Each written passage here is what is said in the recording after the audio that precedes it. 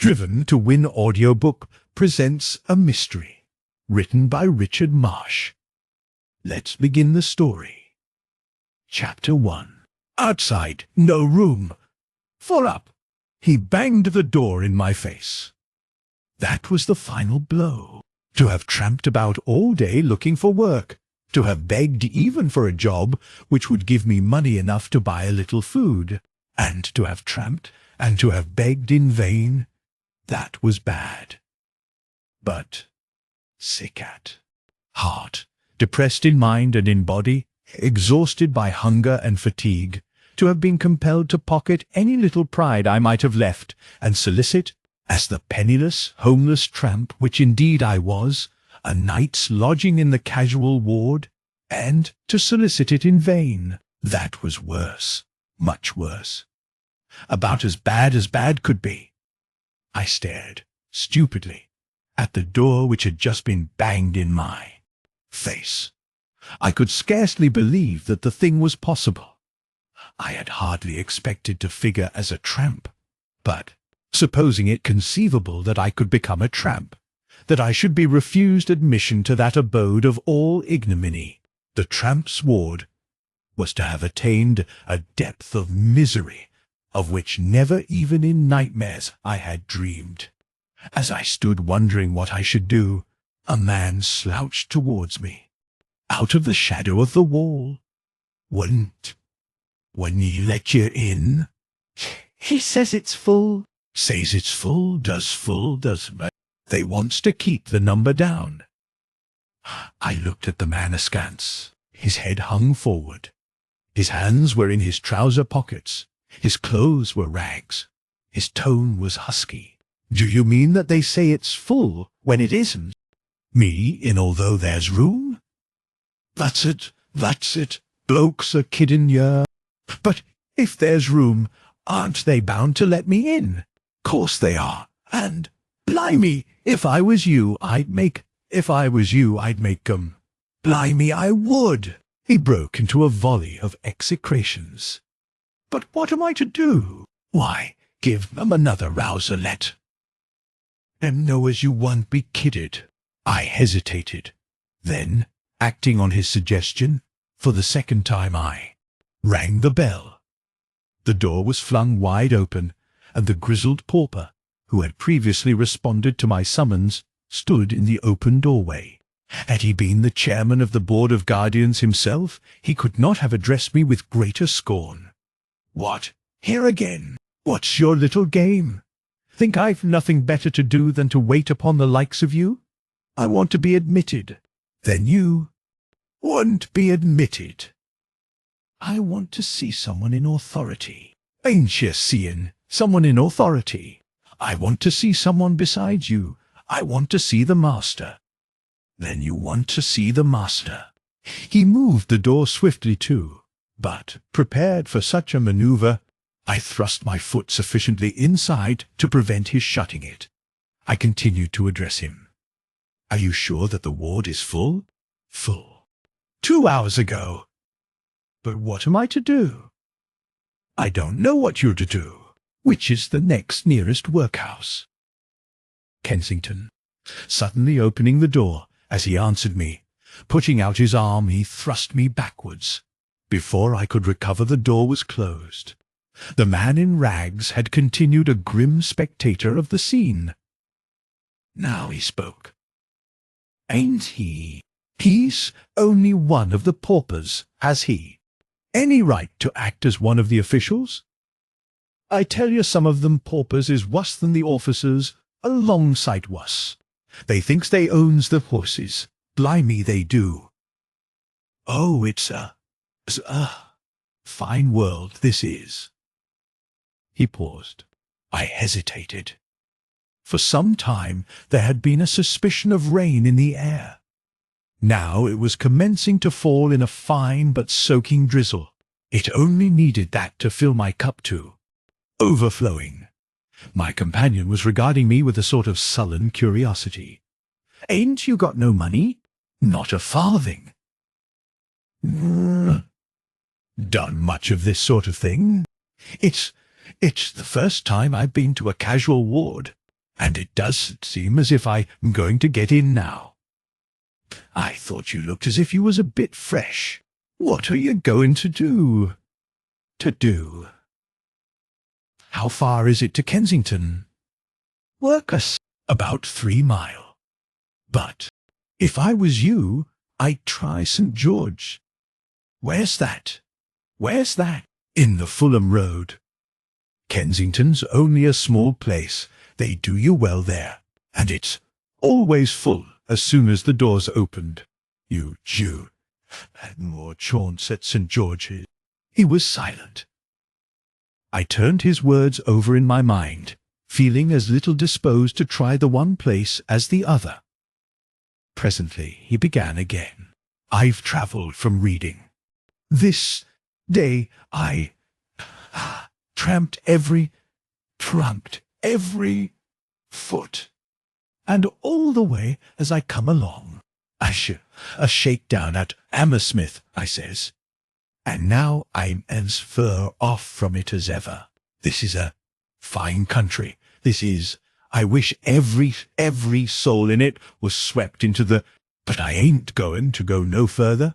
I've a bed in Hammersmith, or I know the reason why. How are you going to manage it? Have you got any money? Got any money? My crikey, I look as though I sound as though I had to. I ain't. I know Brad's, 'cept now and then a brown, this last 6 months. How are you going to get a bed then? How am I going to? Why, like this way. He picked up 2 stones, one in either hand. The one in his left he flung at the glass, which was over the door of the casual ward. It crashed through it, and through the lamp beyond. That's how I am going to get a bed. The door was hastily opened. The grizzled pauper reappeared. He shouted, as he peered at us in the darkness, "Who done that?" "I done it, governor, and if you like, you can see me do the other. It might do your eyesight good." Before the grizzled pauper could interfere, he had hurled the stone in his right hand, through another pane. I felt that it was time for me to go. He was earning a night's rest at a price which, even in my extremity, I was not disposed to pay. When I left, 2 or 3 other persons had appeared upon the scene, and the man in rags was addressing them with a degree of frankness, which, in that direction, left little to be desired. I slunk away unnoticed, but had not gone far before I had almost decided that I might as well have thrown in my fortune with the bolder wretch, and smashed a window too. Indeed, more than once my feet faltered, as I all but returned to do the feat which I had left undone. A more miserable night for an out-of-door excursion I could hardly have chosen. The rain was like a mist, and was not only drenching me to the skin, but it was rendering it difficult to see more than a little distance in any direction. The neighbourhood was badly lighted. It was one in which I was a stranger. I had come to Hammersmith as a last resource. It had seemed to me that I had tried to find some occupation which would enable me to keep body and soul together in every other part of London, and that now only Hammersmith was left. And at Hammersmith, even the workhouse would have none of me. Retreating from the inhospitable portal of the casual ward, I had taken the first turning to the left, and, at the moment, had been glad to take it. In the darkness and the rain, the locality which I was entering appeared unfinished. I seemed to be leaving civilization behind me. The path was unpaved, the road rough and uneven, as if it had never been properly made. Houses were few and far between. Those which I did encounter seemed, in the imperfect light, amid the general desolation, to be cottages which were crumbling to decay. Exactly where I was, I could not tell. I had a faint notion that, if I only kept on long enough, I should strike some part of Walham Green. How long I should have to keep on, I could only guess. Not a creature seemed to be about of whom I could make inquiries. It was as if I was in a land of desolation. I suppose it was between 11 o'clock and midnight. I had not given up my quest for work till all the shops were closed, and in Hammersmith that night, at any rate, they were not early closers. Then I had lounged about dispiritedly, wondering what was the next thing I could do.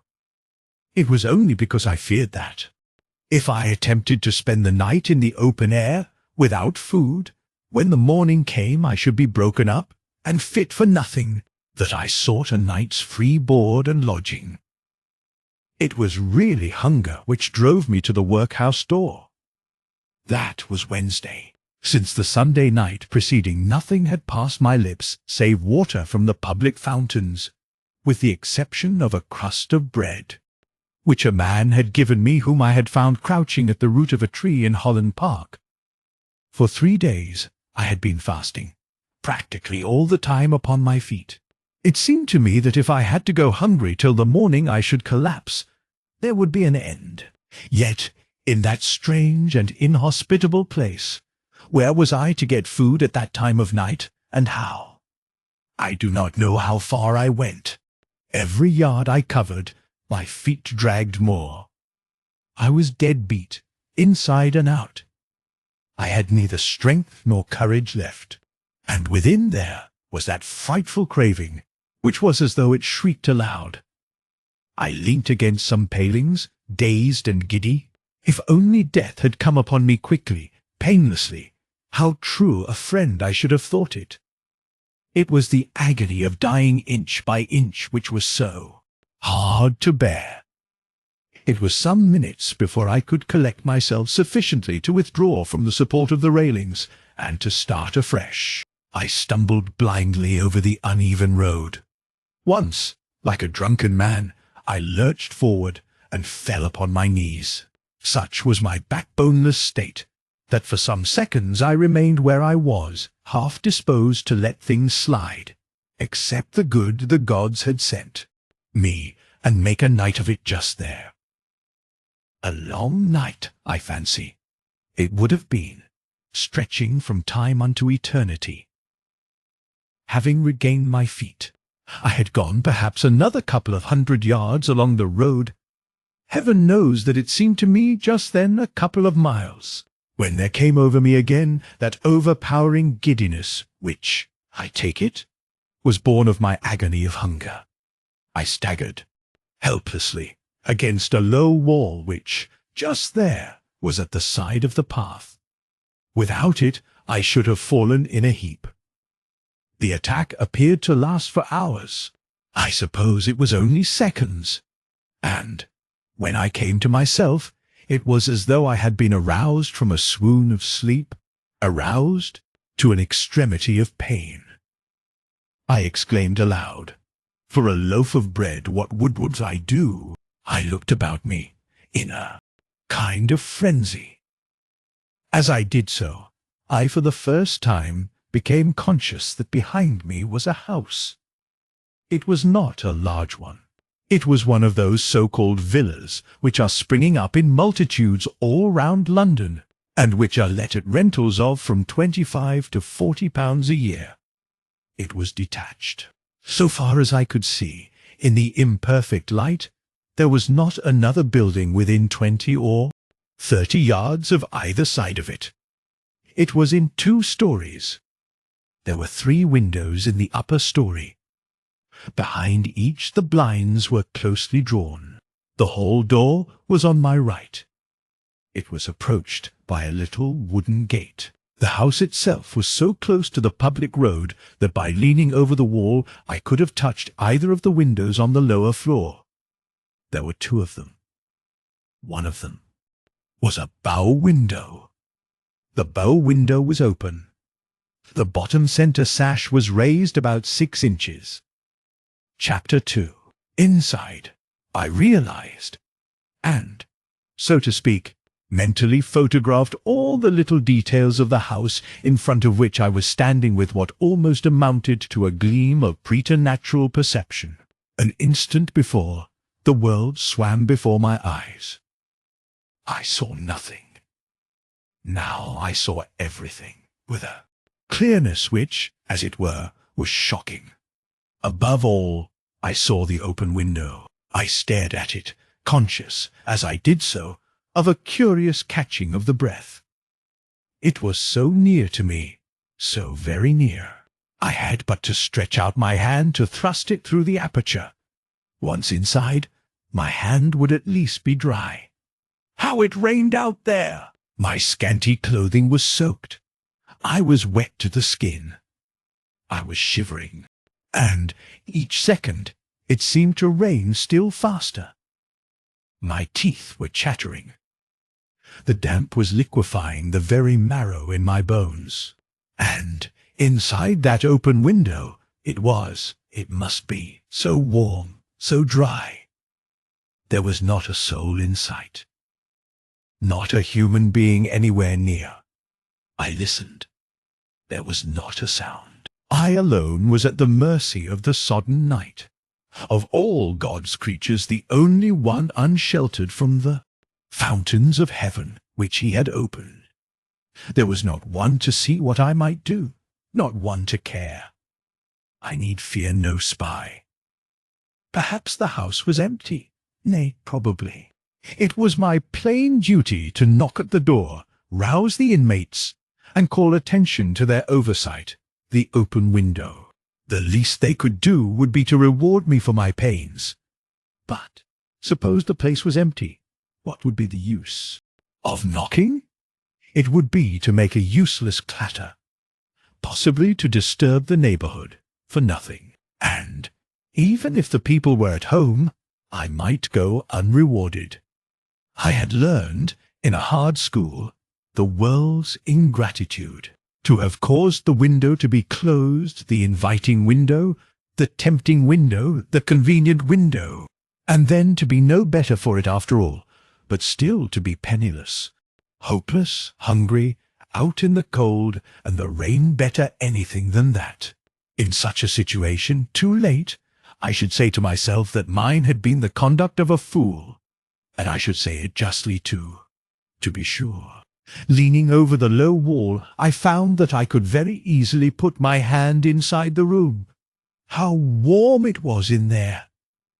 I could feel the difference of temperature in my fingertips. Very quietly, I stepped right over the wall. There was just room to stand in comfort between the window and the wall. The ground felt to the foot as if it were cemented. Stooping down, I peered through the opening. I could see nothing.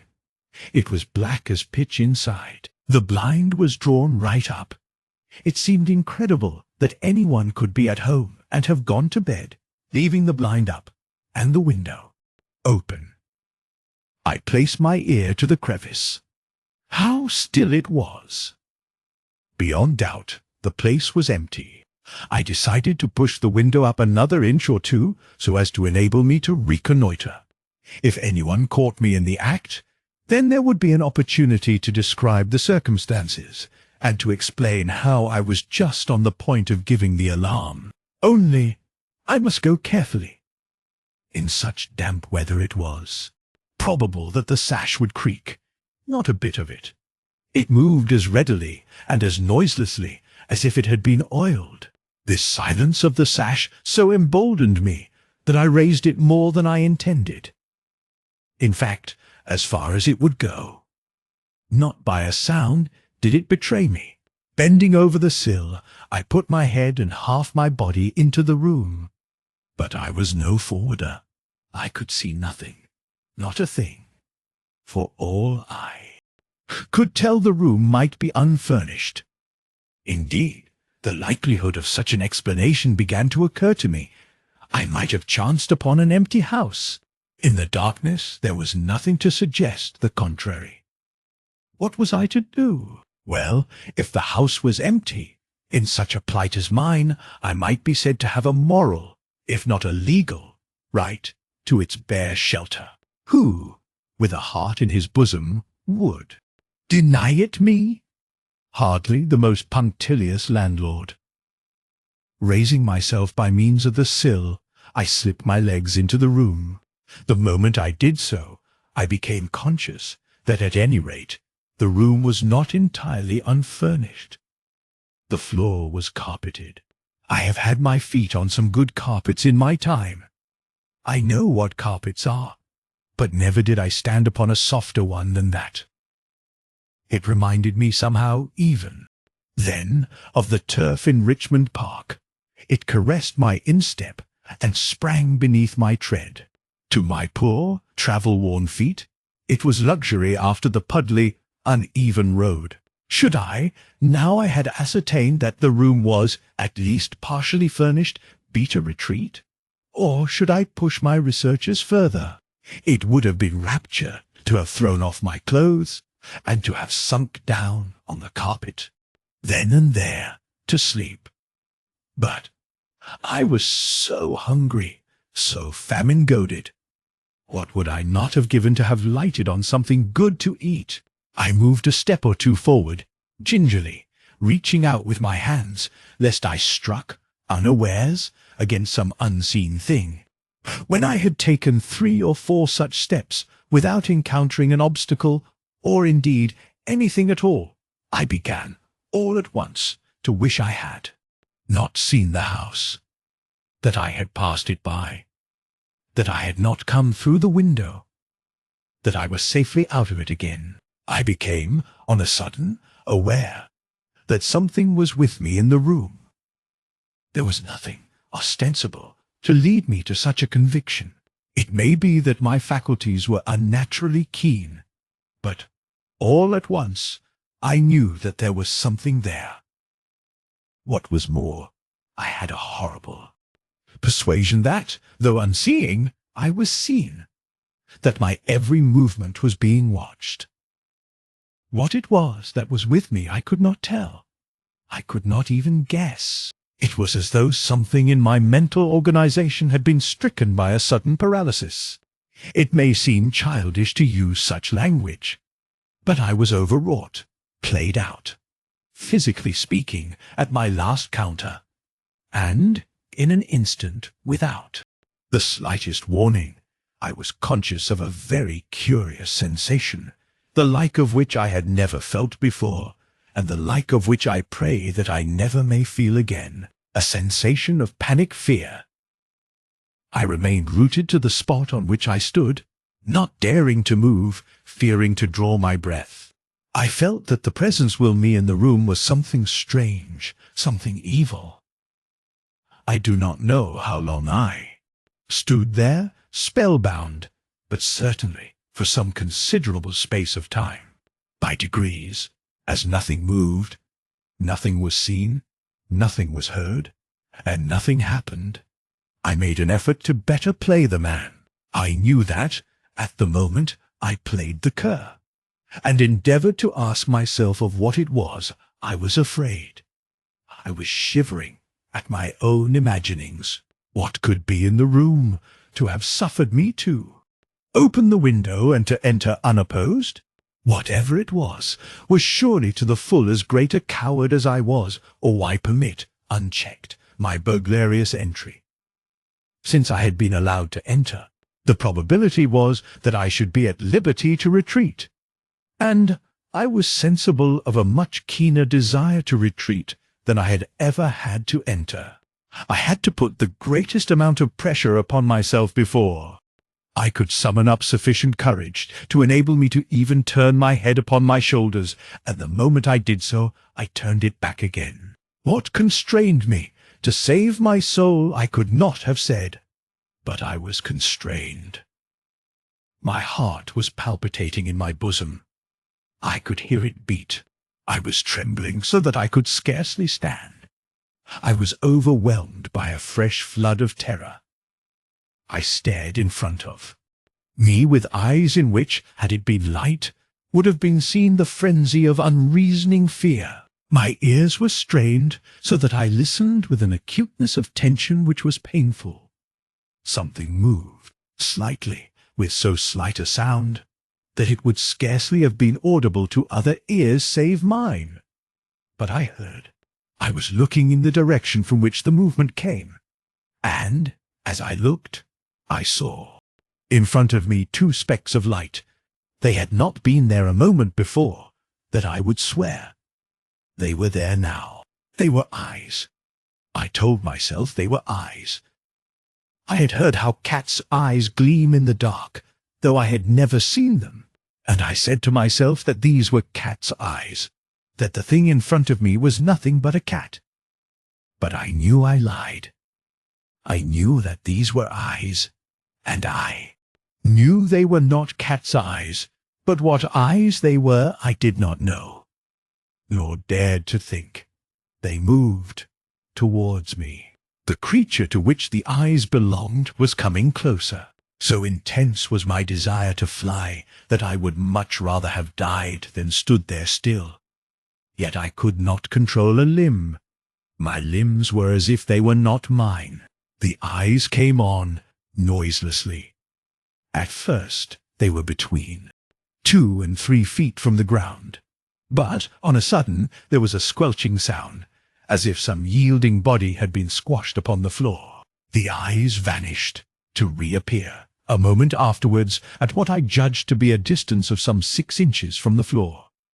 And they again came on. So it seemed that the creature, whatever it was to which the eyes belonged, was, after all, but small. Why I did not obey the frantic longing which I had to flee from it, I cannot tell. I only know I could not. I take it that the stress and privations which I had lately undergone, and which I was, even then, still undergoing, had much to do with my conduct at that moment, and with the part I played in all that followed. Ordinarily, I believe that I have as high a spirit as the average man, and as solid a resolution. But when one has been dragged through the valley of humiliation, and plunged, again and again, into the waters of bitterness and privation, a man can be constrained to a course of action of which, in his happier moments, he would have deemed himself incapable. I know this of my own knowledge. Slowly the eyes came on, with a strange slowness, and as they came, they moved from side to side as if their owner walked unevenly. Nothing could have exceeded the horror with which I awaited their approach, except my incapacity to escape them. Not for an instant did my glance pass from them. I could not have shut my eyes for all the gold the world contains. So that, as they came closer, I had to look right down to what seemed to be almost the level of my feet. And, at last, they reached my feet. They never paused. On a sudden, I felt something on my boot, and, with a sense of shrinking, horror, nausea, rendering me momentarily more helpless, I realized that the creature was beginning to ascend my legs, to climb my body. Even then, what it was I could not tell. It mounted me, apparently, with as much ease as if I had been horizontal instead of perpendicular. It was as though it were some gigantic spider, a spider of the nightmares, a monstrous conception of some dreadful vision. It pressed lightly against my clothing with what might, for all the world, have been spiders' legs. There was an amazing host of them. I felt the pressure of each separate one. They embraced me softly, stickily, as if the creature glued and unglued them each time it moved. Higher and higher. It had gained my loins. It was moving towards the pit of my stomach.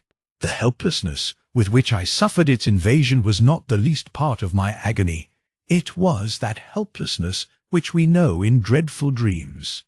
I understood, quite well, that if I did but give myself a hearty shake, the creature would fall off. But I had not a muscle at my command. As the creature mounted its eyes, began to play the part of 2 small lamps, they positively emitted rays of light. By their rays I began to perceive faint outlines of its body. It seemed larger than I had supposed. Either the body itself was slightly phosphorescent, or it was of a peculiar yellow hue. It gleamed in the darkness. What it was there was still nothing to positively show, but the impression grew upon me that it was some member of the spider family, some monstrous member of the like of which I had never heard or read. It was heavy, so heavy indeed, that I wondered how, with so slight a pressure, it managed to retain its hold. That it did so by the aid of some adhesive substance at the end of its legs I was sure. I could feel it stick. Its weight increased as it ascended, and it smelt. I had been for some time aware that it emitted an unpleasant, fetid odour. As it neared my face, it became so intense as to be unbearable. It was at my chest. I became more and more conscious of an uncomfortable wobbling motion, as if each time it breathed its body heaved. Its forelegs touched the bare skin about the base of my neck. They stuck to it. Shall I ever forget the feeling? I have it often in my dreams. While it hung on with those in front, it seemed to draw its other legs up after it. It crawled up my neck with hideous slowness, a quarter of an inch at a time, its weight compelling me to brace the muscles of my back. It reached my chin, it touched my lips, and I stood still and bore it all, while it enveloped my face with its huge, slimy, evil-smelling body, and embraced me with its myriad legs. The horror of it made me mad. I shook myself like one stricken by the shaking ague. I shook the creature off. It squashed upon the floor, shrieking like some lost spirit. Turning, I dashed towards the window. As I went, my foot catching in some obstacle, I fell headlong to the floor. Picking myself up as quickly as I could, I resumed my flight. Rain or no rain, oh, to get out of that room! I already had my hand upon the sill. In another instant I should have been over it. Then, despite my hunger, my fatigues, let anyone have stopped me if they could. When someone behind me struck a light. Chapter 3. The Man in the Bed. The illumination which instantly followed was unexpected. It startled me, causing a moment's check, from which I was just recovering when a voice said, "Keep still." There was a quality in the voice which I cannot describe. Not only an accent of command, but a something malicious, a something saturnine. It was a little guttural, though whether it was a man speaking I could not have positively said. But I had no doubt it was a foreigner. It was the most disagreeable voice I had ever heard, and it had on me the most disagreeable effect, for when it said, "Keep still," I kept still. It was as though there was nothing else for me to do. "Turn round!" I turned round, mechanically, like an automaton. Such passivity was worse than undignified. It was galling. I knew that well.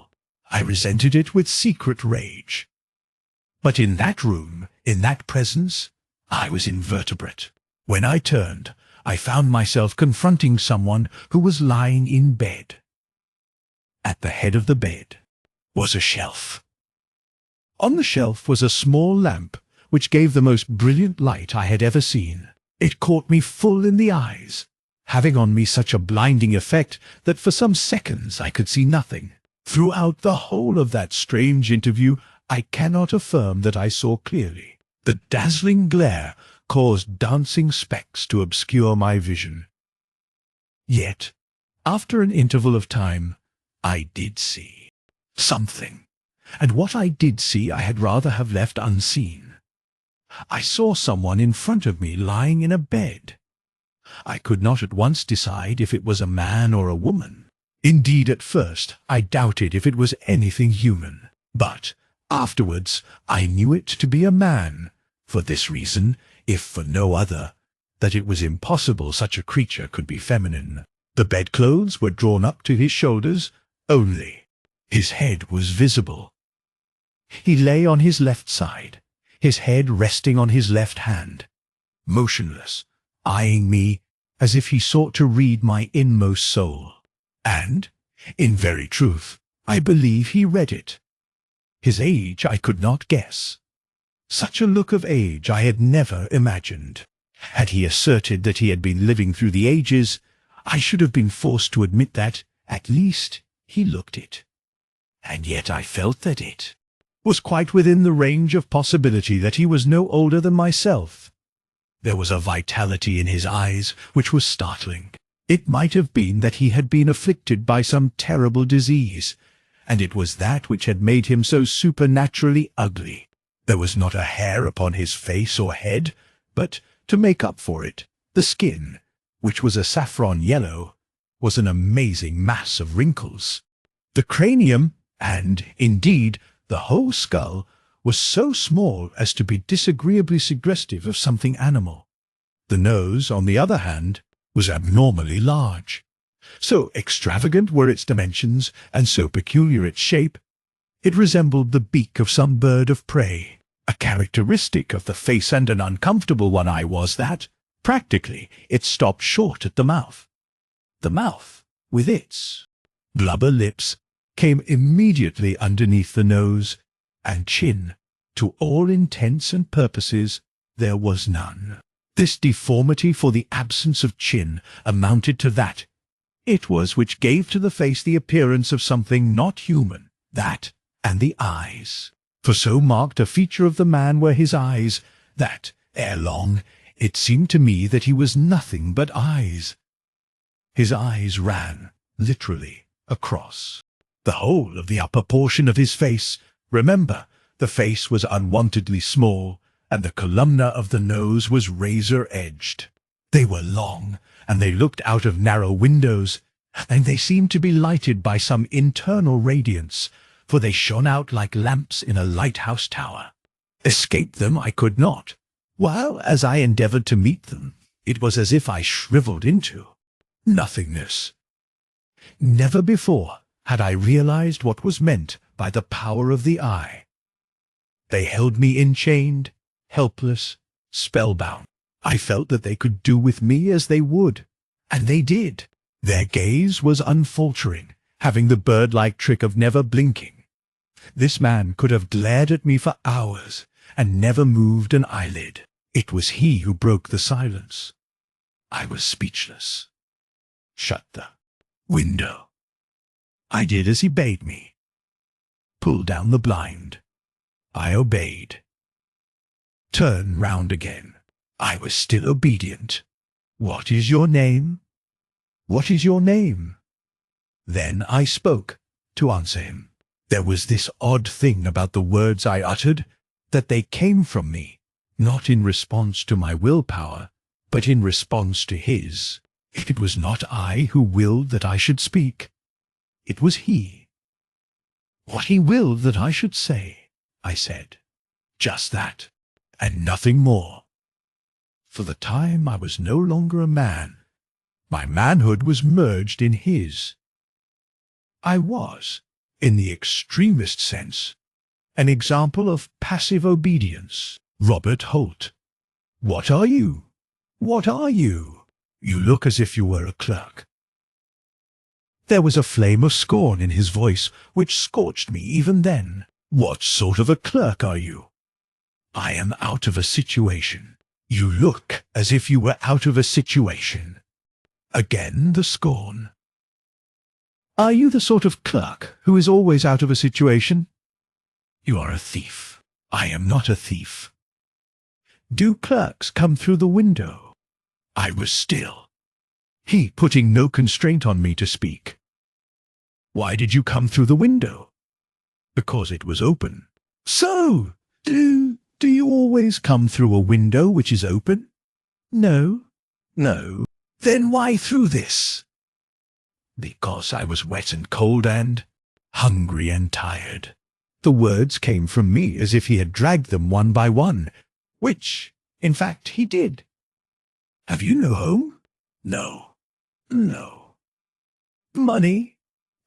Mo? No. Friend? No. No. Then what sort of a clerk are you? I did not answer him. I did not know what it was he wished me to say. I was the victim of bad luck, nothing else. I swear it. Misfortune had followed hard upon misfortune. The firm by whom I had been employed for years suspended payment. I obtained a situation with one of their creditors at a lower salary. They reduced their staff, which entailed my going. After an interval, I obtained a temporary engagement, the occasion which required my services passed, and I with it. After another, and a longer interval, I again found temporary employment, the pay for which was but a pittance.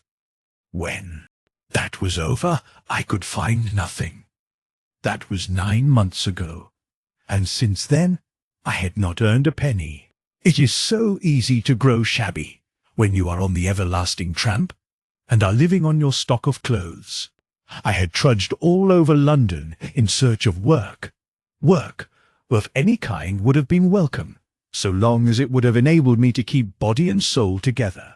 And I had trudged in vain. Now I had been refused admittance as a casual. How easy is the descent!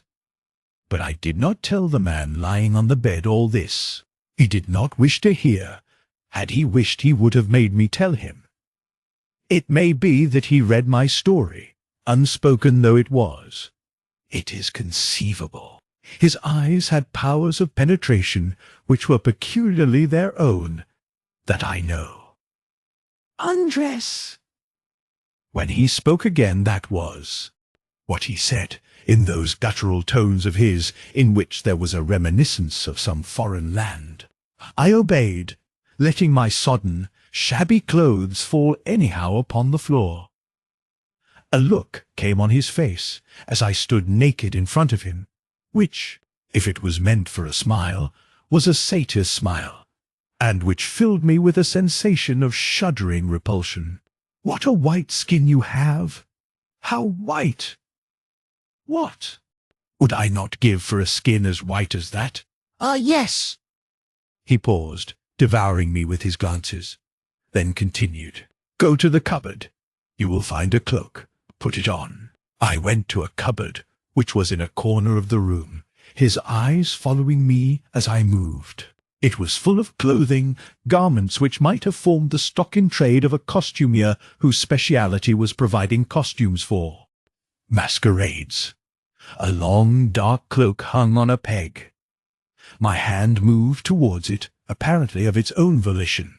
I put it on, its ample folds falling to my feet. In the other cupboard you will find meat, and bread, and wine. Eat and drink. On the opposite side of the room, near the head of his bed, there was a second cupboard. In this, upon a shelf, I found what looked like pressed beef, several round, cakes of what tasted like rye bread, and some thin, sour wine in a straw-covered flask. But I was in no mood to criticize.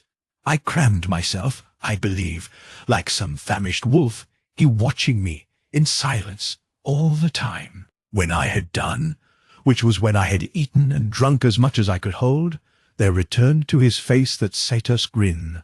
I would that I could eat and drink like that. Ah, yes. Put back what is left. I put it back, which seemed an unnecessary exertion. There was so little to put. Look me in the face. I looked him in the face, and immediately became conscious, as I did so, that something was going from me, the capacity, as it were, to be myself. His eyes grew larger and larger, till they seemed to fill all space, till I became lost in their immensity. He moved, his hand doing something to me, I know not what, as it passed through the air, cutting the solid ground from underneath my feet, so that I fell headlong to the ground. Where I fell, there I lay, like a log, and the light went out. Chapter 4. A lonely vigil. I knew that the light went out, for not the least singular, nor, indeed, the least distressing part of my condition was the fact that, to the best of my knowledge and belief, I never once lost consciousness during the long hours which followed. I was aware of the extinction of the lamp and of the black darkness which ensued. I heard a rustling sound, as if the man in the bed was settling himself between the sheets. Then all was still, and throughout that interminable night I remained, my brain awake, my body dead, waiting, watching for the day. What had happened to me I could not guess. That I probably wore some of the external evidences of death, my instinct told me. I knew I did. Paradoxical though it may sound, I felt as a man might feel who had actually died, as, in moments of speculation, in the days gone by, I had imagined it as quite possible that he would feel. It is very far from certain that feeling necessarily expires with what we call life. I continually asked myself if I could be dead. The inquiry pressed itself on me with awful iteration. Does the body die, and the brain, the eye, the ego still live on? God only knows. But then, the agony of the thought. The hours passed. By slow degrees, the silence was eclipsed. Sounds of traffic, of hurrying footsteps, life, were ushers of the morn. Outside the window sparrows twittered, a cat mewed, a dog barked. There was the clatter of a milk can. Shafts of light stole past the blind, increasing in intensity. It still rained. Now and again, it pattered against the pane. The wind must have shifted, because, for the first time, there came, on a sudden, the clang of a distant clock striking the hour. 7. Then, with the interval of a lifetime between, each chiming 8, 9, 10. So far, in the room itself there had not been a sound. When the clock had struck 10, as it seemed to me years ago, there came a rustling noise from the direction of the bed. Feet stepped upon the floor, moving towards where I was lying. It was, of course, now broad day, and I presently perceived that a figure, clad in some queer-coloured garment, was standing at my side, looking down at me. It stooped, then knelt. My only covering was unceremoniously thrown from off me, so that I lay there in my nakedness. Fingers prodded me then and there, as if I had been some beast ready for the butcher's stall. A face looked into mine, and, in front of me, were those dreadful eyes. Then, whether I was dead or living, I said to myself that this could be. Nothing human, nothing fashioned in God's image could wear such a shape as that. Fingers were pressed into my cheeks, they were thrust into my mouth. They touched my staring eyes, shut my eyelids, then opened them again, and, horror of horrors, the blubber lips were pressed to mine. The soul of something evil entered into me in the guise of a kiss. Then this travesty of manhood reascended to his feet, and said, whether speaking to me or to himself, I could not tell, "Dead! Dead! As good as dead! And better! We'll have him buried." He moved away from me. I heard a door open and shut, and knew that he was gone. And he continued gone throughout the day. I had no actual knowledge of his issuing out into the street, but he must have done so, because the house appeared deserted. What had become of the dreadful creature of the night before I could not guess. My first fear was that he had left it behind him in the room with me. It might be, as a sort of watchdog. But, as the minutes and the hours passed, and there was still no sign or sound of anything living, I concluded that, if the thing was there, it was, possibly, as helpless as myself, and that during its owner's absence, at any rate, I had nothing to fear from its too pressing attentions, that, with the exception of myself, the house held nothing human. I had strong presumptive proof more than once in the course of the day. Several times, both in the morning and the afternoon, people without endeavoured to attract the attention of whoever was within. Vehicles, probably tradesmen's carts, drew up in front, there, stopping, being followed by more or less assiduous assaults upon the knocker and the bell. But in every case their appeals remained unheeded. Whatever it was they wanted, they had to go unsatisfied away. Lying there, torpid, with nothing to do but listen, I was, possibly, struck by very little. But it did occur to me that one among the callers was more persistent than the rest. The distant clock had just struck noon when I heard the gate open, and someone approached the front door. Since nothing but silence followed, I supposed that the occupant of the place had returned, and had chosen to do so as silently as he had gone. Presently, however, there came from the doorstep a slight but peculiar call, as if a rat was squeaking. It was repeated 3 times, and then there was the sound of footsteps quietly retreating, and the gate reclosing. Between 1 and 2 the caller came again. There was a repetition of the same signal. That it was a signal I did not doubt, followed by the same retreat. About 3 the mysterious visitant returned. The signal was repeated, and, when there was no response, fingers tapped softly against the panels of the front door. When there was still no answer, footsteps stole softly round the side of the house, and there came the signal from the rear. And then, again, tapping of fingers against what was, apparently, the back door. No notice being taken of these various proceedings, the footsteps returned the way they went, and, as before, the gate was closed. Shortly after darkness had fallen, this assiduous caller returned to make a 4th and more resolute attempt to call attention to his presence. From the peculiar character of his manoeuvres, it seemed that he suspected that whoever was within had particular reasons for ignoring him without. He went through the familiar pantomime of the 3 squeaky calls both at the front door and the back, followed by the tapping of the fingers on the panels. This time, however, he also tried. The window panes I could hear, quite distinctly, the clear, yet distinct, noise of what seemed like knuckles rapping against the windows behind. Disappointed there, he renewed his efforts at the front. The curiously quiet footsteps came round the house to pause before the window of the room in which I lay, and then something singular occurred. While I waited for the tapping, there came, instead, the sound of someone or something scrambling on to the window-sill, as if some creature, unable to reach the window from the ground, was endeavouring to gain the vantage of the sill.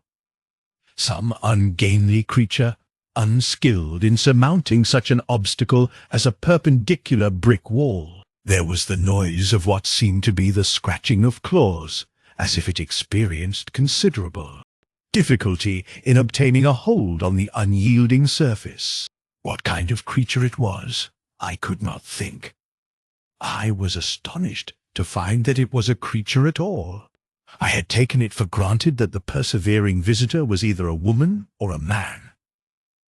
If, however, as now seemed likely, it was some sort of animal, the fact explained the squeaking sounds, though what, except a rat, did squeak like that, was more than I could say, and the absence of any knocking or ringing. Whatever it was, it had gained the summit of its desires, the window-sill.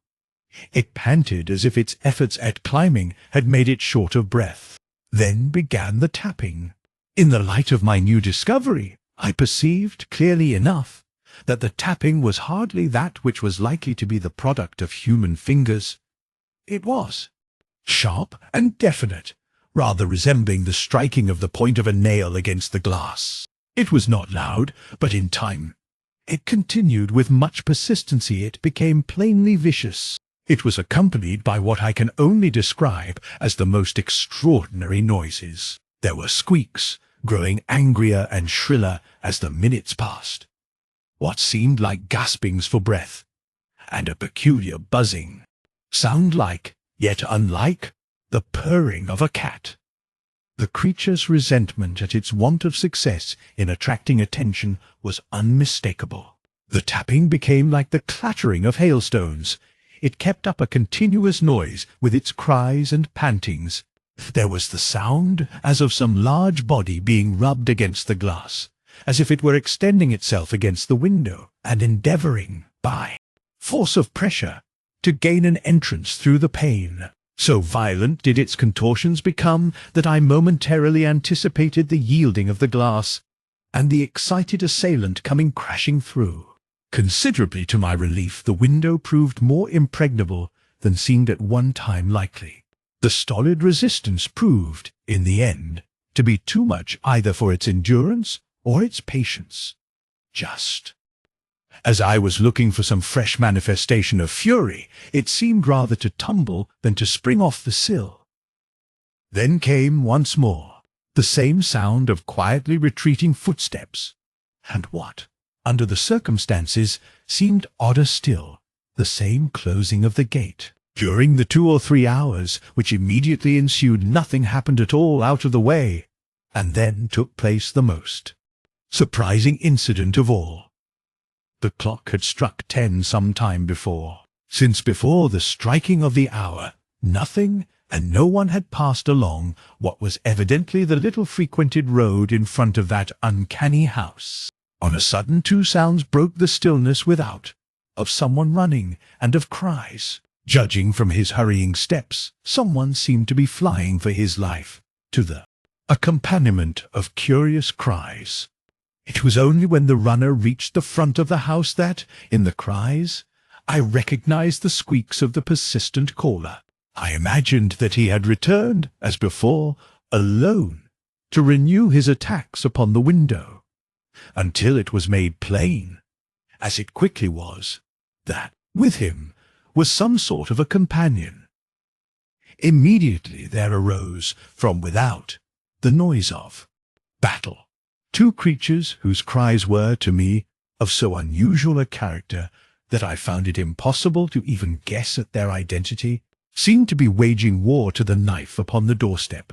After a minute or 2 of furious contention, victory seemed to rest with one of the combatants, for the other fled, squeaking as with pain, while I listened with strained attention for the next episode in this queer drama, expecting that now would come another assault upon the window. To my unbounded surprise, I heard a key thrust in the keyhole, the lock turned, and the front door thrown open with a furious bang.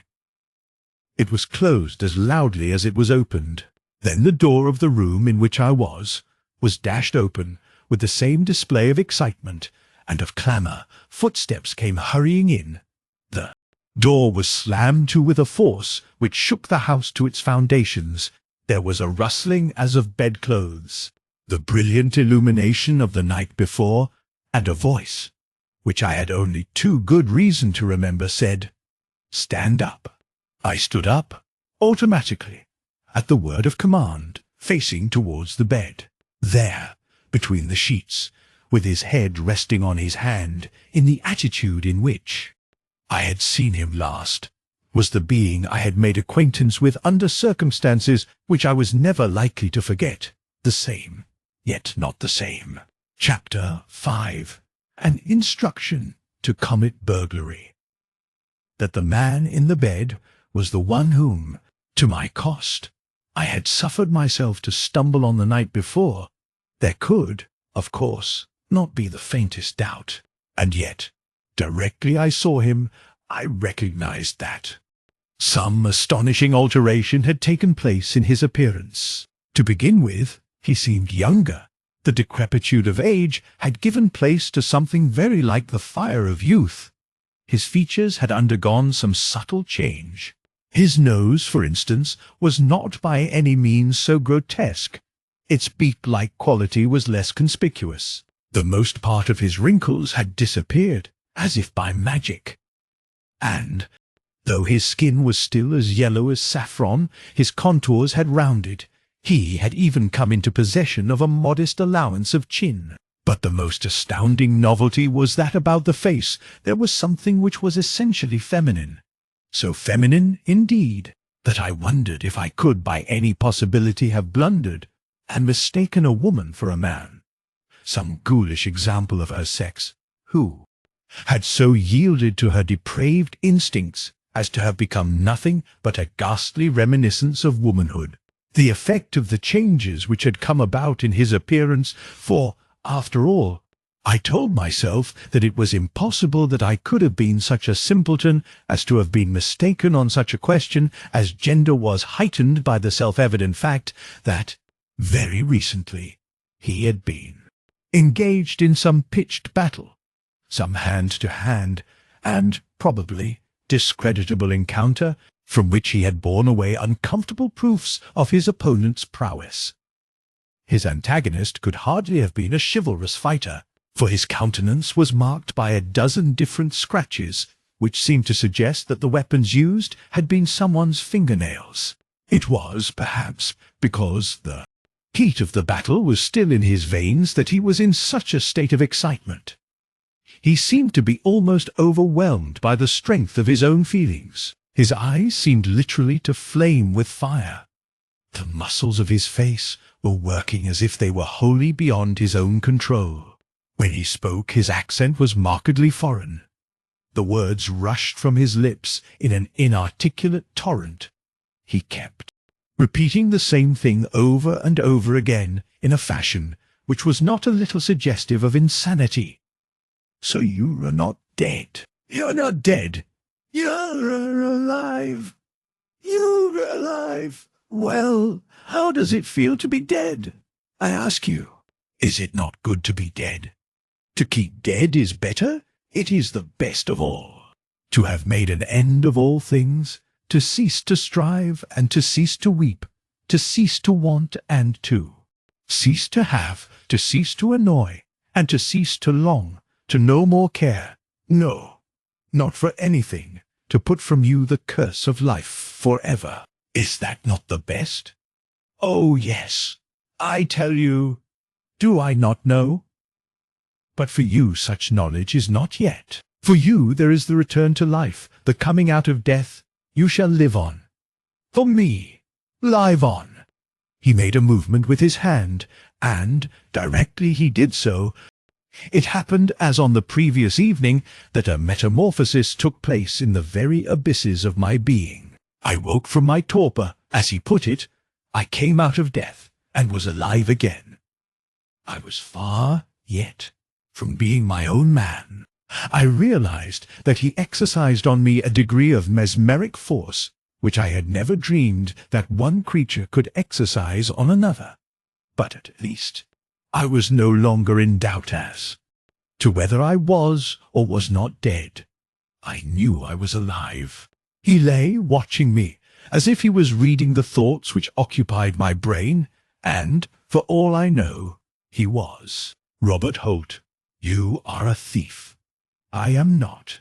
My own voice, as I heard it, startled me. It was so long since it had sounded in my ears. "You are a thief. Only thieves come through windows. Did you not come through the window?" "I was." "Still, what would my contradiction have availed me? But it is well that you came through the window. Well, you are a thief. Well, for me. For me. It is you that I am wanting. At the happy moment you have dropped yourself into my hands in the nick of time. For you are my slave, at my beck and call, my familiar spirit, to do with as I will. You know this. I did know it, and the knowledge of my impotence was terrible.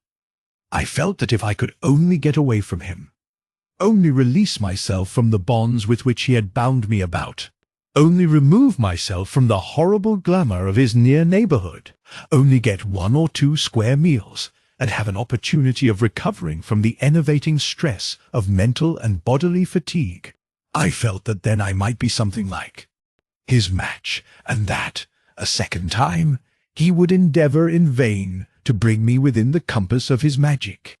But, as it was, I was conscious that I was helpless, and the consciousness was agony. He persisted in reiterating his former falsehood. "I say you are a thief. A thief, Robert Holt, a thief. You came through a window for your own pleasure. Now you will go through a window for mine, not this window, but another. Where the jest lay I did not perceive, but it tickled him, for a grating sound came from his throat, which was meant for laughter. "This time it is as a thief that you will go." "Oh, yes, be sure." He paused, as it seemed, to transfix me with his gaze. His unblinking eyes never for an instant quitted my face. With what a frightful fascination they constrained me, and how I loathed them. When he spoke again, there was a new intonation in his speech, something bitter, cruel, unrelenting. "Do you know Paul Lessingham?" He pronounced the name as if he hated it, and yet as if he loved to have it on his tongue. "What Paul Lessingham?" "There is only one Paul Lessingham. The Paul Lessingham, the great Paul Lessingham." He shrieked, rather than said this, with an outburst of rage so frenzied that I thought for the moment that he was going to spring on me and rend me. I shook all over. I do not doubt that, as I replied, my voice was sufficiently tremulous. "All the world knows Paul Lessingham, the politician, the statesman." As he glared at me, his eyes dilated. I still stood in expectation of a physical assault. But, for the present, he contented himself with words. "Tonight you are going through his window like a thief." I had no inkling of his meaning, and, apparently, judging from his next words, I looked something of the bewilderment I felt. "You do not understand." "No, it is simple." "What could be simpler?" "I say that tonight. You are going through his window like a thief." "You came through my window? Why not through the window of Paul Lessingham, the politician, the statesman?" He repeated my words as if in mockery. I make it my boast, of that great multitude which regards Paul Lessingham as the greatest living force in practical politics, and which looks to him, with confidence, to carry through that great work of constitutional and social reform which he has set himself to do. I dare say that my tone, in speaking of him, savoured of laudation, which, plainly, the man in the bed resented. What he meant by his wild words about my going through Paul Lessingham's window like a thief, I still had not the faintest notion. They sounded like the ravings of a madman. As I continued silent, and he yet stared, there came into his tone another note, a note of tenderness, a note of which I had not deemed him capable. "He is good to look at, Paul Lessingham. Is he not good to look at?" I was aware that, physically, Mr. Lessingham was a fine specimen of manhood, but I was not prepared for the assertion of the fact in such a quarter, nor for the manner in which the temporary master of my fate continued to harp and enlarge upon the theme. "He is straight as the mast of a ship, is tall, his skin is white. He is strong. Do I not know that he is strong? How strong, how strong! Is there a better thing than to be his wife, his well-beloved, the light of his eyes? Is there for a woman a happier chance? Oh no, not one. His wife, Paul Lessingham." As, with soft cadences, he gave vent to these unlooked-for sentiments, the fashion of his countenance was changed. A look of longing came into his face, of savage, frantic longing which, unalluring though it was, for the moment transfigured him. But the mood was transient. To be his wife, oh yes, the wife of his scorn, the despised and rejected. The return to the venom of his former bitterness was rapid. I could not but feel that this was the natural man, though why a creature such as he was should go out of his way to apostrophize, in such a manner, a publicist of Mr. Lessingham's eminence, surpassed my comprehension. Yet he stuck to his subject like a leech, as if it had been one in which he had an engrossing personal interest. "He is a devil, hard as the granite rock, cold as the snows of Ararat. In him there is none of life's warm blood. He is accursed. He is false, aye, false as the fables of Those who lie for love of lies, he is all treachery. Her whom he has taken to his bosom, he would put away from him as if she had never been. He would steal from her like a thief in the night. He would forget she ever was. But the avenger follows after, lurking in the shadows, hiding among the rocks, waiting, watching, till his time shall come. And it shall come, the day of the avenger. The day. Raising himself to a sitting posture, he threw his arms above his head and shrieked with a demoniac fury. Presently he became a trifle calmer. Reverting to his recumbent position, resting his head upon his hand, he eyed me steadily, then asked me a question which struck me as being, under the circumstances, more than a little singular. "You know his house, the house of the great Paul Lessingham, the politician, the statesman?" "I do not." "I do not." "You lie." "You do." The words came from him with a sort of snarl, as if he would have lashed me across the face with them. "I do not. Men in my position are not acquainted with the residences of men in his. I may, at some time, have seen his address in print, but, if so, I have forgotten it." He looked at me intently for some moments, as if to learn if I spoke the truth, and apparently, at last, was satisfied that I did. "You do not know it? Well, I will show it you. I will show the house of the great Paul Lessingham." What he meant I did not know, but I was soon to learn.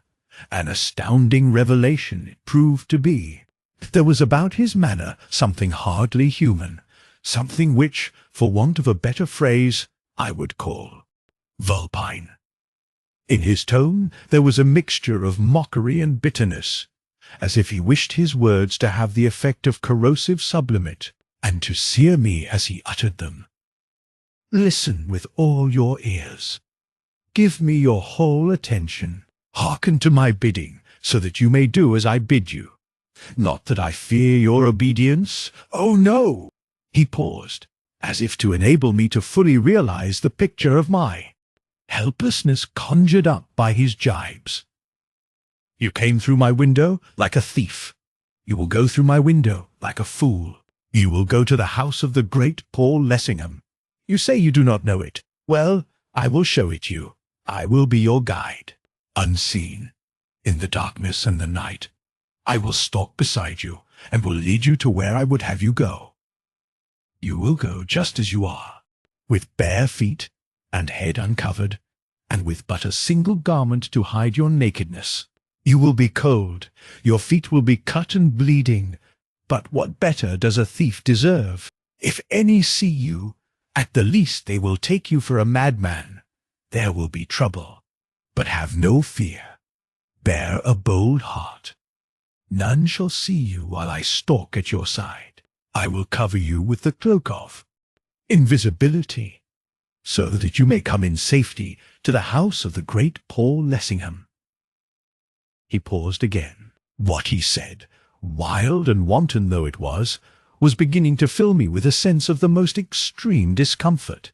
His sentences, in some strange, indescribable way, seemed, as they came from his lips, to warp my limbs, to enwrap themselves about me, to confine me tighter and tighter, within, as it were, swaddling clothes, to make me more and more helpless. I was already conscious that whatever mad freak he chose to set me on, I should have no option but to carry it through. "When you come to the house, you will stand and look and seek for a window convenient for entry. It may be that you will find one open, as you did mine. If not, you will open one. How? That is your affair, not mine. You will practice the arts of a thief to steal into his house." The monstrosity of his suggestion fought against the spell which he again was casting upon me, and forced me into speech, endowed me with the power to show that there still was in me something of a man, though every second the strands of my manhood, as it seemed, were slipping faster through the fingers which were strain to clutch them. I will not. He was silent. He looked at me. The pupils of his eyes dilated until they seemed all pupil. You will? Do you hear? I say you will. I am not a thief. I am not a thief. I am an honest man. Why should I do this thing? Because I bid you. Have mercy. Have mercy. On whom? On you, or on Paul Lessingham, who, at any time, has shown mercy unto me, that I should show mercy unto any? He stopped, and then again went on, reiterating his former incredible suggestion with an emphasis which seemed to eat its way into my brain. You will practice the arts of a thief to steal into his house, and, being in, will listen. If all be still, you will make your way to the room he calls his study. How shall I find it? I know nothing of his house. The question was wrung from me. I felt that the sweat was standing in great drops upon my brow. I will show it you. Shall you go with me? I shall go with you. All the time I shall be with you. You will not see me, but I shall be there. Be not afraid. His claim to supernatural powers, for what he said amounted to nothing less, was, on the face of it, preposterous, but then I was in no condition to even hint at its absurdity. He continued, when you have gained the study, you will go to a certain drawer, which is in a certain bureau, in a corner of the room. I see it now.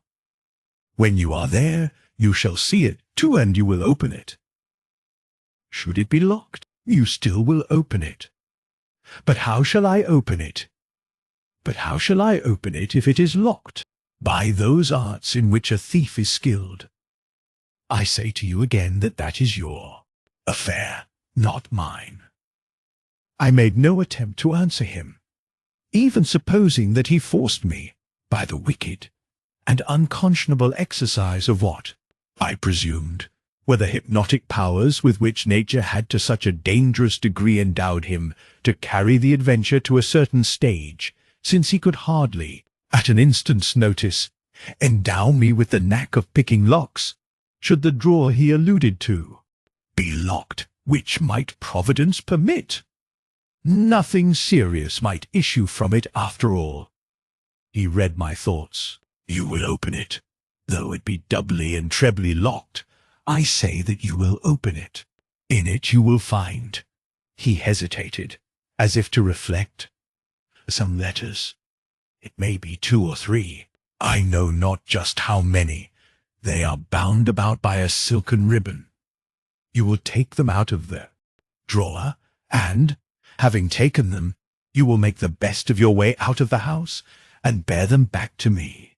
And should anyone come upon me while engaged in these nefarious proceedings, for instance, should I encounter Mr. Lessingham himself, what then? Paul Lessingham? You need have no fear if you encounter him. I need have no fear. If he finds me, in his own house, at dead of night, committing burglary, you need have no fear of him. On your account, or on your account, or on my own.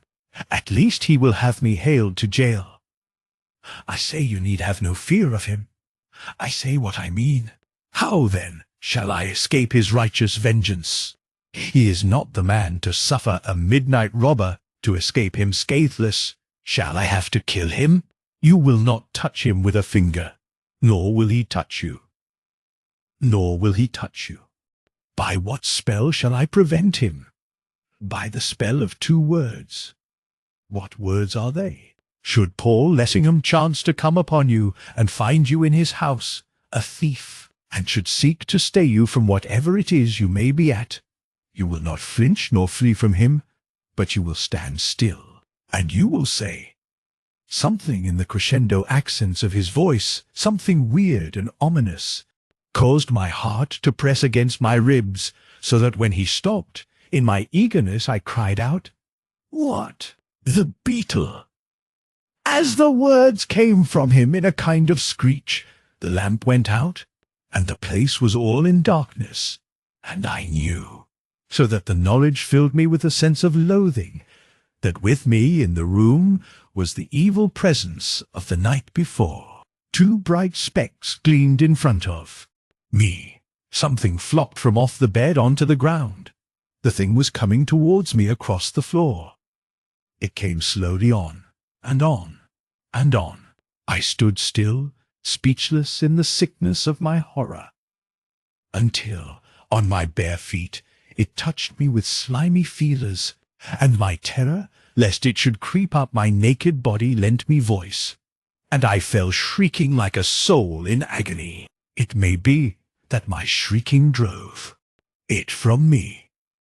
At least it went. I knew it went, and all was still, until, on a sudden, the lamp flamed out again, and there, lying as before, in bed, glaring at me with his baleful eyes, was the being whom, in my folly or in my wisdom, whichever it was, I was beginning to credit with the possession of unhallowed, unlawful powers. You will say that to him, those two words, they only, no more, and you will see what you will see. But Paul Lessingham is a man of resolution. Should he still persist in interference, or seek to hinder you, you will say those two words again. You need do no more. Twice will suffice, I promise you. Now go. Draw up the blind. Open the window. Climb through it. Hasten to do what I have bidden you. I wait here for your return, and all the way I shall be with you. Chapter 6. A singular felony. I went to the window. I drew up the blind, unlatching the sash. I threw it open, and clad, or rather unclad as I was, I clambered through it into the open air. I was not only incapable of resistance, I was incapable of distinctly formulating the desire to offer resistance. Some compelling influence moved me hither and hither, with completest disregard of whether I would or would not. And yet, when I found myself without, I was conscious of a sense of exultation at having escaped from the miasmic atmosphere of that room of unholy memories, and a faint hope began to dawn within my bosom that, as I increased the distance between myself and it, I might shake off something of the nightmare helplessness which numbed and tortured me.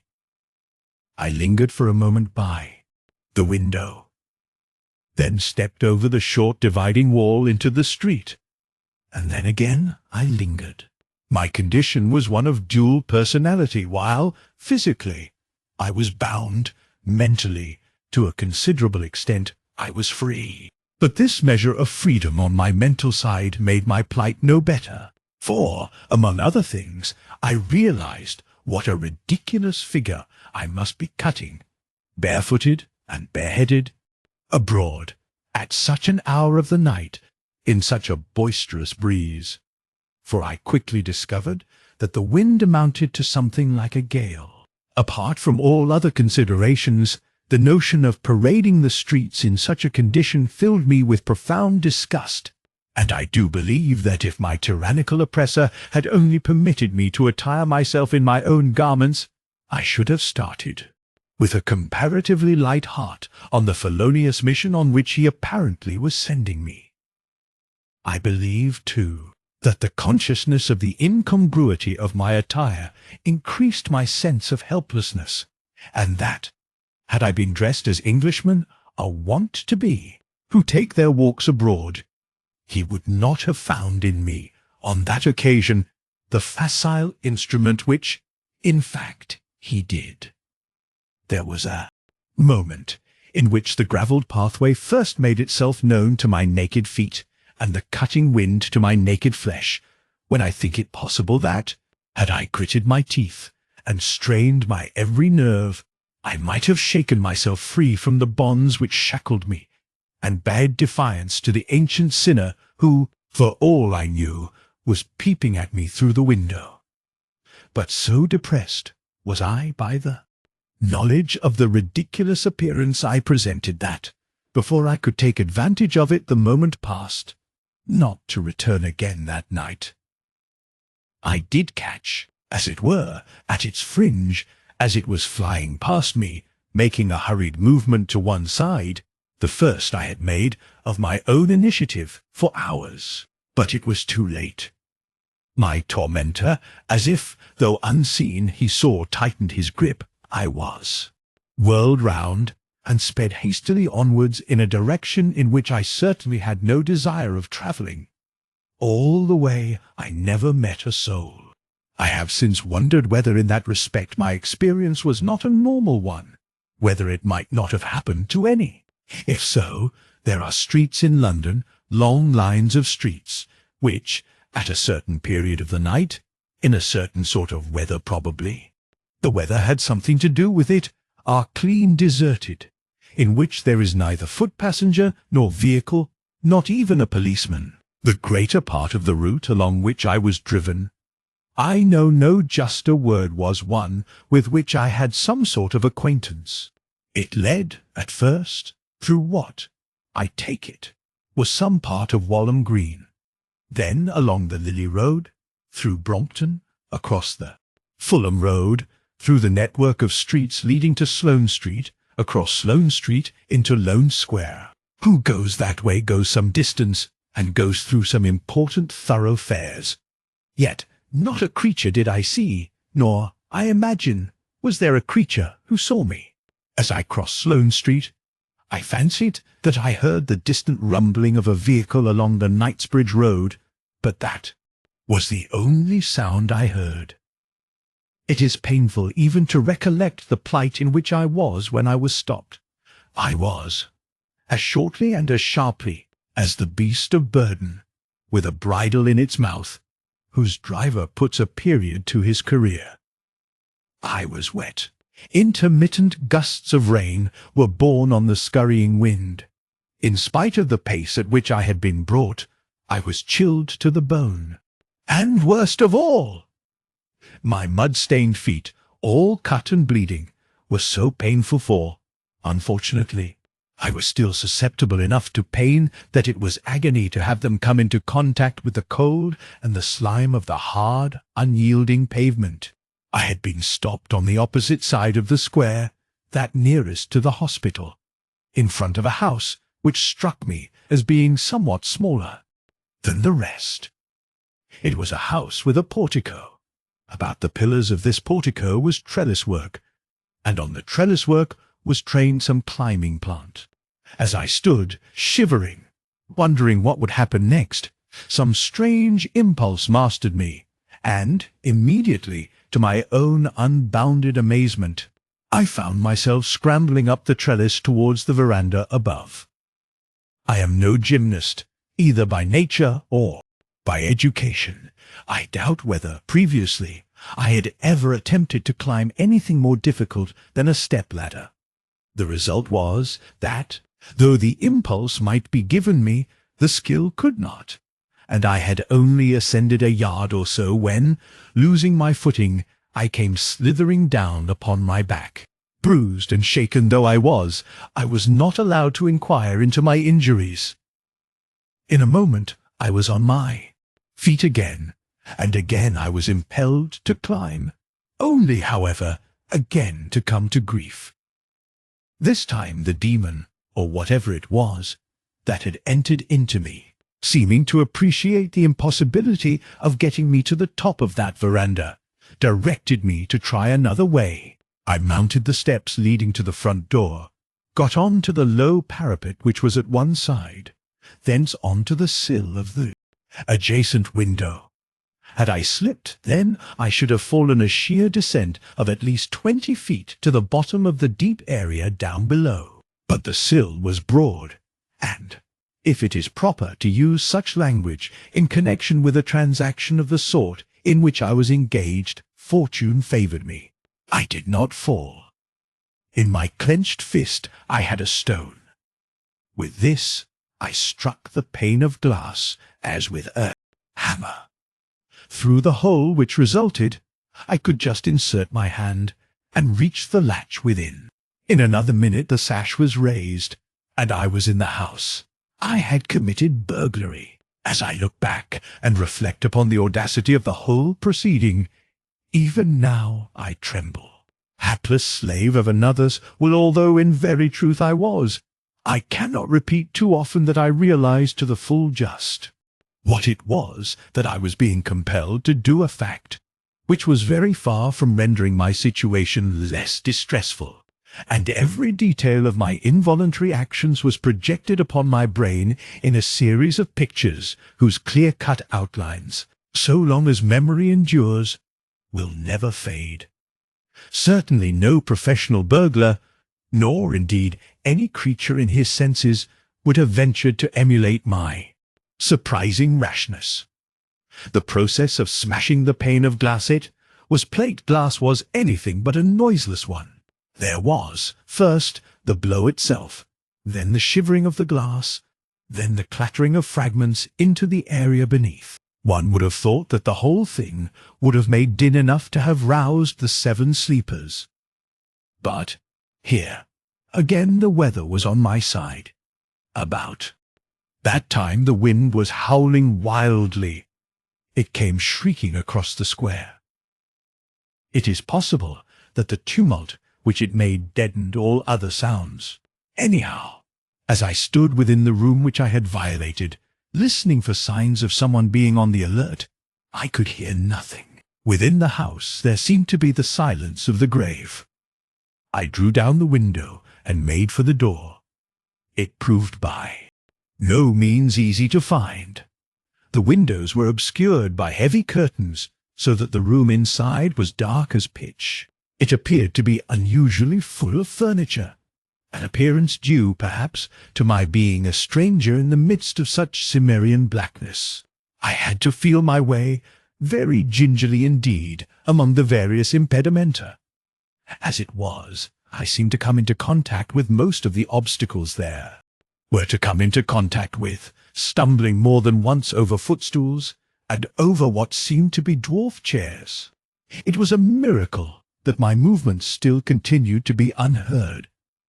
But I believe that the explanation was that the house was well built, that the servants were the only persons in it at the time, that their bedrooms were on the top floor, that they were fast asleep, and that they were little likely to be disturbed by anything that might occur in the room which I had entered.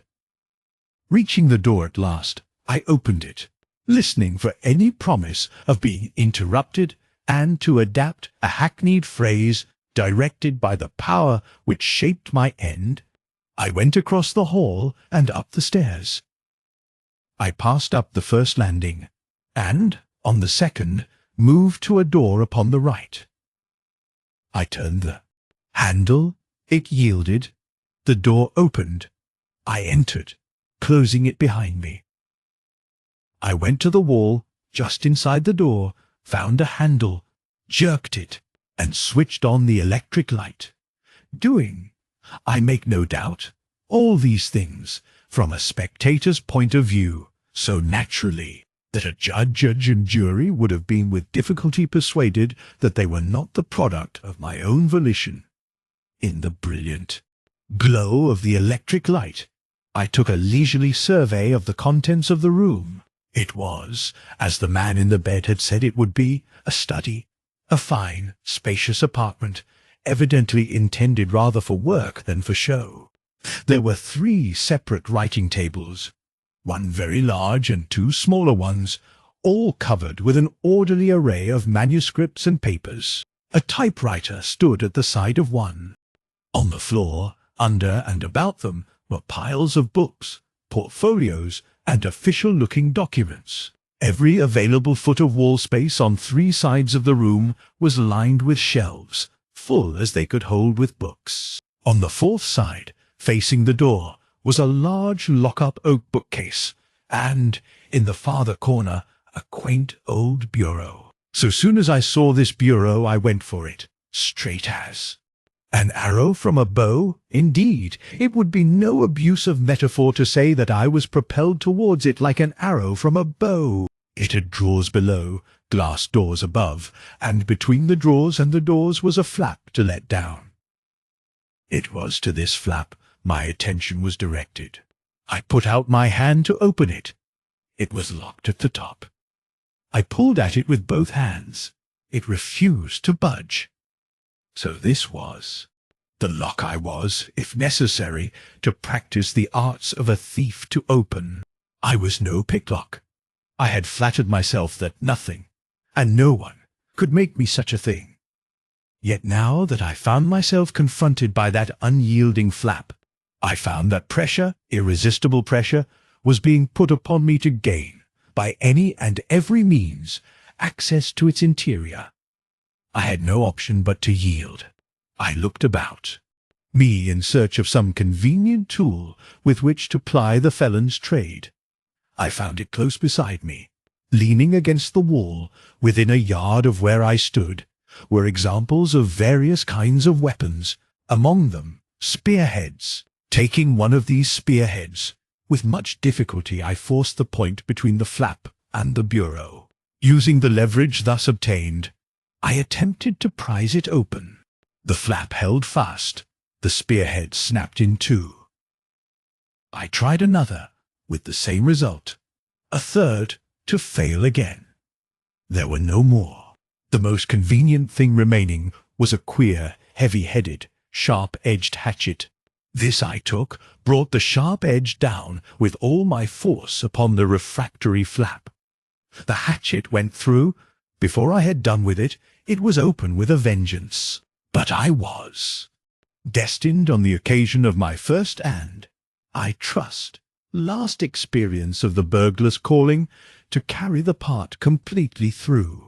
I had gained access to the flap itself, only to find that at the back were several small drawers, on one of which my observation was brought to bear in a fashion which it was quite impossible to disregard.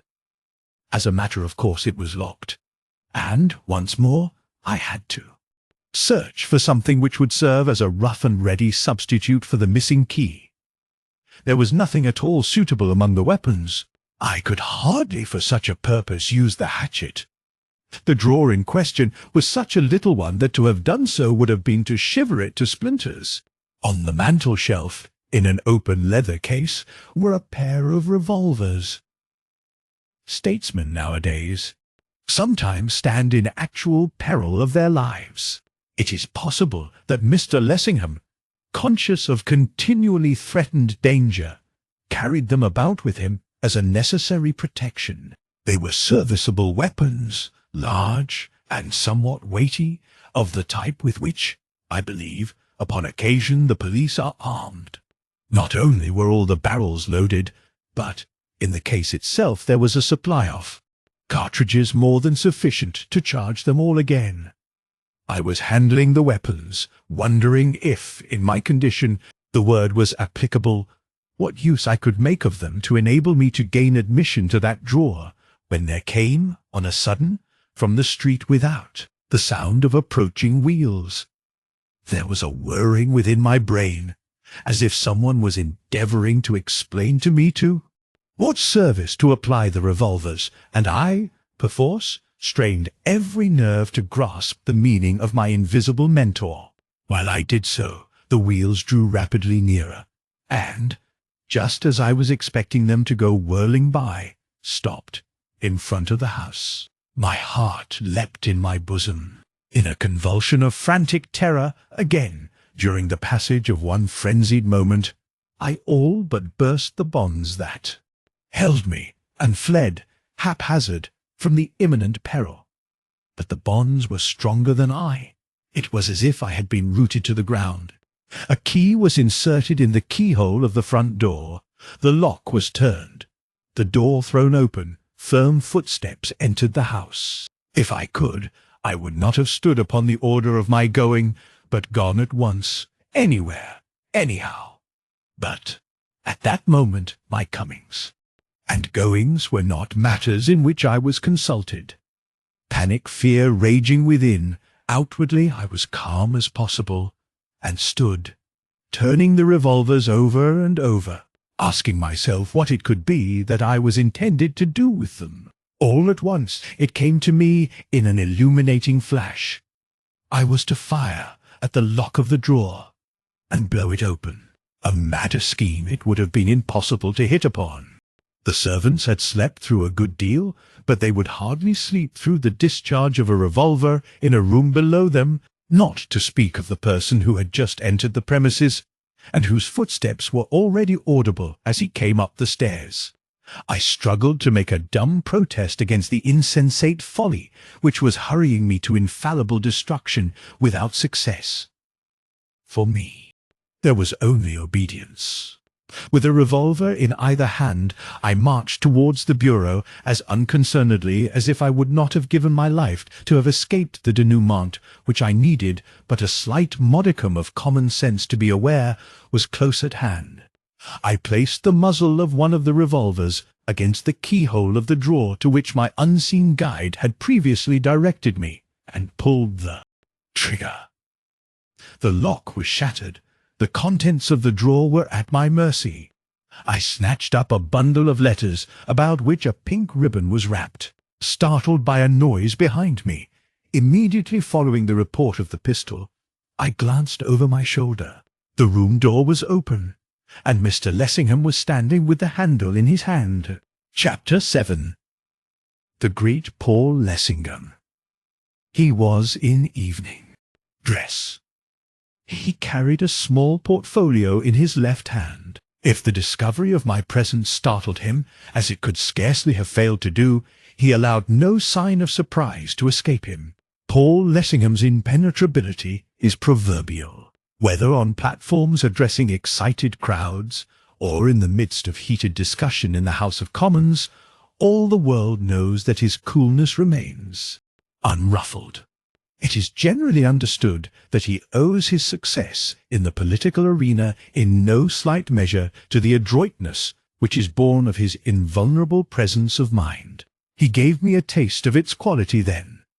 Standing in the attitude which has been familiarized to us by caricaturists, his feet apart, his broad shoulders well set back, his handsome head a little advanced, his keen blue eyes having in them something suggestive of a bird of prey considering just when, where, and how to pounce, he regarded me for some seconds in perfect silence. Whether outwardly I flinched I cannot say. Inwardly I know I did. When he spoke, it was without moving from where he stood, and in the calm, airy tones in which he might have addressed an acquaintance who had just dropped in. "May I ask, sir, to what I am indebted for the pleasure of your company?" He paused, as if waiting for my answer. When none came, he put his question in another form. "Pray, sir, who are you, and on whose invitation do I find you here?" As I still stood speechless, motionless, meeting his glance without a twitching of an eyebrow, nor a tremor of the hand, I imagined that he began to consider me with an even closer intentness than before, and that the, to say the least of it, peculiarity of my appearance caused him to suspect that he was face to face with an adventure of a peculiar kind. Whether he took me for a lunatic I cannot certainly say, but from his manner I think it possible he did. He began to move towards me from across the room, addressing me with the utmost suavity and courtesy. "Be so good as to give me the revolver and the papers you are holding in your hand." As he came on, something entered into me and forced itself from between my lips, so that I said, in a low, hissing voice, which I vow was never mine, "The beetle!" Whether it was or was not, owing in some degree to a trick of my imagination, I cannot determine, but, as the words were spoken, it seemed to me that the lights went low, so that the place was all in darkness, and I again was filled with the nauseous consciousness of the presence of something evil in the room. But if, in that matter, my abnormally strained imagination played me a trick, there could be no doubt whatever as to the effect which the words had on Mr. Lessingham. When the mist of the blackness real or supposititious had passed from, Before my eyes, I found that he had retreated to the extremest limits of the room, and was crouching, his back against the bookshelves, clutching at them, in the attitude of a man who has received a staggering blow from which, as yet, he has had no opportunity of recovering. A most extraordinary change had taken place in the expression of his face. In his countenance amazement, fear, and horror seemed struggling for the mastery. I was filled with a most discomforting qualm as I gazed at the frightened figure in front of me, and realized that it was that of the great Paul Lessingham, the god of my political idolatry. "Who are you? In God's name, who are you?" His very voice seemed changed. His frenzied, choking accents would hardly have been recognized by either friend or foe. "Who are you? Do you hear me ask? Who are you? In the name of God, I bid you say." As he perceived that I was still, he began to show a species of excitement which it was unpleasant to witness, especially as he continued to crouch against the bookshelf, as if he was afraid to stand up straight. So far from exhibiting the impassivity for which he was renowned, all the muscles in his face and all the limbs in his body seemed to be in motion at once. He was like a man afflicted with the shivering ague. His very fingers were twitching aimlessly as they were stretched out on either side of him, as if seeking for support from the shelves against which he leaned. "Where have you come from? What do you want? Who sent you here? What concern have you with me? Is it necessary that you should come and play these childish tricks with me? Why? Why?" The questions came from him with astonishing rapidity. When he saw that I continued silent, they came still faster, mingled with what sounded to me like a stream of inchoate abuse. "Why do you stand there in that extraordinary garment? It's worse than nakedness. Yes, worse than nakedness. For that alone I could have you punished, and I will, and try to. Play the fool? Do you think I am a boy to be bamboozled by every bogey a blunderer may try to conjure up? If so, you are wrong, as whoever sent you might have had sense enough to let you know. If you tell me who you are, and who sent you here, and what it is you want, I will be merciful. If not, the police shall be sent for, and the law shall take its course, to the bitter end. I warn you. Do you hear? You fool, tell me who you are." The last words came from him in what was very like a burst of childish fury. He himself seemed conscious, the moment after, that his passion was sadly lacking in dignity, and to be ashamed of it. He drew himself straight up. With a pocket-handkerchief which he took from an inner pocket of his coat, he wiped his lips. Then, clutching it tightly in his hand, he eyed me with a fixedness which, under any other circumstances, I should have found unbearable. "Well, sir, is your continued silence part of the business of the role you have set yourself to play?" His tone was firmer, and his bearing more in keeping with his character. "If it be so, I presume that I, at least, have liberty to speak. When I find a gentleman, even one gifted with your eloquence of silence, playing the part of burglar, I think you will grant that a few words on my part cannot justly be considered to be out of place." Again he paused. I could not but feel that he was employing the vehicle of somewhat cumbrous sarcasm to gain time, and to give himself the opportunity of recovering, if the thing was possible, his pristine courage. That, for some cause wholly hidden from me, the mysterious utterance had shaken his nature to its deepest foundations, was made plainer by his endeavour to treat the whole business with a sort of cynical levity.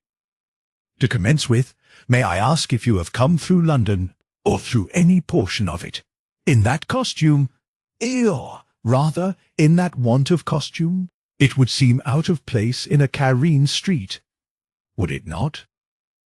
Even in the Rue des Rabagas, Was it not the Rue de Rabagas? He asked the question with an emphasis the meaning of which was wholly lost on me. What he referred to either then, or in what immediately followed, I, of course, knew no more than the man in the moon, though I should probably have found great difficulty in convincing him of my ignorance. I take it that you are a reminiscence of the Rue de Rabagas. That, of course. Is it not, of course? The little house with the blue-grey Venetians. The piano with the F-sharp missing? Is there still the piano? With the tinny treble?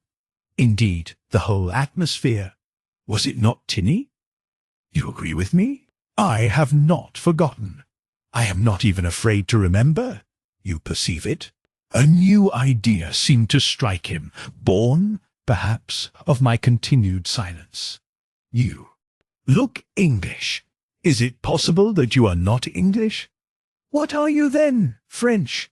We shall see. He addressed me in a tongue which I recognized as French, but with which I was not sufficiently acquainted to understand. Although I flatter myself that, as the present narrative should show, I have not made an ill use of the opportunities which I have had to improve my originally modest education, I regret that I have never had so much as a ghost of a chance to acquire an even rudimentary knowledge of any language except my own, recognizing, I suppose, from my looks, that he was addressing me in a tongue to which I was a stranger. After a time he stopped, added something with a smile, and then began to talk to me in a lingo to which, in a manner of speaking, I was even stranger. For this time I had not the faintest notion what it was. It might have been gibberish for all that I could tell. Quickly perceiving that he had succeeded no better than before, he returned to English. You do not know French, nor the patois of the Rue de Rabagas? Very good. Then what is it that you do know? Are you under a vow of silence, or are you dumb, except upon occasion? Your face is English. What can be seen of it? And I will take it, therefore, that English-spoken words convey some meaning to your brain. So listen, sir, to what I have to say. Do me the favor to listen carefully. He was becoming more and more his former self. In his clear, modulated tones there was a ring of something like a threat, a something which went very far beyond his words. You know something of a period which I choose to have forgotten. That is plain. You come from a person who, probably, knows still more. Go back to that person, and say that what I have forgotten I have forgotten. Nothing will be gained by anyone by an endeavor to induce me to remember. Be very sure upon that point. Say that nothing will be gained by anyone. That time was one of mirage, of delusion, of disease. I was in a condition, mentally and bodily, in which pranks could have been played upon me by any trickster. Such pranks were played. I know that now quite well. I do not pretend to be proficient in the modus operandi of the hanky-panky man, but I know that he has a method, all the same, one susceptible, too, of facile explanation.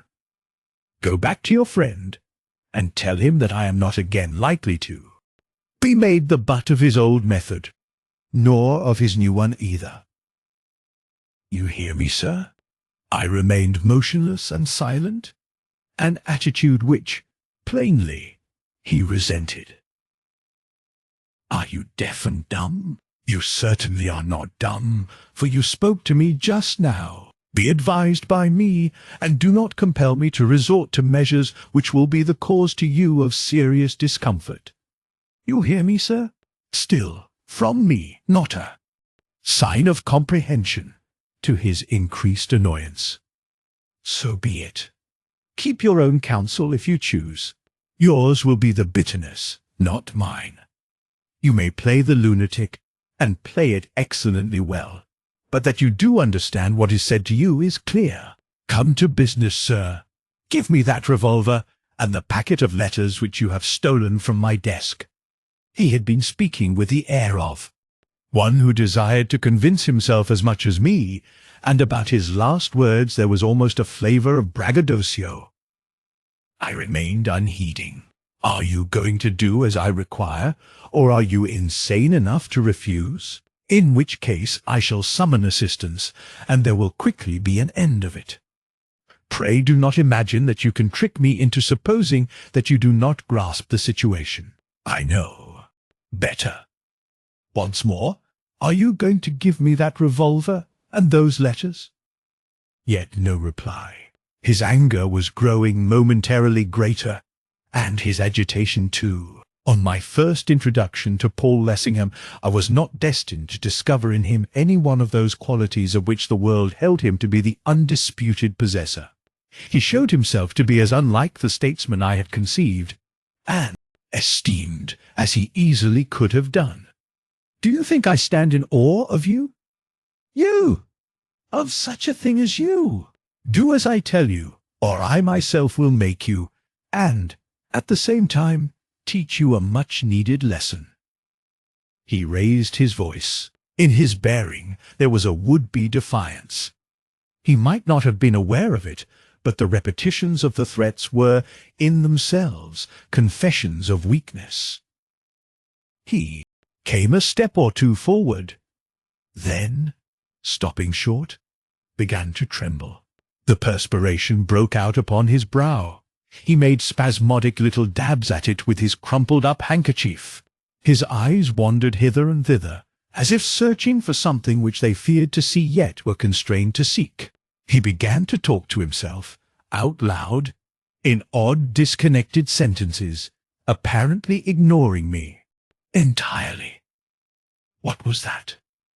It was nothing. It was nothing. It was my imagination. My nerves are out of order. I have been working too hard. I am not well. What's that? This last inquiry came from him in a half-stifled shriek, as the door opened to admit the head and body of an elderly man in a state of considerable undress. He had the tousled appearance of one who had been unexpectedly roused out of slumber and unwillingly dragged from bed. Mr. Lessingham stared at him as if he had been a ghost, while he stared back at Mr. Lessingham as if he found a difficulty in crediting the evidence of his own eyes. It was he who broke the silence, stutteringly. "I am sure I beg your pardon, sir, but one of the maids thought that she heard the sound of a shot, and we came down to see if there was anything the matter. I had no idea, sir, that you were here."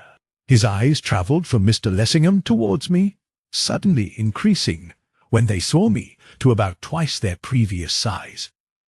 "God save us! Who is that?" The man's self-evident cowardice possibly impressed Mr. Lessingham with the conviction that he himself was not cutting the most dignified of figures. At any rate, he made a notable effort to, once more, assume a bearing of greater determination. "You are quite right, Matthews, quite right. I am obliged by your watchfulness. At present you may leave the room. I propose to deal with this fellow myself. Only remain with the other men upon the landing, so that, if I call, you may come to my assistance." Matthews did as he was told. He left the room, with, I fancy, more rapidity than he had entered it. Mr. Lessingham returned to me, his manner distinctly more determined, as if he found his resolution reinforced by the near neighbourhood of his retainers. "Now, my man, you see how the case stands. At a word from me, you will be overpowered and doomed to undergo a long period of imprisonment. Yet I am still willing to listen to the dictates of mercy. Put down that revolver. Give me those letters. You will not find me disposed to treat you hardly.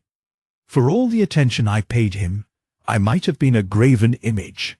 He misunderstood, or pretended to misunderstand, the cause of my silence. Come, I see that you suppose my intentions to be harsher than they really are. Do not let us have a scandal and a scene. Be sensible. Give me those letters." Again he moved in my direction. Again, after he had taken a step or two, to stumble and stop and look about him with frightened eyes.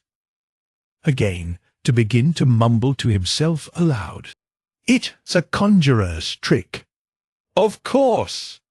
Nothing more. What else could it be? I'm not to be fooled. I'm older than I was. I've been overdoing it, that's all. Suddenly he broke into cries. "Matthews! Matthews! Matthews! Help! Help! Help!" Matthews entered the room, followed by 3 other men younger than himself. Evidently all had slipped into the first articles of clothing they could lay their hands upon, and each carried a stick, or some similar rudimentary weapon. Their master spurred them on. "Strike the revolver out of his hand, Matthews! Knock him down! Take the letters from him! Don't be afraid." I'm not afraid. In proof of it, he rushed at me, as it seemed half blindly. As he did so, I was constrained to shout out, in tones which I should not have recognized as mine, "The beetle!" And that moment the room was all in darkness, and there were screams as of someone in an agony of terror or of pain. I felt that something had come into the room, I knew not whence nor how, something of horror, and the next action of which I was conscious was that under cover of the darkness I was flying from the room, propelled by I knew not what. Chapter 8. The Man in the Street. Whether anyone pursued, I cannot say. I have some dim recollection, as I came out of the room, of women being huddled against the wall upon the landing, and of their screaming as I went past. But whether any effort was made to arrest my progress, I cannot tell. My own impression is that not the slightest attempt to impede my headlong flight was made by anyone. In what direction I was going, I did not know. I was like a man flying through the phantasmagoric happenings of a dream, knowing neither how nor whither. I tore along what I suppose was a broad passage, through a door at the end into what, I fancy, was a drawing-room. Across this room I dashed, helter-skelter, bringing down, in the gloom, unseen articles of furniture, with myself sometimes on top, and sometimes under them. In a trice, each time I fell, I was on my feet again, until I went crashing against a window which was concealed by curtains. It would not have been strange had I crashed through it, but I was spared that. Thrusting aside the curtains, I fumbled for the fastening of the window. It was a tall French casement, extending, so far as I could judge, from floor to ceiling. When I had it open, I stepped through it onto the veranda without, to find that I was on the top of the portico which I had vainly essayed to ascend from below. I tried the road down which I had tried up, proceeding with a breakneck recklessness of which now I shudder to think. It was, probably, some 30 feet above the pavement, yet I rushed at the descent with as much disregard for the safety of life and limb as if it had been only 3. Over the edge of the parapet I went, obtaining, with my naked feet, a precarious foothold on the lattice-work. Then down I commenced to scramble. I never did get a proper hold, and when I had descended perhaps rather more than half the distance, scraping, as it seemed to me, every scrap of skin off my body in the process, I lost what little hold I had. Down to the bottom I went tumbling, rolling right across the pavement into the muddy road. It was a miracle I was not seriously injured. But in that sense, certainly, that night the miracles were on my side. Hardly was I down, than I was up again, mud and all, just as I was. Getting onto my feet, I felt a firm hand grip me by the shoulder. Turning, I found myself confronted by a tall, slenderly built man, with a long, drooping moustache, and an overcoat buttoned up to the chin, who held me with a grasp of steel. He looked at me, and I looked back at him. After the ball, in his handsome face. Seeing that I said nothing, he went on, with a curious, half-mocking smile. "Is that the way to come slithering down the Apostles' Pillar? Is it simple burglary, or simpler murder? Tell me the glad tidings that you've killed St. Paul, and I'll let you go. Whether he was mad or not, I cannot say. There was some excuse for thinking so. He did not look mad, though his words and actions alike were strange. Although you have confined yourself to gentle felony, shall I not shower blessings on the head of him who has been robbing Paul? Away with you!" He removed his grip, giving me a gentle push as he did so, and I was away. I neither stayed nor paused. I knew little of records, but if anyone has made a better record than I did that night between Lone Square and Walham Green, I should like to know just what it was. I should, too, like to have seen it done. In an incredibly short space of time I was once more in front of the house with the open window, the packet of letters which were like to have cost me so dear, gripped tightly in my hand. Chapter 9. The contents of the packet. I pulled up sharply, as if a brake had been suddenly, and even mercilessly, applied to bring me to a standstill. In front of the window I stood shivering. A shower had recently commenced. The falling rain was being blown before the breeze. I was in a terrible sweat, yet tremulous as with cold, covered with mud, bruised and cut and bleeding, as piteous an object as you would care to see. Every limb in my body ached. Every muscle was exhausted, mentally and physically. I was done. Had I not been held up, willy-nilly, by the spell which was upon me, I should have sunk down, then and there, in a hopeless, helpless, hapless heap.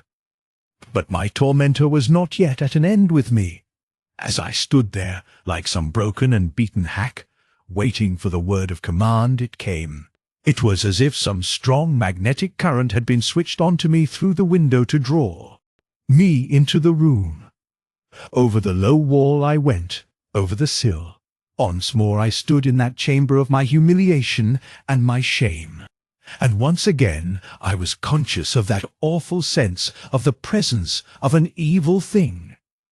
How much of it was fact, and how much of it was the product of imagination, I cannot say. But, looking back, it seems to me that it was as if I had been taken out of the corporeal body to be plunged into the inner chambers of all nameless sin. There was the sound of something flopping from off the bed onto the ground, and I knew that the thing was coming at me across the floor. My stomach quaked, my heart melted within me. The very anguish of my terror gave me strength to scream and scream. Sometimes, even now, I seem to hear those screams of mine ringing through the night, and I bury my face in the pillow, and it is as though I was passing through the very valley of the shadow. The thing went back. I could hear it slipping and sliding across the floor. There was silence, and presently the lamp was lit, and the room was all in brightness. There, on the bed, in the familiar attitude between the sheets, his head resting on his hand, his eyes blazing like living coals, was the dreadful cause of all my agonies. He looked at me with his unpitying, unblinking glance. So, through the window again, like a thief. Is it always through that door that you come into a house? He paused, as if to give me time to digest his jibe. You saw Paul Lessingham. Well, the great Paul Lessingham! Was he, then, so great? His rasping voice, with its queer foreign twang, reminded me, in some uncomfortable way, of a rusty saw. The things he said, and the manner in which he said them, were alike intended to add to my discomfort. It was solely because the feat was barely possible that he only partially succeeded. Like a thief you went into his house. Did I not tell you that you would? Like a thief he found you. Were you not ashamed? Since, like a thief he found you, how comes it that you have escaped? By what robber's artifice have you saved yourself from jail? His manner changed, so that, all at once, he seemed to snarl at me. "Is he great? Is he great? Paul Lessingham? You are small, but he is smaller. Billy is smaller, your great Paul Lessingham. Was there ever a man so less than nothing?" With the recollection fresh upon me of Mr. Lessingham, as I had so lately seen him, I could not but feel that there might be a modicum of truth in what, with such an intensity of bitterness, the speaker suggested. The picture which, in my mental gallery, I had hung in the place of honour, seemed, to say the least, to have become a trifle smudged.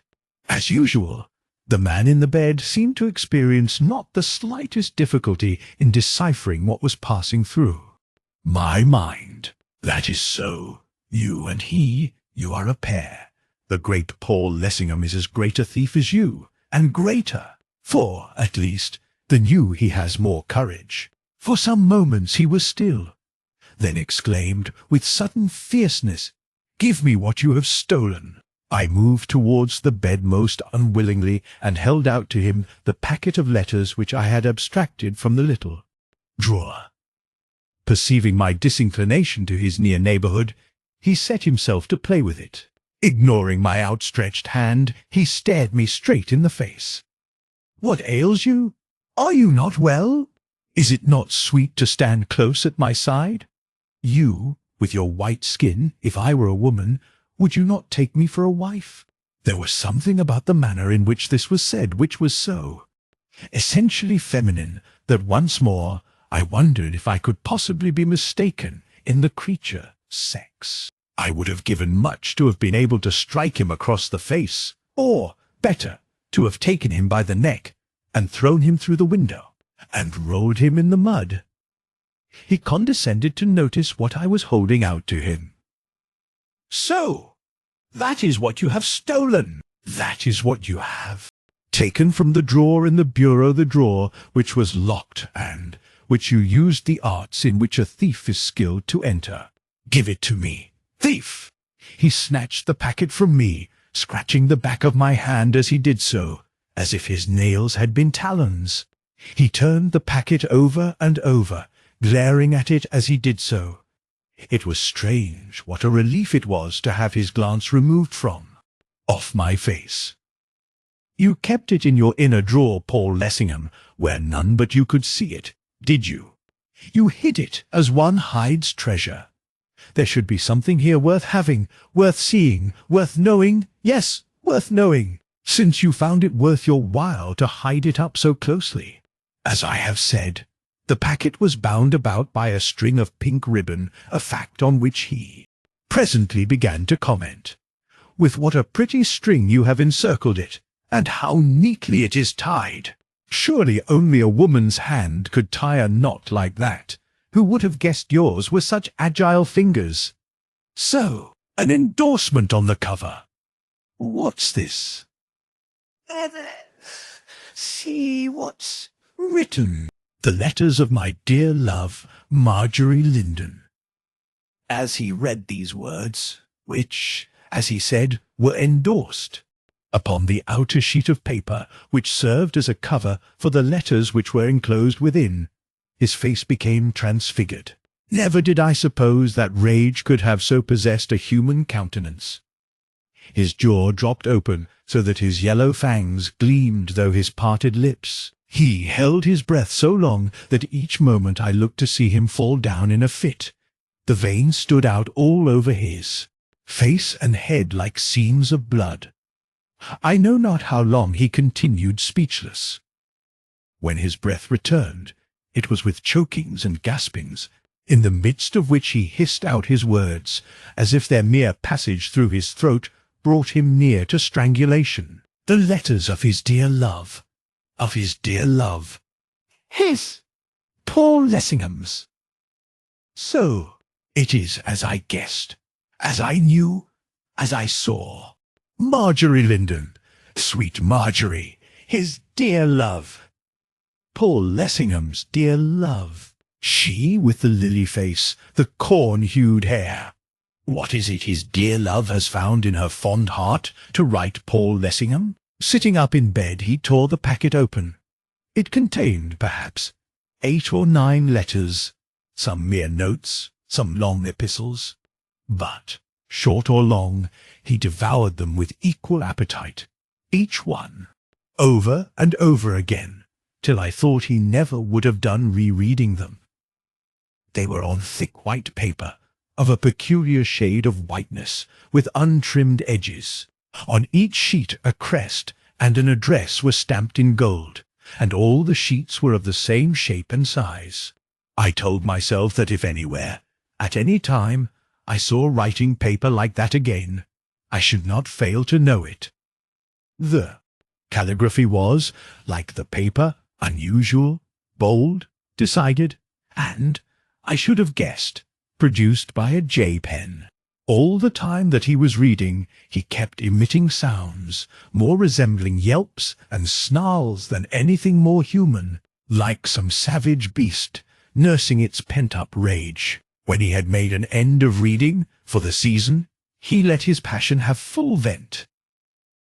So, that is what his dear love has. Found it in her heart to write Paul Lessingham. Paul Lessingham. Pen cannot describe the concentrated frenzy of hatred with which the speaker dwelt upon the name. It was demoniac. It is enough. It is the end. It is his doom. He shall be ground between the upper and the nether stones in the towers of anguish, and all that is left of him shall be cast on the accursed stream of the bitter waters, to stink under the blood-grimed sun. And for her, for Marjorie Linden, for his dear love, it shall come to pass that she shall wish that she was never born, nor he. And the gods of the shadows shall smell the sweet incense of her suffering. It shall be, it shall be. It is I that say it, even I. In the madness of his rhapsodical frenzy, I believe that he had actually forgotten I was there. But, on a sudden, glancing aside, he saw me, and remembered, and was prompt to take advantage of an opportunity to wreak his rage upon a tangible object.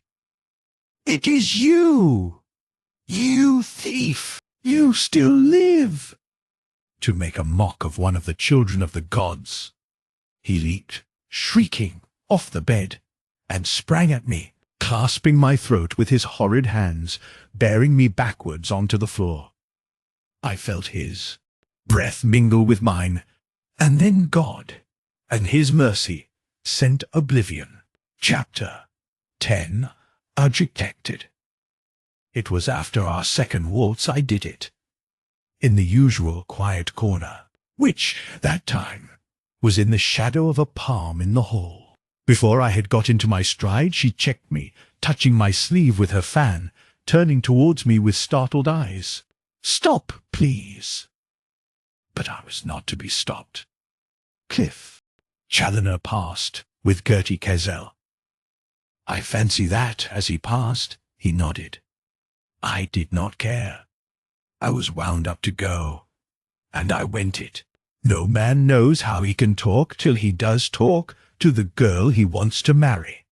It is my impression that I gave her recollections of the Restoration poets. She seemed surprised, not having previously detected in me the poetic strain, and insisted on cutting in. "Mr. Atherton, I am so sorry." Then I did let fly. "Sorry that I love you." Why? Why should you be sorry that you have become the one thing needful in any man's eyes, even in mine? The one thing precious, the one thing to be altogether esteemed. Is it so common for a woman to come across a man who would be willing to lay down his life for her, that she should be sorry when she finds him? I did not know that you felt like this, though I confess that I have had my doubts. Doubts. I thank you. You are quite aware, Mr. Atherton, that I like you very much. Like me? Bah! I cannot help liking you, though it may be bah. I don't want you to like me. I don't want you to like me. I want you to love me. Precisely. That is your mistake. My mistake. In wanting you to love me. when I love you, then you shouldn't, though I cannot help thinking that you are mistaken even there. Mistaken in supposing that I love you, when I assert and reassert it with the whole force of my being. What do you want me to do to prove I love you? Take you in my arms and crush you to my bosom and make a spectacle of you before every creature in the place? I'd rather you wouldn't, and perhaps you wouldn't mind not talking quite so loud. Mr. Challoner seems to be wondering what you were shouting about. You shouldn't torture me. She opened and shut her fan. As she looked down at it, I am disposed to suspect that she smiled. I am glad we have had this little explanation, because, of course, you are my friend. I am not your friend. Pardon me, you are. I say I'm not. If I can be something else, I will be no friend. She went on, calmly ignoring me, playing with her fan. As it happens, I am, just now, in rather a delicate position in which a friend is welcome. What's the matter? Who's been worrying you? Your father. Well, he has not, as yet, but he may be soon. What's in the wind? Mr. Lessingham. She dropped her voice, and her eyes. For the moment I did not catch her. Meaning? What? What? Your friend, Mr. Lessingham. Excuse me, Miss Linden, but I am by no means sure that anyone is entitled to call Mr. Lessingham a friend of mine. What? What? Not when I am going to be his wife. That took me aback. I had had my suspicions that Paul Lessingham was more with Marjorie than he had any right to be, but I had never supposed that she could see anything desirable in a stick of a man like that. Not to speak of 101 other considerations, Lessingham on one side of the house, and her father on the other, and old Linden girding at him anywhere and everywhere with his high-dried Tory notions of his family importance, to say nothing of his fortune. I don't know if I looked what I felt. If I did, I looked uncommonly blank. You have chosen an appropriate moment, Miss Linden, to make to me such a communication. She chose to disregard my irony. I am glad you think so, because now you will understand what a difficult position I am in. I offer you my hearty congratulations, and I thank you for them, Mr. Atherton, in the spirit in which they are offered, because from you I know they mean so much. I bit my lip. For the life of me I could not tell how she wished me to read her words. Do I understand that this announcement has been made to me as one of the public? You do not. It is made to you, in confidence, as my friend, as my greatest friend. Because a husband is something more than friend. My pulses tingled. You will be on my side? She had paused, and I stayed silent. On your side, or Mr. Lessingham's? His side is my side. His side is my side, and my side is his side. You will be on our side? I am not sure that I altogether follow you. You are the first I have told. When Papa hears, it is possible that there will be trouble, as you know. He thinks so much of you and of your opinion. When that trouble comes, I want you to be on our side, on my side. Why should I? What does it matter? You are stronger than your father. It is just possible that Lessingham is stronger than you. Together, from your father's point of view, you will be invincible. You are my friend. Are you not my friend? Are you not my friend? In effect, you offer me an apple of Sodom. Thank you. I did not think you so unkind. And you? Are you kind? I make you an avowal of my love, and, straightway, you ask me to act as chorus to the love of another. How could I tell? You loved me, as you say. I had no notion. You have known me all your life. yet you have not breathed a word of it till now. If I had spoken before? I imagine that there was a slight movement of her shoulders, almost amounting to a shrug. I do not know that it would have made any difference.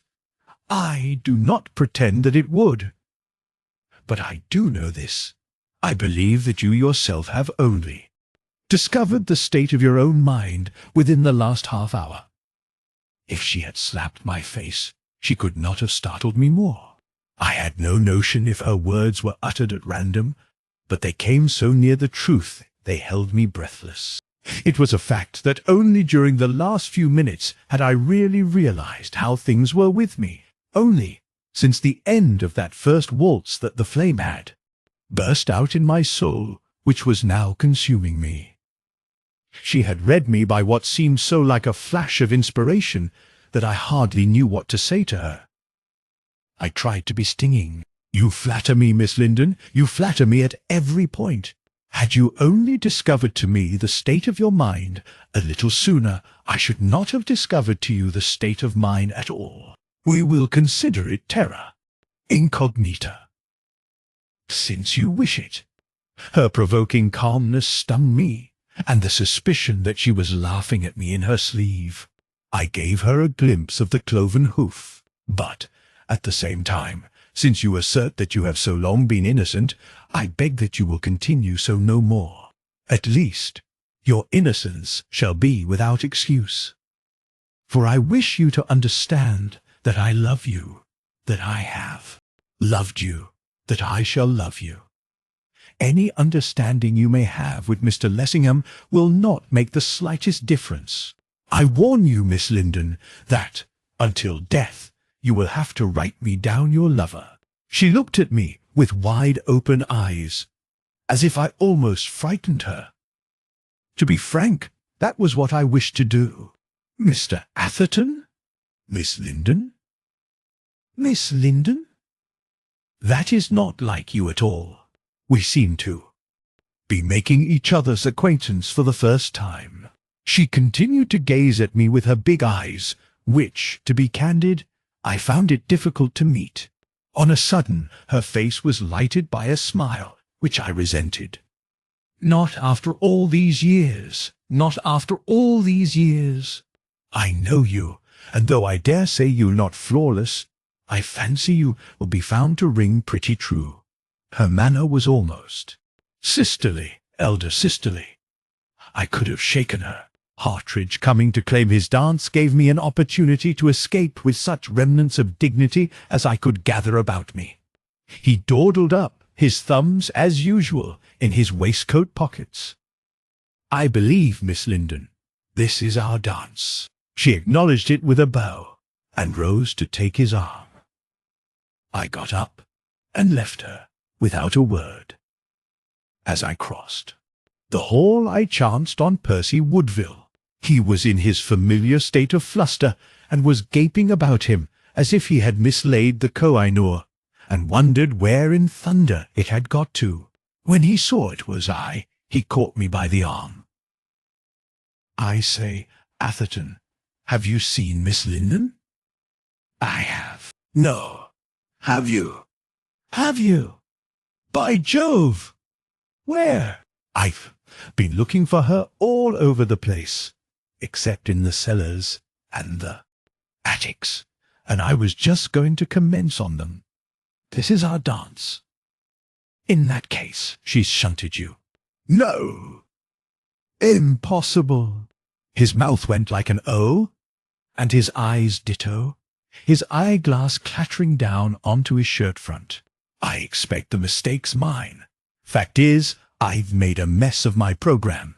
It's either the last dance, or this dance, or the next, that I've booked with her, but I'm hanged if I know which. Just take a squint at it, there's a good chap, and tell me which one you think it is." I took a squint. Since he held the thing within an inch of my nose, I could hardly help it. One squint, and that was enough, and more. Some men's ball programs are studies in impressionism. Percy seemed to me to be a study in madness. It was covered with hieroglyphics, but what they meant, or what they did there anyhow, it was absurd to suppose that I could tell. I never put them there. Proverbially, the man's a champion hasher. I regret, my dear Percy, that I am not an expert in cuneiform writing. If you have any doubt as to which dance is yours, you'd better ask the lady. She'll feel flattered. Leaving him to do his own addling, I went to find my coat. I panted to get into the open air. As for dancing, I felt that I loathed it. Just as I neared the cloakroom, someone stopped me. It was Dora Grayling. "Have you forgotten that this is our dance?" I had forgotten clean, and I was not obliged by her remembering, though as I looked at her sweet grey eyes, and at the soft contours of her gentle face, I felt that I deserved well kicking. She is an angel, one of the best, but I was in no mood for angels. Not for a very great deal would I have gone through that dance just then, nor, with Dora Grayling, of all women in the world, would I have sat it out. So I was a brute and blundered. "You must forgive me, Miss Grayling, but I am not feeling very well, and I don't think I'm up to any more dancing. Good night." Chapter 11. A Midnight Episode. The weather out. Of doors was in tune with my frame of mind. I was in a deuce of a temper, and it was a deuce of a night. A keen northeast wind, warranted to take the skin right off you, was playing catch who catch can, with intermittent gusts of blinding rain. Since it was not fit for a dog to walk, none of your cabs for me, nothing would serve but pedestrian exercise. So I had it. I went down Park Lane, and the wind and rain went with me. Also, thoughts of Dora Grayling. What a bounder I had been, and was. If there is anything in worse taste than to book a lady for a dance, and then to leave her in the lurch, I should like to know what that thing is. When found, it ought to be made a note of. If any man of my acquaintance allowed himself to be guilty of such a felony in the first degree, I should cut him. I wished someone would try to cut me. I should like to see him at it. It was all Marjorie's fault. Everything, past, present, and to come. I had known that girl when she was in long frocks. I had, at that period of our acquaintance, pretty recently got out of them, when she was advanced to short ones, and when, once more, she returned to long. And all that time, well, I was nearly persuaded that the whole of the time I had loved her. If I had not mentioned it, it was because I had suffered my affection, like the worm, to lie hidden in the bud, or whatever it is the fellow says. At any rate, I was perfectly positive that if I had had the faintest notion that she would ever seriously consider such a man as Lessingham, I should have loved her long ago. Lessingham! Why, he was old enough to be her father. At least he was a good many years older than I was, and a wretched radical. It is true that on certain points I, also, am what some people would call a radical, but not a radical of the kind he is. Thank heaven, no! No doubt I have admired traits in his character until I learnt this thing of him. I am even prepared to admit that he is a man of ability in his way, which is, emphatically, not mine. But to think of him in connection with such a girl as Marjorie Linden, preposterous. Why, the man's as dry as a stick dryer, and cold as an iceberg. Nothing but a politician, absolutely. He a lover. How I could fancy such a stroke of humour setting all the benches in a roar. Both by education and by nature, he was incapable of even playing such a part. As for being the thing, absurd! If you were to sink a shaft from the crown of his head to the soles of his feet, you would find inside him nothing but the dry bones of parties and of politics. What my Marjorie, if everyone had his own? She is mine, and In that sense, she always will be mine.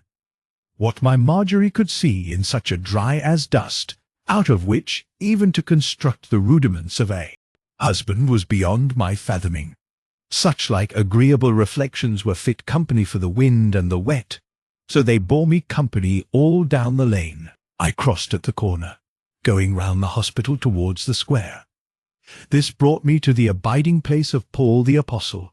Like the idiot I was, I went out into the middle of the street, and stood a while in the mud to curse him and his house. On the whole, when one considers that that is the kind of man I can be, it is perhaps not surprising that Marjorie disdained me.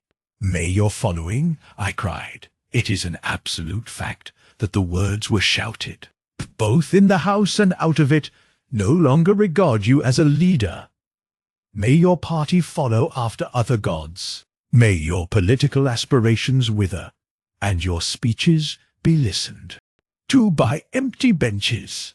May the speaker persistently and strenuously refuse to allow you to catch his eye, and, at the next election, may your constituency reject you. Jehoram, what's that? I might well ask. Until that moment I had appeared to be the only lunatic at large, either outside the house or in it. But, on a sudden, a second lunatic came on the scene, and that with a vengeance. A window was crashed open from within, the one over the front door, and someone came plunging through it onto the top of the portico. That it was a case of intended suicide I made sure, and I began to be in hopes that I was about to witness the suicide of Paul. But I was not so assured of the intention when the individual in question began to scramble down the pillar of the porch in the most extraordinary fashion I ever witnessed. I was not even convinced of a suicidal purpose when he came tumbling down and lay sprawling in the mud at my feet. I fancy, if I had performed that portion of the act, I should have lain quiet for a second or two to consider whereabouts I was and which end of me was uppermost. But there was no nonsense of that sort about that singularly agile stranger. If he was not made of India rubber, he ought to have been. So to speak, before he was down, he was up. It was all I could do to grab at him before he was off like a rocket. Such a figure as he presented is seldom seen, at least in the streets of London. What he had done with the rest of his apparel, I am not in a position to say. All that was left of it was a long, dark cloak which he strove to wrap round him. Save for that, and mud. He was bare as the palm of my hand, yet it was his face that held me. In my time I have seen strange expressions on men's faces, but never before one such as I saw on his. He looked like a man might look who, after living a life of undiluted crime, at last finds himself face to face with the devil. It was not the look of a madman, far from it. It was something worse. It was the expression on the man's countenance, as much as anything else, which made me behave as I did. I said something to him, some nonsense, I know not what. He regarded me with a silence which was supernatural. I spoke to him again. Not a word issued from those rigid lips. There was not a tremor of those awful eyes which I was tolerably convinced saw something which I had never seen or ever should. Then I took my hand from off his shoulder and let him go. I know not why. I did. He had remained as motionless as a statue while I held him. Indeed, for any evidence of life he gave, he might have been a statue. But when my grasp was loosed, how he ran! He had turned the corner and was out of sight before I could say, "How do?"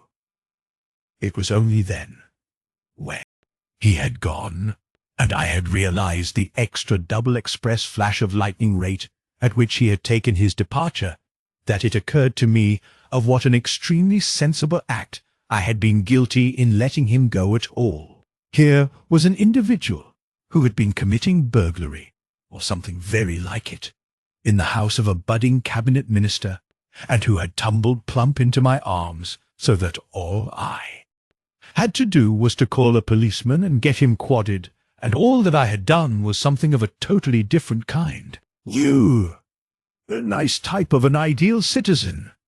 I was addressing myself, a first-chop specimen of a low-down idiot, to connive at the escape of the robber who's been robbing Paul. Since you've let the villain go, the least you can do is to leave a card on the apostle and inquire how he's feeling. I went to Lessingham's front door and knocked. I knocked once. I knocked once. I knocked twice. I knocked thrice. And the third time, I give you my word, I made the echoes ring. But still there was not a soul that answered.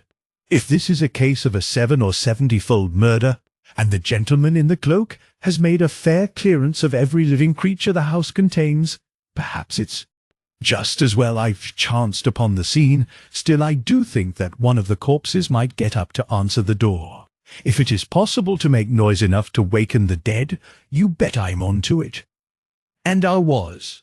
I punished that knocker, until I warrant the pounding I gave it was audible on the other side of Green Park. And, at last, I woke the dead, or, rather, I roused Matthews to a consciousness that something was going on. Opening the door about 6 inches, through the interstice he protruded his ancient nose. "Who's there?" "Nothing, my dear sir, nothing, and no one. It must have been your vigorous imagination which induced you to suppose that there was. You let it run away with you. Then he knew me, and opened the door about 2 feet. Oh, it's you, Mr. Atherton. I beg your pardon. Sir, I thought it might have been the police." "What then? Do you stand in terror of the minions of the law at last?" "A most discreet servant, Matthews, just the fellow for a budding cabinet minister." He glanced over his shoulder. I had suspected the presence of a colleague at his back. Now I was assured. He put his hand up to his mouth, and I thought how exceedingly discreet he looked, in his trousers and his stockinged feet, and with his hair all rumpled, and his braces dangling behind, and his nightshirt creased. "Well, sir, I have received instructions not to admit the police." "The deuce you have! From whom?" Coughing behind his hand, leaning forward, he addressed me with an air which was flatteringly confidential. "From Mr. Lessingham, sir. Possibly Mr. Lessingham is not aware that a robbery has been committed on his premises, that the burglar has just come out of his drawing-room window with a hop, skip, and a jump, bounded out of the window like a tennis ball, flashed round the corner like a rocket." Again Matthews glanced over his shoulder, as if not clear which way discretion lay, whether fore or aft. "Thank you, sir. I believe that Mr. Lessingham is aware of something of the kind." He seemed to come to a sudden resolution, dropping his voice to a whisper. "The fact is, sir, that I fancy Mr. Lessingham's a good deal upset." "Upset?" I stared at him. There was something in his manner I did not understand. "What do you mean by upset? Has the scoundrel attempted violence? Who's there?" The voice was Lessingham's, calling to Matthews from the staircase, though for an instant I hardly recognized it. It was so curiously petulant. Pushing past Matthews, I stepped into the hall. A young man, I suppose a footman, in the same undress as Matthews, was holding a candle. It seemed the only light about the place. By its glimmer, I perceived Lessingham standing halfway up the stairs. He was in full war paint, as he is not the sort of man who dresses for the house. I took it that he had been mixing pleasure with business. "It's I, Lessingham. Atherton. Do you know that a fellow has jumped out of your drawing-room window?" It was a second or two before he answered. When he did, his voice had lost its petulance. "Has he escaped?" "Clean?" "He's a mile away by now." It seemed to me that in his tone When he spoke again, there was a note of relief. I wondered if he had. Poor fellow, more sinned against than sinning. Take my advice, Atherton, and keep out of politics. They bring you into contact with all the lunatics at large. Good night. I am much obliged to you for knocking us up. Matthews shut the door. Tolerably cool, on my honour. A man who brings news big with the fate of Rome does not expect to receive such treatment.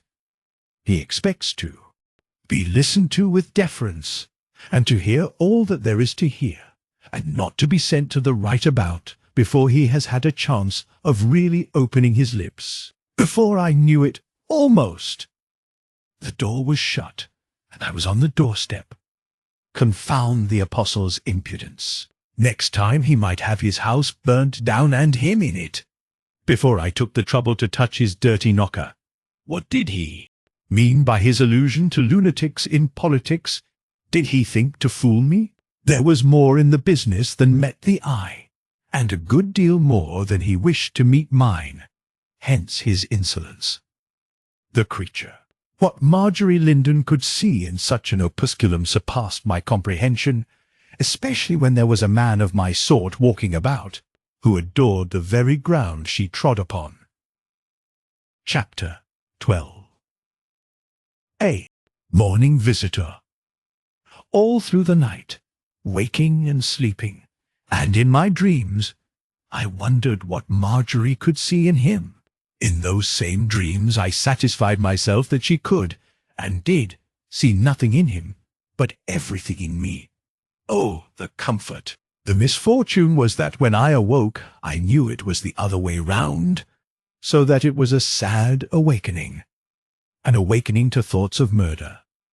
So, swallowing a mouthful and a peg, I went into my laboratory to plan legalized murder on the biggest scale it ever has been planned. I was on the track of a weapon which would make war not only an affair of a single campaign, but of a single half-hour. It would not want an army to work it either. Once let an individual, or 2 or 3 at most, in possession of my weapon that was to be, get within a mile or so of even the largest body of disciplined troops that ever yet a nation put into the field, and poof, in about the time it takes you to say that they would be all dead men. If weapons of precision, which may be relied upon to slay, are preservers of the peace, and the man is a fool who says that they are not, then I was within reach of the finest preserver of the peace imagination ever yet conceived. What a sublime thought to think that in the hollow of your own hand lies the life and death of nations, and it was almost in mine. I had in front of me some of the finest destructive agents you could wish to light upon: carbon monoxide, chlorine trioxide, mercuric oxide, choline, potassamide, potassium carboxide, cyanogen. When Edwards entered, I was wearing a mask of my own invention, a thing that covered ears and head and everything, something like a diver's helmet. I was dealing with gases, a sniff of which meant death. Only a few days before, unmasked, I had been doing some fool's trick with a couple of acids sulfuric and cyanide of potassium when, somehow, my hand slipped, and, before I knew it, minute portions of them combined. By the mercy of Providence, I fell backwards instead of forwards. Sequel. About an hour afterwards, Edwards found me on the floor, and it took the remainder of that day, and most of the doctors in town, to bring me back to life again. Edwards announced his presence by touching me on the shoulder. When I am wearing that mask, it isn't always easy to make me hear. "Someone wishes to see you, sir." Then tell someone that I don't wish to see him. Well-trained servant, Edwards. He walked off with the message as decorously as you please, and then I thought there was an end. But there was. I was regulating the valve of a cylinder in which I was fusing some oxides when, once more, someone touched me on the shoulder. Without turning, I took it for granted it was Edwards back again. I have only to Give a tiny twist to this tap, my good fellow, and you will be in the land where the bogies bloom. Why will you come where you are not wanted?" Then I looked round. "Who the devil are you?" For it was not Edwards at all, but quite a different class of character. I found myself confronting an individual who might almost have sat for one of the bogies I had just alluded to. His costume was reminiscent of the Boucherians, whom one finds all over France, and who are the most persistent, insolent, and amusing of peddlers. I remember one who used to haunt the repetitions at the Alcazar at Tours, but there, this individual was like the originals, yet unlike. He was less gaudy and a good deal dingier than his Gallic prototypes are apt to be. Then he wore a burnous, the yellow, grimy-looking article of the Arab of the Sudan, not the spick-and-span Arab of the boulevard. Chief difference of all, his face was clean-shaven, and whoever saw an Algerian of Paris, whose chiefest glory was not his well-trimmed moustache and beard, I expected that he would address me in the lingo which these gentlemen call French, but he didn't. "And you are Mr. Who? How did you come here? Where's my servant?" The fellow held up his hand. As he did so, as if in accordance with a pre-arranged signal, Edwards came into the room looking excessively startled. I turned to him. "Is this the person who wished to see me?" "Yes, sir." Didn't I tell you to say that I didn't wish to see him?" "Yes, sir." "Then why didn't you do as I told you?" "As I told you?" "I did, sir." "Then how comes he here?" "Really, sir. Really, sir." Edwards put his hand up to his head as if he was half asleep. "I don't quite know." "What do you mean by you don't know?" Why didn't you stop him?" "I think, sir, that I must have had a touch of sudden faintness, because I tried to put out my hand to stop him, and I could." "You were an idiot. Go and eat. Go." And he went. I turned to the stranger. "Pray, sir, you a magician?" He replied to my question with another. "You, Mr. Atherton, are you also a magician?" He was staring at my mask with an evident lack of comprehension. "I wear this because, in this place, death lurks in so many subtle forms that without it I dare not breathe." He inclined his head, though I doubt if he understood. "Be so good as to tell me briefly what it is you wish with me." He slipped his hand into the folds of his burnous and, taking out a slip of paper, laid it on the shelf by which we were standing. I glanced at it, expecting to find on it a petition, or a testimonial, or a true statement of his sad case. Instead, it contained 2 words only: Marjorie Linden. The unlooked-for sight of that well-loved name brought the blood into my cheeks. "You come from Miss Linden?" He narrowed his shoulders, brought his fingertips together, inclined his head, in a fashion which was peculiarly oriental, but not particularly explanatory. So, I repeated my question. "Do you wish me to understand that you do come from Miss Linden?" Again he slipped his hand into his burnous. Again he produced a slip of paper. Again he laid it on the shelf. Again I glanced at it. Again nothing was written on it but a name: Paul Lessingham. Paul Lessingham. "I see, Paul Lessingham. What then?" "What then?" "She is good. He is bad. Is it not so?" He touched first one scrap of paper, then the other. I stared. "Pray, how do you happen to know?" "He shall never have her." What on earth do you mean?" "What on earth do you mean?" What do I mean?" "Precisely. What do you mean? And also, and at the same time, who the devil are you?" "It is as a friend I come to you." Then in that case you may go. I happen to be overstocked in that line just now, not with the kind of friend I am. The saints forfend. You love her, you love her, you love Miss Linden. Can you bear to think of him in her arms? I took off my mask, feeling that the occasion required it.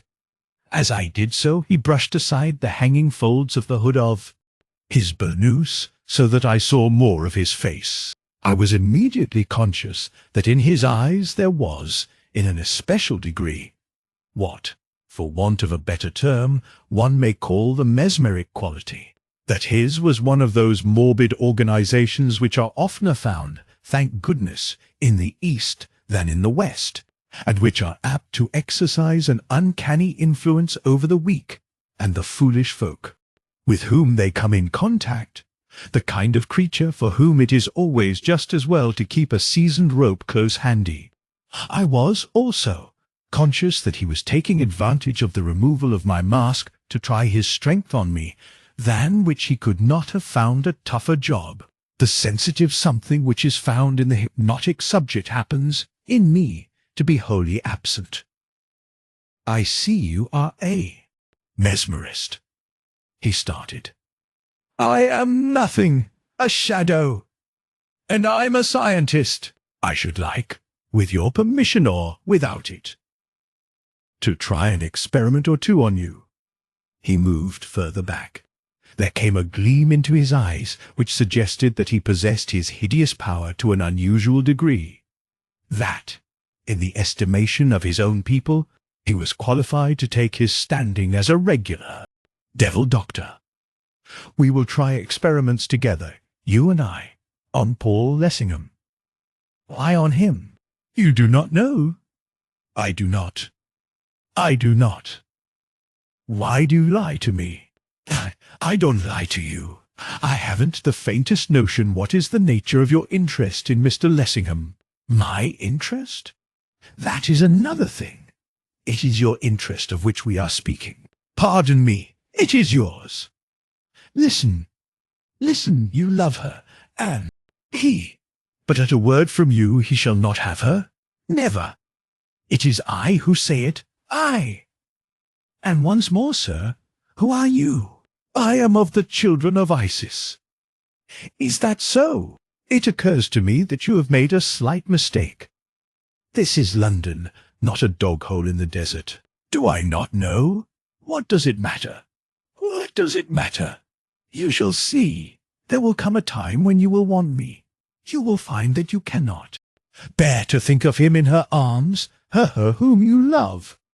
You will call to me, and I shall come, and of Paul Lessingham there shall be an end.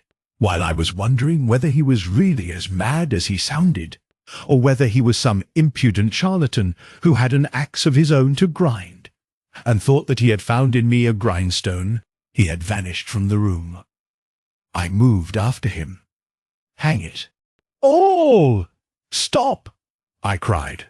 He must have made pretty good travelling, because, before I had a foot in the hall, I heard the front door slam, and, when I reached the street, intent on calling him back, neither to the right nor to the left was there a sign of him to be seen. Chapter 13.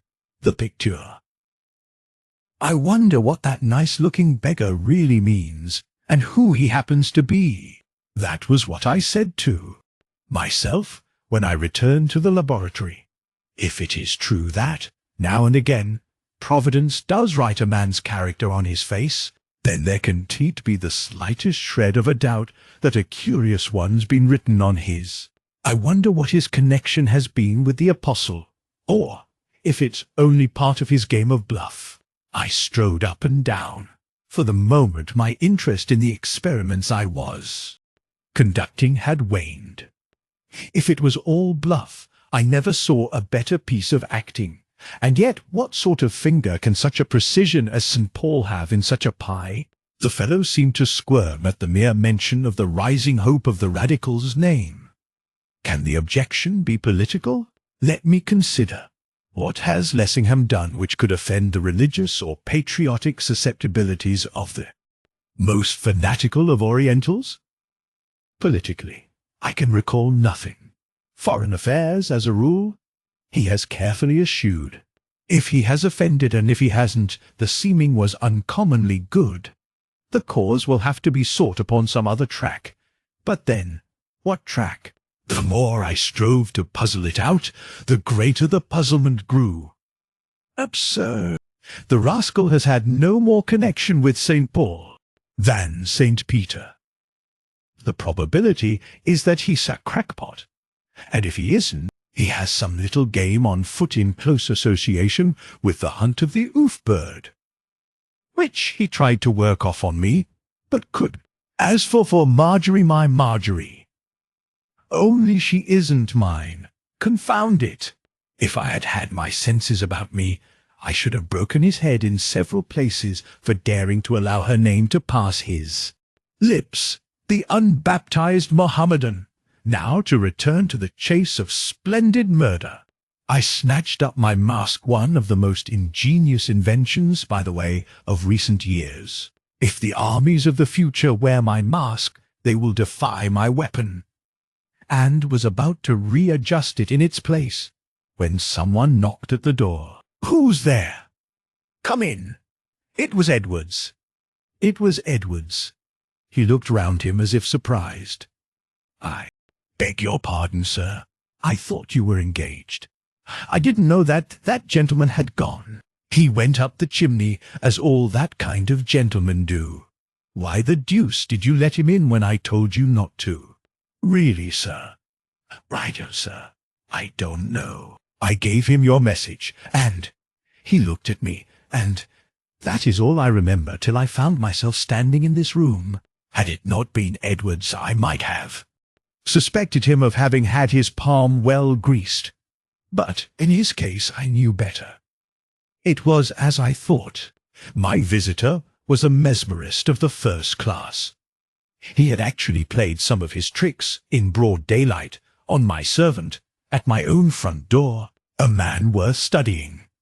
Edwards continued. "There is someone else, sir, who wishes to see you. Mr. Lessingham." "Mr. Lessingham?"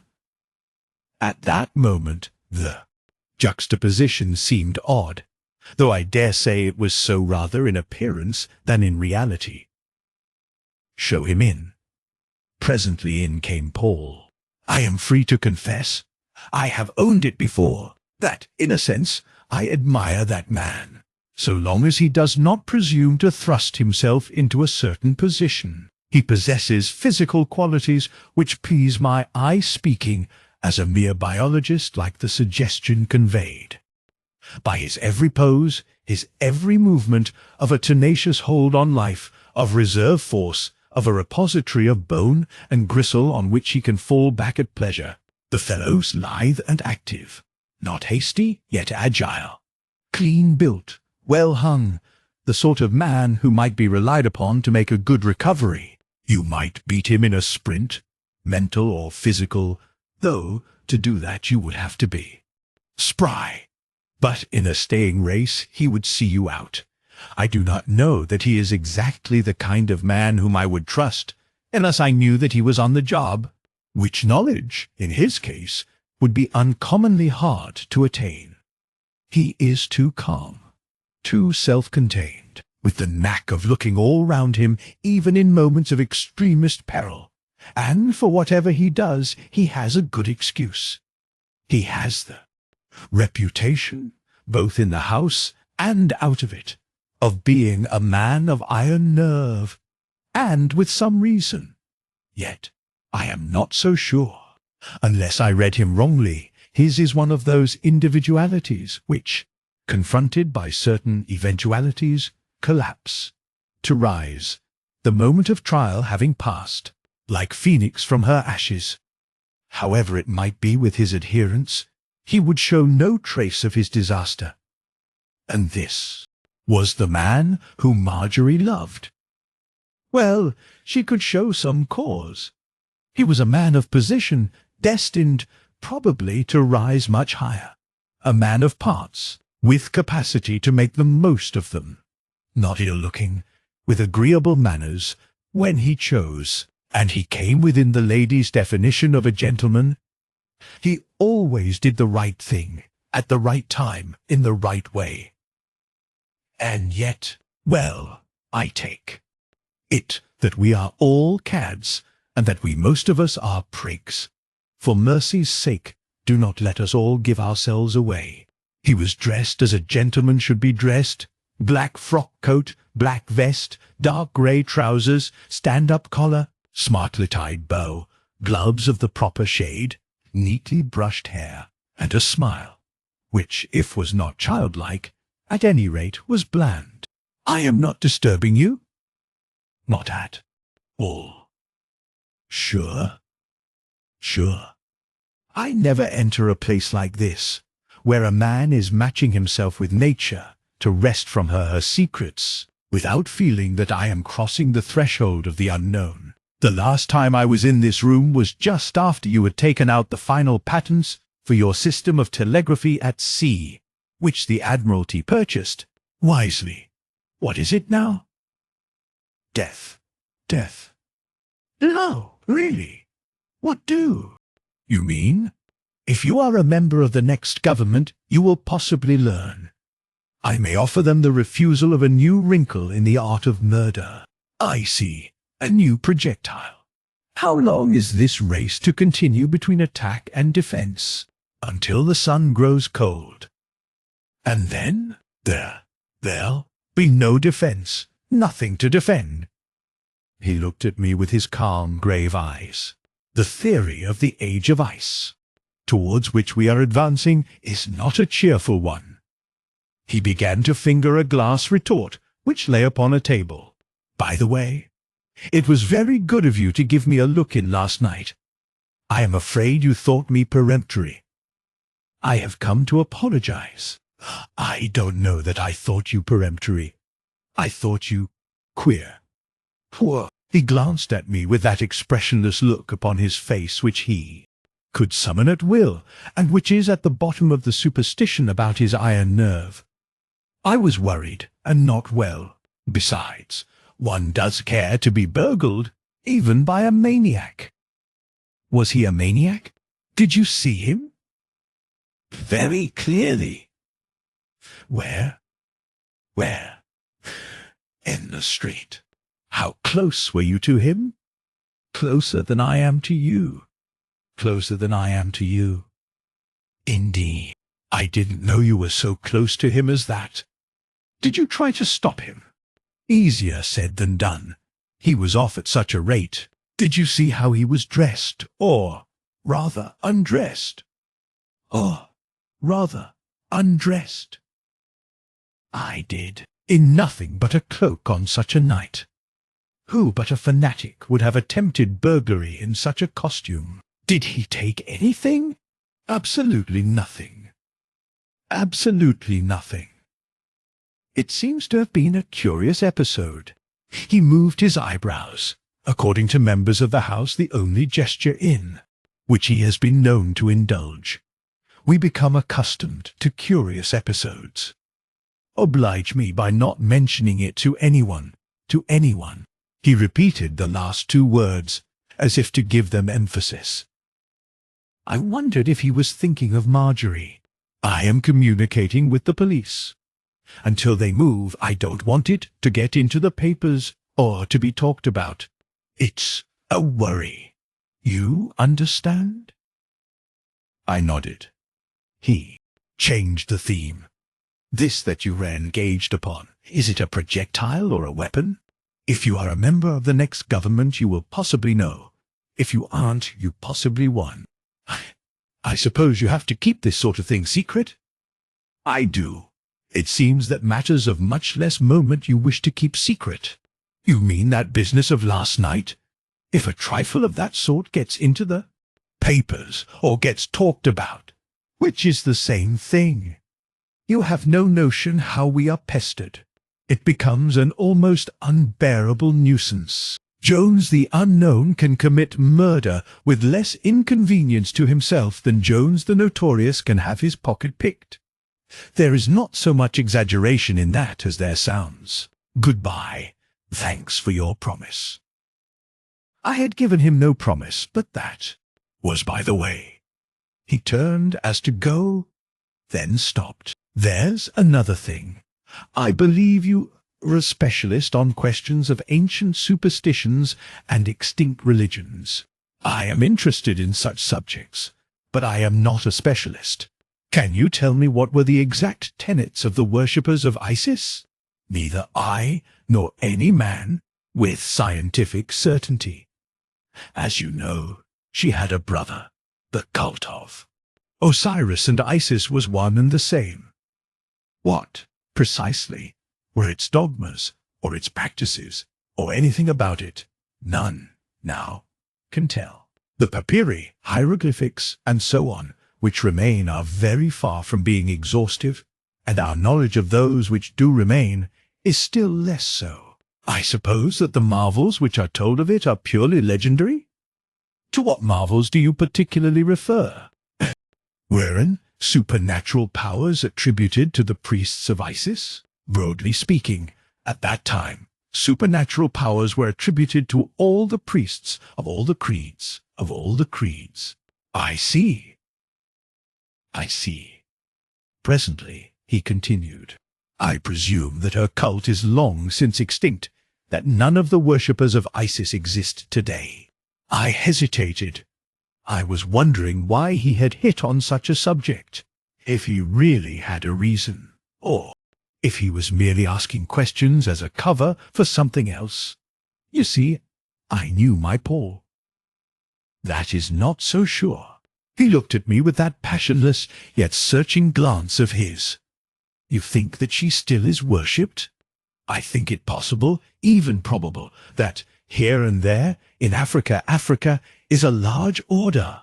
Homage is paid to Isis, quite in the good old way. Do you know that as a fact? Excuse me, but do you know it as a fact? Are you aware that you are treating me as if I was on the witness stand? Have you any special purpose in making these inquiries? He smiled. In a kind of a way I have. I have recently come across rather a curious story. I am trying to get to the bottom of it. What is the story? I am afraid that at present I am not at liberty to tell it you. When I will, you will find it interesting, as an instance of a singular survival. Didn't the followers of Isis believe in transmigration? Some of them, no doubt. No doubt. What did they understand by transmigration? Transmigration. Yes, but of the soul or of the body? How do you mean? Transmigration is transmigration. Are you driving at something in particular? If you tell me fairly and squarely what it is, I do my best to give you the information you require. As it is, your questions are a bit perplexing. Oh, it does matter. Oh, it doesn't matter, as you say. Transmigration is transmigration. I was eyeing him keenly.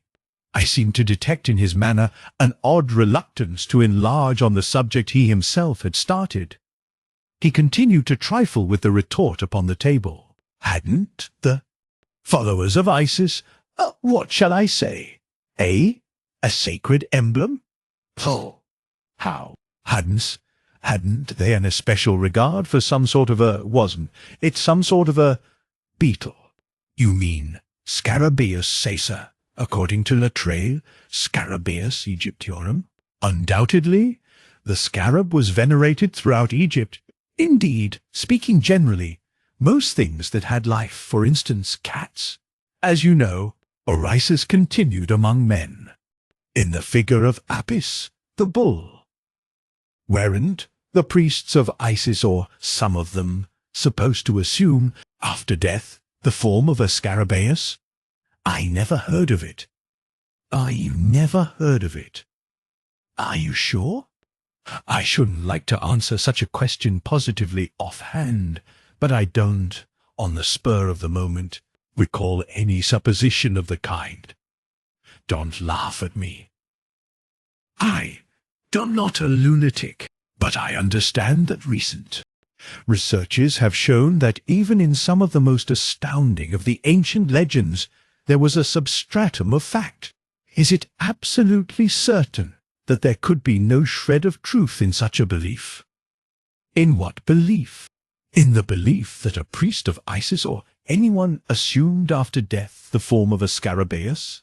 It seems to me, Lessingham, that you have lately come across some uncommonly interesting data of a kind, too, which it is your bounden duty to give to the world, or, at any rate, to that portion of the world which is represented by me. Come, tell us all about it. What are you afraid of? I am afraid of nothing, and some day you shall be told, but not now. At present, answer my question, then repeat your question clearly. Is it absolutely certain that there could be no foundation of truth in the belief that a priest of Isis or anyone assumed after death the form of a beetle? I know no more than the man in the moon. How the dickens should I? Such a belief may have been symbolical. Christians believe that after death the body takes the shape of worms, and so, in a sense, it does, and sometimes eels. That is not what I mean. Then what do you mean? Listen, if a person, of whose veracity there could not be a vestige of a doubt, assured you that he had seen such a transformation actually take place, could it conceivably be explained on natural grounds? Seen a priest of Isis assume the form of a beetle? Or a follower of Isis? Before or after death? He hesitated. I hesitated. I had seldom seen him wear such an appearance of interest. To be frank, I was keenly interested too. But on a sudden there came into his eyes a glint of something that was almost terror. When he spoke, it was with the most unwonted awkwardness. In the very act of dying. In the very act of dying? If he had seen a follower of Isis in the very act of dying assume the form of a beetle, on any conceivable grounds would such a transformation be susceptible of a natural explanation? I stared, as who would not? Such an extraordinary question was rendered more extraordinary by coming from such a man. Yet I was almost beginning to suspect that there was something behind it more extraordinary still. Look here, Lessingham, I can see you've a capital tale to tell, so tell it, man. Unless I'm mistaken, it's not the kind of tale in which ordinary scruples can have any part or parcel. Anyhow, it's hardly fair of you to set my curiosity all agog, and then to leave it unappeased. He eyed me steadily, the appearance of interest fading more and more, until, presently, his face assumed its wonted expressionless mask. Somehow I was conscious that what he had seen in my face was not altogether to his liking. His voice was once more bland and self-contained. I perceive you are of opinion that I have been told a taradiddle. I suppose I have. But what is the taradiddle? Don't you see I'm burning? Unfortunately, Atherton, I am on my honor. Until I have permission to unloose it, my tongue is tied. He picked up his hat and umbrella from where he had placed them on the table. Holding them in his left hand, he advanced to me, with his right outstretched. It is very good of you to suffer my continued interruption.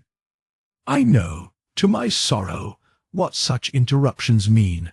Believe me, I am not ungrateful. What is this? On the shelf, within a foot or so of where I stood, was a sheet of paper, the size and shape of half a sheet of post-note. At this he stooped to glance. As he did so, something surprising occurred. On the instant, a look came onto his face which, literally, transfigured him.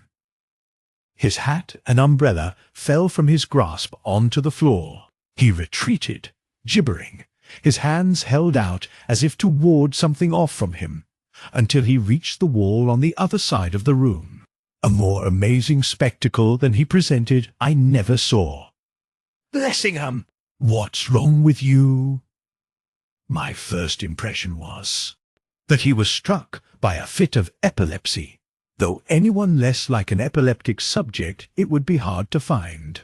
In my bewilderment, I looked round to see what could be the immediate cause.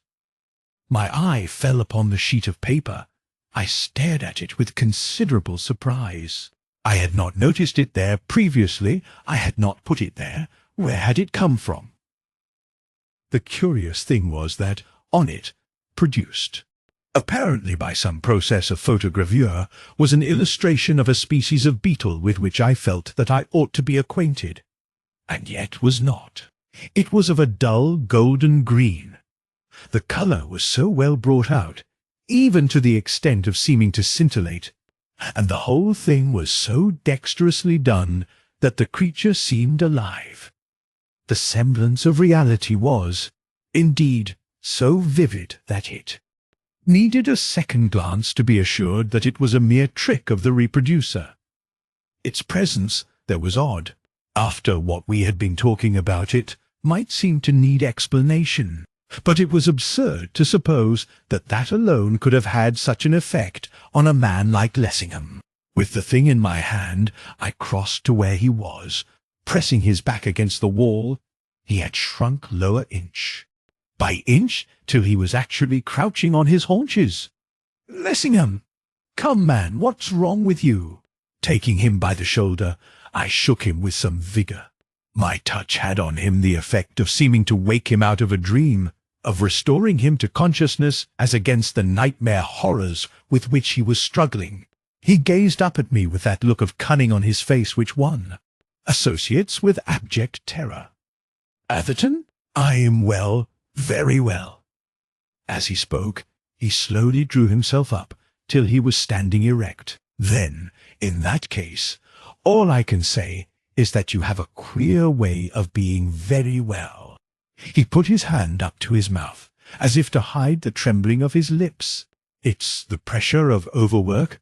I've had 1 or 2 attacks like this, but it's nothing, only a local lesion." I observed him keenly. To my thinking, there was something about him which was very odd indeed. "Only a local lesion?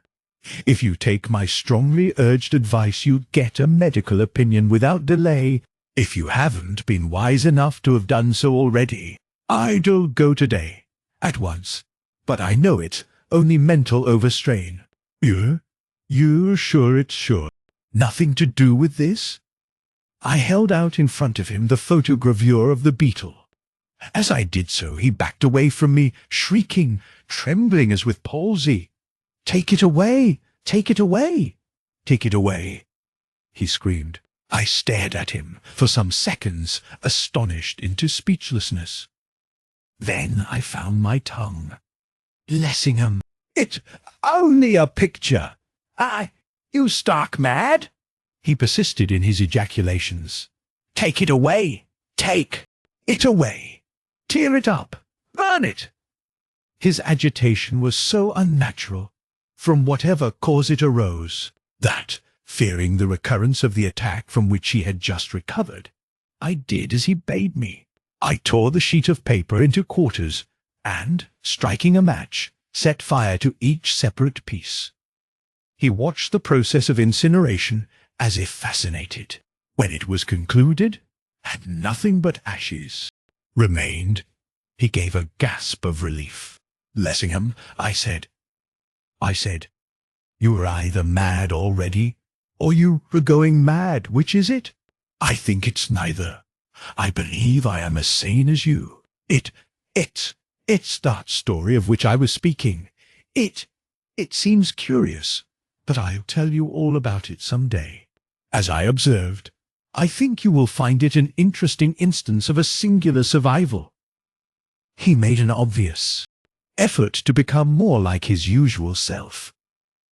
"It is extremely unfortunate, Atherton, that I should have troubled you with such a display of weakness, especially as I am able to offer you so scant an explanation.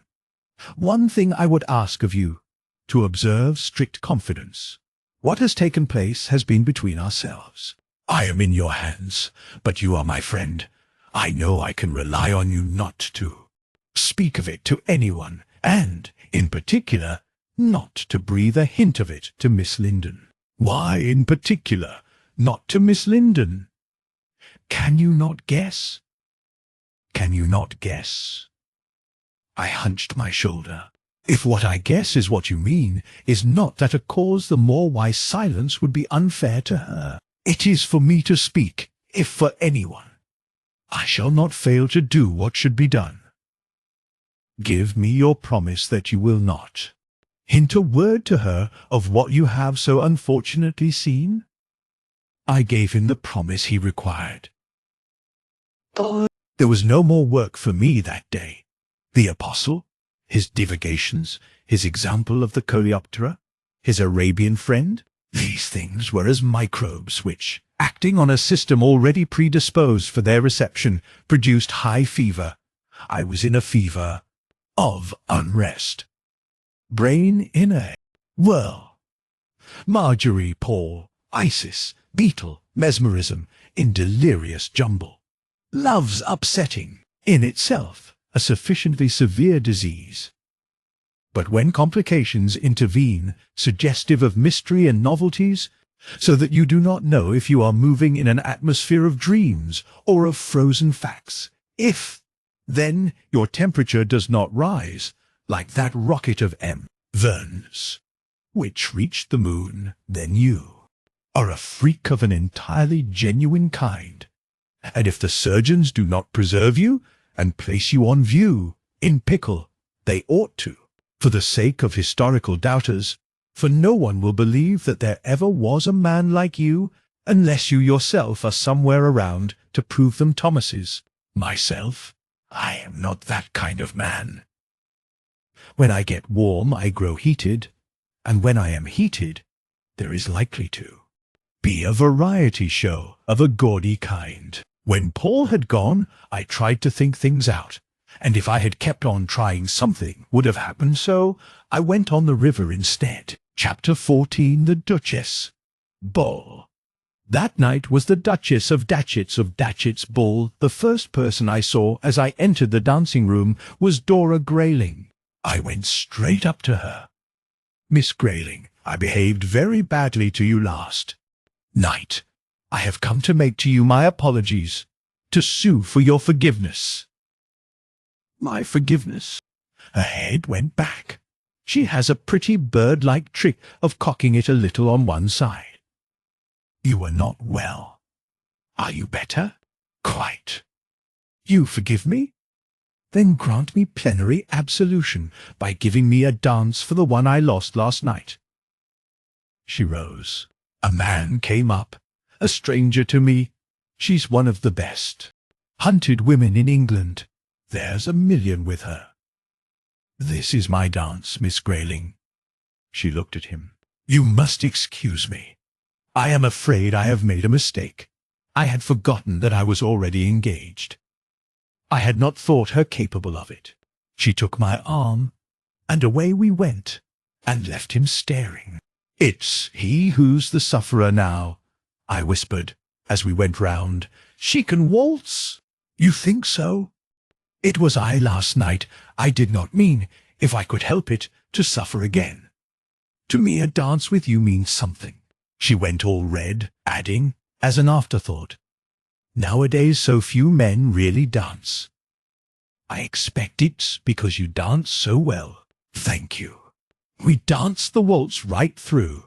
Then we went to an impromptu shelter, which had been rigged up on a balcony, and we talked. There's something sympathetic about Miss Grayling, which leads one to talk about one's self. Before I was half aware of it, I was telling her of all my plans and projects, actually telling her of my latest notion, which ultimately was to result in the destruction of whole armies, as by a flash of lightning. She took an amount of interest in it which was surprising. What really stands in the way of things of this sort is not theory but practice. One can prove one's facts on paper, or on a small scale in a room. What is wanted is proof on a large scale, by actual experiment. If, for instance, I could take my plant to one of the forests of South America, where there is plenty of animal life, but no human, I could demonstrate the soundness of my position then and there. Why don't you? Why don't you? Think of the money it would cost. I thought I was a friend of yours. I had hoped you were. Then why don't you let me help you? Help me? Help me? How? By letting you have the money for your South American experiment. It would be an investment on which I should expect to receive good interest. I fidgeted. It is very good of you, Miss Grayling, to talk like that. She became quite frigid. Please don't be. Absurd. I perceive quite clearly that you are snubbing me, and that you are trying to do it as delicately as you know how. Miss Grayling, I understand that it was an impertinence on my part to volunteer assistance which was unasked. You have made that sufficiently plain. I assure you. Pray don't. Of course, if it had been Miss Linden, it would have been different. She would at least have received a civil answer. But we are not all Miss Linden. I was aghast. The outburst was so uncalled for. I had not the faintest notion what I had said or done to cause it. She was in such a surprising passion, and it suited her. I thought I had never seen her look prettier. I could do nothing else but stare. So she went on, with just as little reason. Here is someone coming to claim this. Dance. I can throw all my partners over. Have I offended you so irremediably that it will be impossible for you to dance with me again? Miss Grayling, I shall be only too delighted. She handed me her card. Which may I have? For your own sake, you had better place it as far off as you possibly can. They all seem taken. That does matter. Strike off any name you please, anywhere, and put your own instead. It was giving me an almost embarrassingly free hand. I booked myself for the next waltz, but to who it was who would have to give way to me I did not trouble to inquire. Mr. Atherton, is that you? It was. It was also she. It was Marjorie. And so soon as I saw her, I knew that there was only one woman in the world for me. The mere sight of her sent the blood tingling through my veins. Turning to her attendant cavalier, she dismissed him with a bow. Is there an empty chair? She seated herself in the one Miss Grayling had just vacated. I sat down beside her. She glanced at me, laughter in her eyes. I was all in a stupid tremblement. You remember that last night I told you that I might require your friendly services in diplomatic intervention? I nodded. I felt that the illusion was unfair. Well, the occasion's come, or, at least, it's very near. She was still, and I said nothing to help her. You know how unreasonable Papa can be. I did. Never a more pig-headed man in England than Geoffrey Linden, or, in a sense, a duller. But, just then, I was not prepared to admit it to his child. You know what an absurd objection he has to Paul. There was an appreciative hesitation before she uttered the fellow's Christian name. When it came, it was with an accent of tenderness which stung me like a gadfly. To speak to me of all men, of the fellow in such a tone was like a woman. Has Mr. Linden no notion of how things stand between you, except what he suspects? That is just where you are to come in. Papa thinks so much of you. I want you to sound Paul's praises in his ear to prepare him for what must come. Was ever rejected lover burdened with such a task? Its enormity kept me still. Sidney, you have always been my friend, my truest, dearest friend. When I was a little girl, you used to come between Papa and me to shield me from his wrath. Now that I am a big girl, I want you to be on my side once more, and to shield me still." Her voice softened. She laid her hand upon my arm. How, under her touch, I burned. "But I do not understand what cause there has been for secrecy. Why should there have been any secrecy from the first? It was Paul's wish that Papa should not be told. Is Mr. Lessingham ashamed of you, Sidney? Or does he fear your father? You are unkind. You know perfectly well that Papa has been prejudiced against him all along.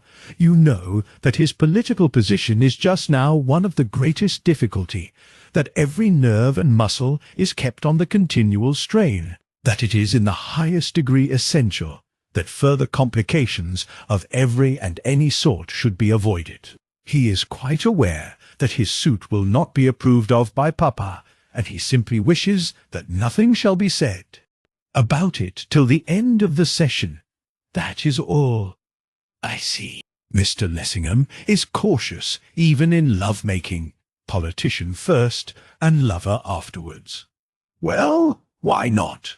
Would you have him injure the cause he has at heart for want of a little patience?" "It depends what cause it is he has at heart." "What is the matter with you? Why do you speak to me like that? It is not like you at all." She looked at me shrewdly, with flashing eyes. "Is it possible that you are jealous? That you were in earnest in what you said last night? I thought that was the sort of thing you said to every girl. I would have given a great deal to take her in my arms and press her to my bosom then and there. To think that she should taunt me with having said to her the sort of thing I said to every girl. What do you know of Mr. Lessingham? What all the world knows, that history will be made by him. There are kinds of history in the making of which one would not desire to be associated.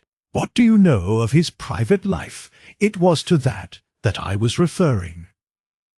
"Really, you go too far. I know that he is one of the best, just as he is one of the greatest of men. For me, that is sufficient." "If you do know that, it is sufficient." "I do know it. All the world knows it. Everyone with whom he comes in contact must be aware, that he is incapable of a dishonorable thought or action. Take my advice. Don't appreciate any man too highly. In the book of every man's life there is a page which he would wish to keep turned down. There is no such page in Paul's. There may be in yours. I think that probable." "Thank you. I fear it is more than probable. I fear that, in my case, the page may extend to several. There is nothing apostolic about me, not even the name." "Sidney, you are unendurable. It is the more strange to hear you talk like this since Paul regards you as his friend." "He flatters me. Are you not his friend?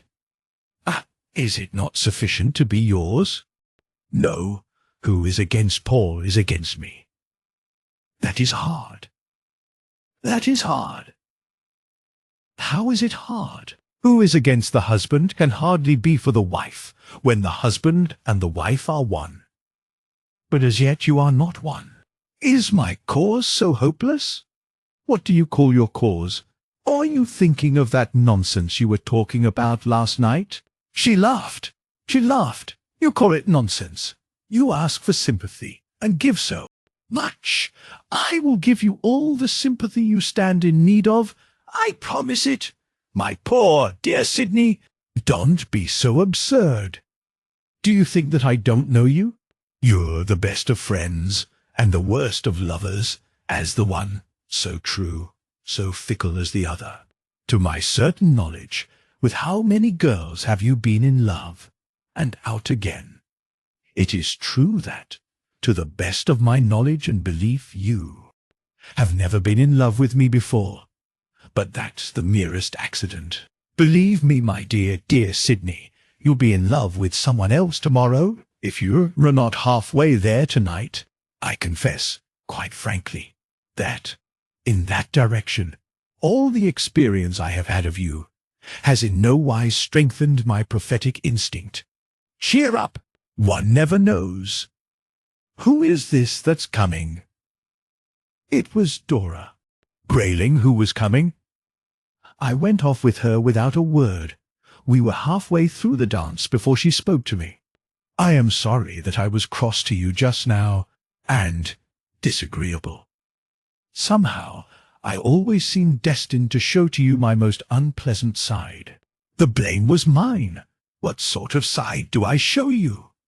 You are far kinder to me than I deserve, now and always. That is what you say. Pardon me, it's true. Else how comes it that, at this time of day, I'm without a friend in all the world? You, without a friend! I never knew a man who had so many. I never knew a person of whom so many men and women join in speaking well. Miss Grayling, as for never having done anything worth doing, think of what you have done. Think of what you have done. Think of your discoveries, think of your inventions, think of, but never mind. The world knows you have done great things, and it confidently looks to you to do still greater. You talk of being friendless, and yet when I ask, as a favour, as a great favour, to be allowed to do something to show my friendship, you snub me. I snub you. You know you snubbed me. Do you really mean that you take an interest in my work? You know I mean it. She turned to me, her face all glowing, and I did know it. Will you come to my laboratory tomorrow morning? Will I? Why, won't I? With your aunt. With your aunt? Yes, with my aunt. I'll show you round, and tell you all there is to be told. And then if you still think there's anything in it, I'll accept your offer about that South American experiment. That is, if it still holds good. Of course it still holds good. And we'll be partners. And we? Partners? Yes, we will be partners. It will cost a terrific sum. There are some things which never can cost too much. That's not my experience. I hope it will be mine. It's a bargain. On my side. On my side. I promise you that it's a bargain. When I got outside the room, I found that Percy Woodville was at my side. His round face was, in a manner of speaking, as long as my arm. He took his glass out of his eye and rubbed it with his handkerchief, and directly he put it back, he took it out and rubbed it again. I believe that I never saw him in such a state of fluster. And when one speaks of Woodville, that means something. Atherton, I am in a devil of a stew. He looked it. All of a heap. I've had a blow which I shall never get over. Then get under. Woodville is one of those fellows who will insist on telling me their most private matters, even to what they owe their washerwomen for the ruination of their shirts. Why, goodness alone can tell. Heaven knows I am not sympathetic. Don't be an idiot. You don't know what I'm suffering. I, as nearly as possible, stark mad. That's all right, old chap. I've seen you that way more than once before. Don't talk like that. You're not a perfect brute. I bet you a shilling that I am. Don't torture me. You're not. Atherton! He seized me by the lapels of my coat, seeming half beside himself. Fortunately, he had drawn me into a recess, so that we were noticed by few observers. What do you think has happened? My dear chap, how on earth am I to know? She's refused. Me? Has she? Has she? Well, I never. Buck up. Try some other address. There are quite as good fish in the sea as ever comes out of it. Atherton, you're a blackguard. He had crumpled his handkerchief into a ball, and was actually bobbing at his eyes with it. The idea of Percy Woodville being dissolved in tears was excruciatingly funny, but just then I could hardly tell him so. There's not a doubt of it. It's my way of being sympathetic. Don't be so down, man. Try her again. It's not the slightest use. I know it isn't from the way she treated me. Don't be so sure. Women often say what they mean least. Who's the lady? Who? Is there more women in the world than one for me? Or has there ever been? You ask me who? What does the word mean to me but Marjorie Linden? Marjorie Linden? I fancy that my jaw dropped open, that, to use his own vernacular, I was all of a heap. I felt like it. I strode away, leaving him mazed, and all but ran into Marjorie's arms. I'm just leaving. Will you see me to the carriage, Mr. Atherton? I saw her to the carriage. Are you off? Can I give you a lift? Thank you. I am not thinking of being off. I'm not thinking of being off. I am going to the House of Commons. Won't you come? What are you going there for? Directly she spoke of it, I knew why she was going, and she knew that I knew, as her words showed.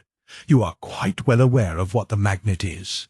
You are not so ignorant as not to know that the Agricultural Amendment Act is on tonight, and that Paul is to speak. I always try to be there when Paul is to speak, and I mean to always keep on trying. He is a fortunate man. Indeed, and again indeed, a man with such gifts as his is inadequately described as fortunate. But I must be off. He expected to be up before, but I heard from him a few minutes ago that there has been a delay, but that he will be up within half an hour, till our next meeting. As I returned into the house, in the hall I met Percy Woodville. He had his hat on. Where are you off to? I'm off to the House. To hear Paul Lessingham?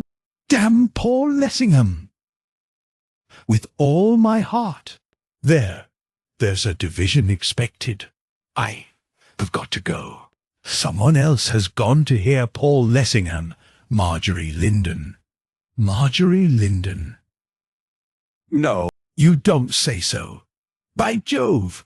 I say, Atherton, I wish I could make a speech. I never can. When I'm electioneering, I have to have my speeches written for me, and then I have to read them. But, by Jove, if I knew Miss Linden was in the gallery, and if I knew anything about the thing, or could get someone to tell me something, hang me if I wouldn't speak. I'd show her I'm not the fool she thinks I am. Speak, Percy, speak. Percy, speak. You're knockin' silly, sir. I tell you what I'll do. I'll come with you. I'll to the House as well. Paul Lessingham shall have an audience of 3. Chapter 15.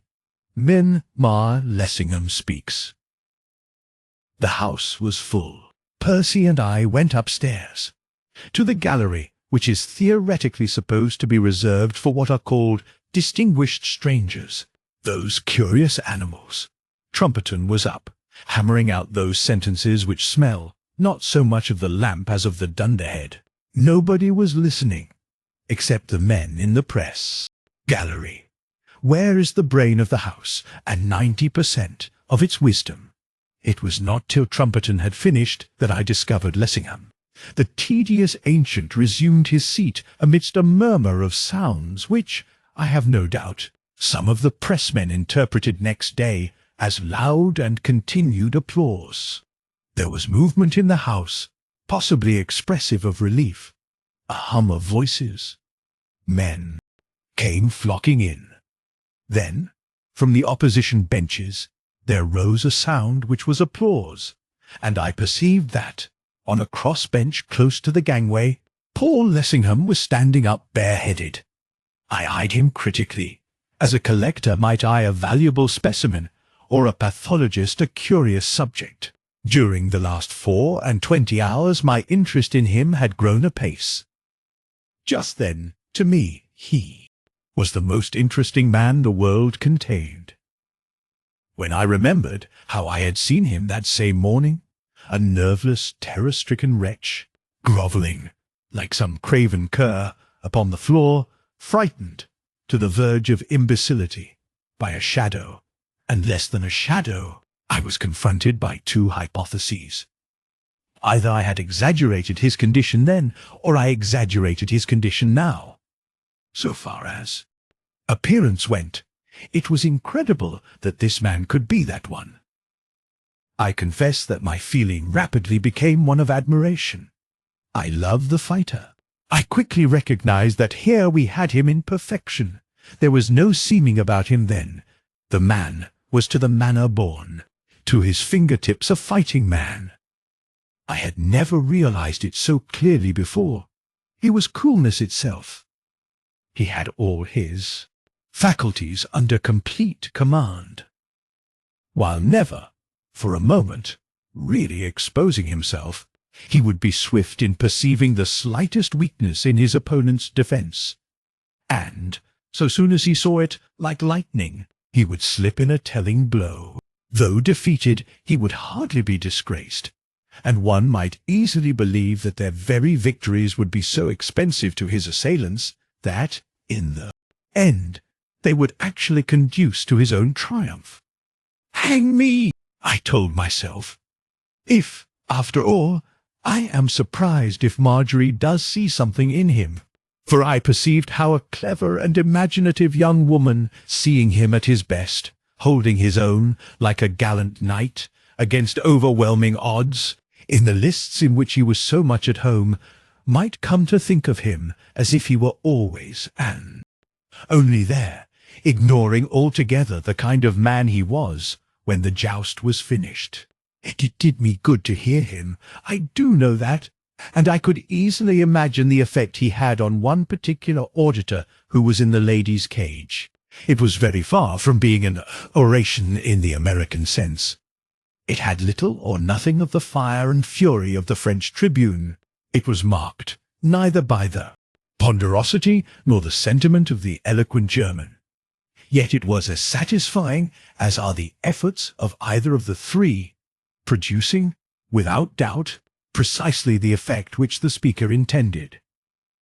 His voice was clear and calm, not exactly musical, yet distinctly pleasant, and it was so managed that each word he uttered was as audible to every person present as if it had been addressed particularly to him. His sentences were short and crisp. The words which he used were not big ones, but they came from him with an agreeable ease, and he spoke just fast enough to keep one's interest alert without invoking a strain on the attention. He commenced by making, in the quietest and most courteous manner, sarcastic comments on the speeches and methods of Trumpeton and his friends, which tickled the house amazingly. But he did not make the mistake of pushing his personalities too far. To a speaker of a certain sort nothing is easier than to sting to madness. If he likes, his every word is barbed. Wounds so given fester, they are not easily forgiven. It is essential to a politician that he should have his firmest friends among the fools, or his climbing days will soon be over. Soon his sarcasms were at an end. He began to exchange them for sweet-sounding phrases. He actually began to say pleasant things to his opponents, apparently to mean them, to put them in a good conceit with themselves. He pointed out how much truth there was in what they said, and then, as if by accident, with what ease and at how little cost, amendments might be made. He found their arguments and took them for his own, and flattered them, whether they would or would not, by showing how firmly they were founded upon fact, and grafted other arguments upon them, which seemed their natural sequelae, and transformed them, and drove them hither and thither, and brought them, their own arguments, to a round, irrefragable conclusion, which was diametrically the reverse of that to which they themselves had brought them. And he did it all with an aptness, a readiness, a grace, which was incontestable, so that, when he sat down, he had performed that most difficult of all feats. He had delivered what, in a House of Commons sense, was a practical, statesmanlike speech, and yet one which left his hearers in an excellent humour. It was a great success, an immense success, a parliamentary triumph of almost the highest order. Paul Lessingham had been coming on by leaps and bounds. When he resumed his seat, amidst applause which, this time, really was applause, there were, probably, few who doubted that he was destined to go still farther. How much farther it is true that time alone could tell. But, so far as appearances went, all the prizes, which are as the crown and climax of a statesman's career, were well within his reach. For my part, I was delighted. I had enjoyed an intellectual exercise, a species of enjoyment not so common as it might be. The apostle had almost persuaded me that the political game was one worth playing, and that its triumphs were things to be desired. It is something, after all, to be able to appeal successfully to the passions and aspirations of your peers, to gain their plaudits, to prove your skill at the game you yourself have chosen, to be looked up to and admired.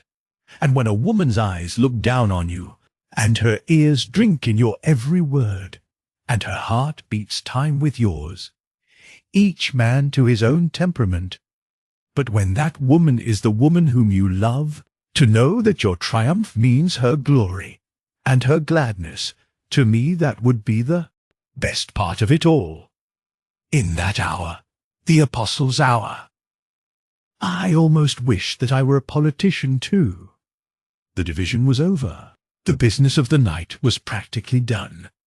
I was back again in the lobby. The theme of conversation was the apostle's speech. On every side they talked of it.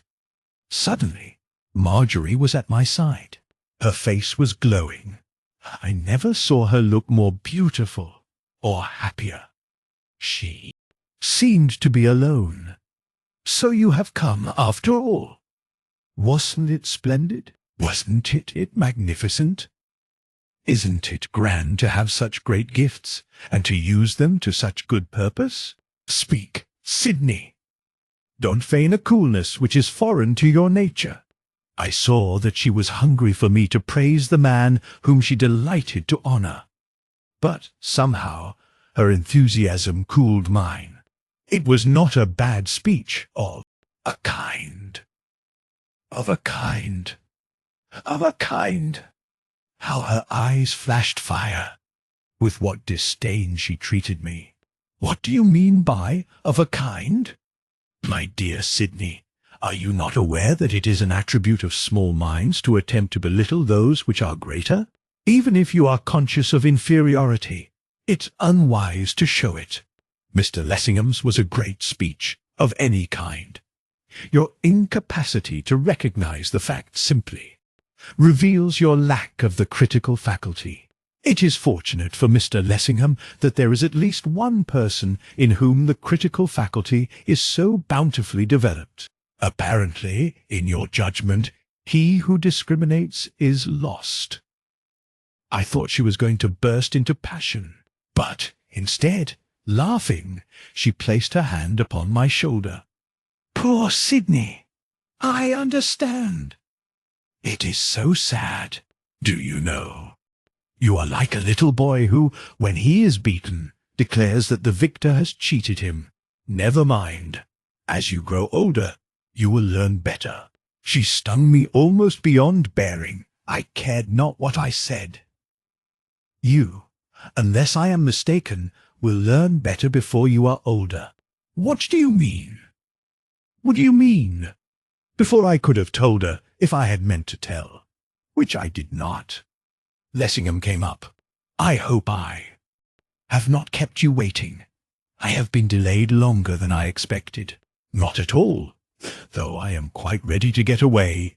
It "As a little tiresome waiting here." This with a mischievous glance towards me, a glance which compelled Lessingham to notice me. "You do not often favour us?" "I don't. I find better employment for my time." "You are wrong. It's the cant of the day to underrate the House of Commons, and the work which it performs. Don't you suffer yourself to join in the chorus of the simpletons. Your time cannot be better employed than in endeavouring to improve the body politic. I am obliged to you. I hope you are feeling better than when I saw you last." A gleam came into his eyes, fading as quickly as it came. He showed no other sign of comprehension, surprise, or resentment. "Thank you. I am very well." Marjorie perceived that I meant more than met the eye, and that what I meant was meant unpleasantly. "Come, let us be off. It is Mr. Atherton tonight who is not well." She had just slipped her arm through Lessingham's when her father approached. Old Linden stared at her on the Apostle's arm as if he could hardly believe that it was she. "I thought that you were at the Duchess." "So I have been, Papa, and now I'm here." "Here! Here!" Old Linden began to stutter and stammer, and to grow red in the face, as is his wont when at all excited. "What do you mean by here?" "What do you mean by here? Where's the carriage?" "Where should it be, except waiting for me outside, unless the horses have run away?" I'll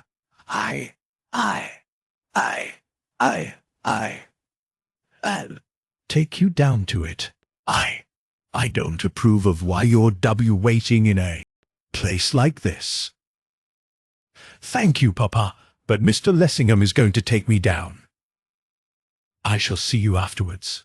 Goodbye." Anything cooler than the way in which she walked off, I do not think I ever saw. This is the age of feminine advancement. Young women think nothing of twisting their mothers round their fingers, let alone their fathers. But the fashion in which that young woman walked off on the Apostle's arm and left her father standing there was, in its way, a study. Linden seemed scarcely able to realize that the pair of them had gone. Even after they had disappeared in the crowd, he stood staring after them, growing redder and redder, till the veins stood out upon his face, and I thought that an apoplectic seizure threatened. Then, with a gasp, he turned to me. "Damned scoundrel!" I took it for granted that he alluded to the gentleman, even though his following words hardly suggested it. "Only this morning I forbade her to have anything to do with him, and now he's walked off with her. See, confounded adventurer! That's what he is, an adventurer, and before many hours have passed, I'll take the liberty to tell him so."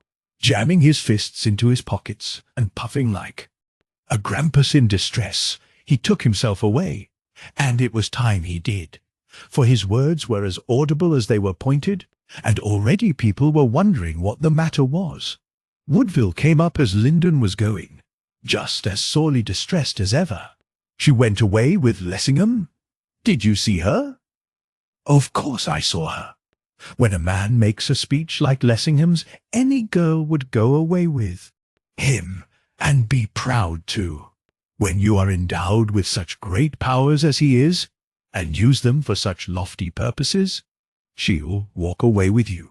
But till then, never." He was at his old trick of polishing his eyeglass. It bit her hard. When I knew that she was there, I'd half a mind to make a speech myself. Upon my word I had, only I didn't know what to speak about, and I can speak anyhow. How can a fellow speak when he's shoved into the gallery? As you say, how can he? He can stand on the railing and shout, even with a friend holding him behind. I know I shall speak one day, bound to, and then she won't be there. It'll be better for you if she isn't. I'd be safe to make a mess of it. And then, if she were to see me at it, it'd be the devil. 'Pon my word, I've been wishing lately I was clever." He rubbed his nose with the rim of his eyeglass, looking the most comically disconsolate figure. "Put black care behind you, Percy. Buck up, my boy. The division's over. You are free now. We'll go on the fly." And we did go on the fly. Chapter 16. Atherton's Magic Vapor. I bore him off to supper at the Helicon. All the way in the cab he was trying to tell me the story of how he proposed to Marjorie, and he was very far from being through with it when we reached the club. There was the usual crowd of supperites, but we got a little table to ourselves in a corner of the room, and before anything was brought for us to eat, he was at it again. A good many of the people were pretty near to shouting, and as they seemed to be, all speaking at once, and the band was playing, and as the Helicon supper band is not piano, Percy did not have it quite all to himself, but, considering the delicacy of his subject, he talked as loudly as was decent, getting more so as he went on. But Percy is peculiar. I don't know how many times I've tried to tell her over and over and over again. "Have you now?" "Yes, pretty near every time I met her, but I never seemed to get quite to it, don't you know." "How was that?" "How was that?" "Why, just as I was going to say, Miss Linden, may I offer you the gift of my affection?" Was that how you invariably intended to begin? Well, not always one time like that, another time another way. Fact is, I got off a little speech by heart, but I never got a chance to reel it off, so I made up my mind to just say anything. "And what did you say?" "Well, nothing, you see. I never got there. Just as I was feeling my way, she'd ask me if I preferred big sleeves to little ones, or top hats to billycocks, or some nonsense of the kind." "Would she now?" "Yes, of course I had to answer, and by the time I'd answered the chance was lost." Percy was polishing his eyeglass. "I tried to get there so many times, and she choked me off so often that I can help thinking that she suspected what it was that I was after." "You think she did?" "She must have done. Once I followed her down Piccadilly and chivied her into a glove shop in the Burlington Arcade. I meant to propose to her in there. I hadn't had a wink of sleep all night through dreaming of her, and I was just about desperate. And did." "You propose?" "The girl behind the counter made me buy a dozen pairs of gloves instead. They turned out to be 3 sizes too large for me when they came home. I believe she thought I'd gone to spoon the glove girl. She went out and left me there. That girl loaded me with all sorts of things when she was gone. I couldn't get away. She held me with her blessed eye. I believe it was a glass one." "What? Miss Linden's? Or the glove girl's?" "The glove girl's? The glove girl's. She sent me home a whole cartload of green ties and declared I'd ordered them. I shall never forget that day. I've never been up the arcade since, and never mean to." "You gave Miss Linden a wrong impression." "I don't know. I was always giving her wrong impressions. Once she said that she knew I was not a marrying man, that I was the sort of chap who never would marry, because she saw it in my face. Under the circumstances, that was trying. Let her hard." Percy sighed again. "I shouldn't mind if I was so gone. I'm not a fellow who does get gone, but when I do get gone, I get so beastly gone.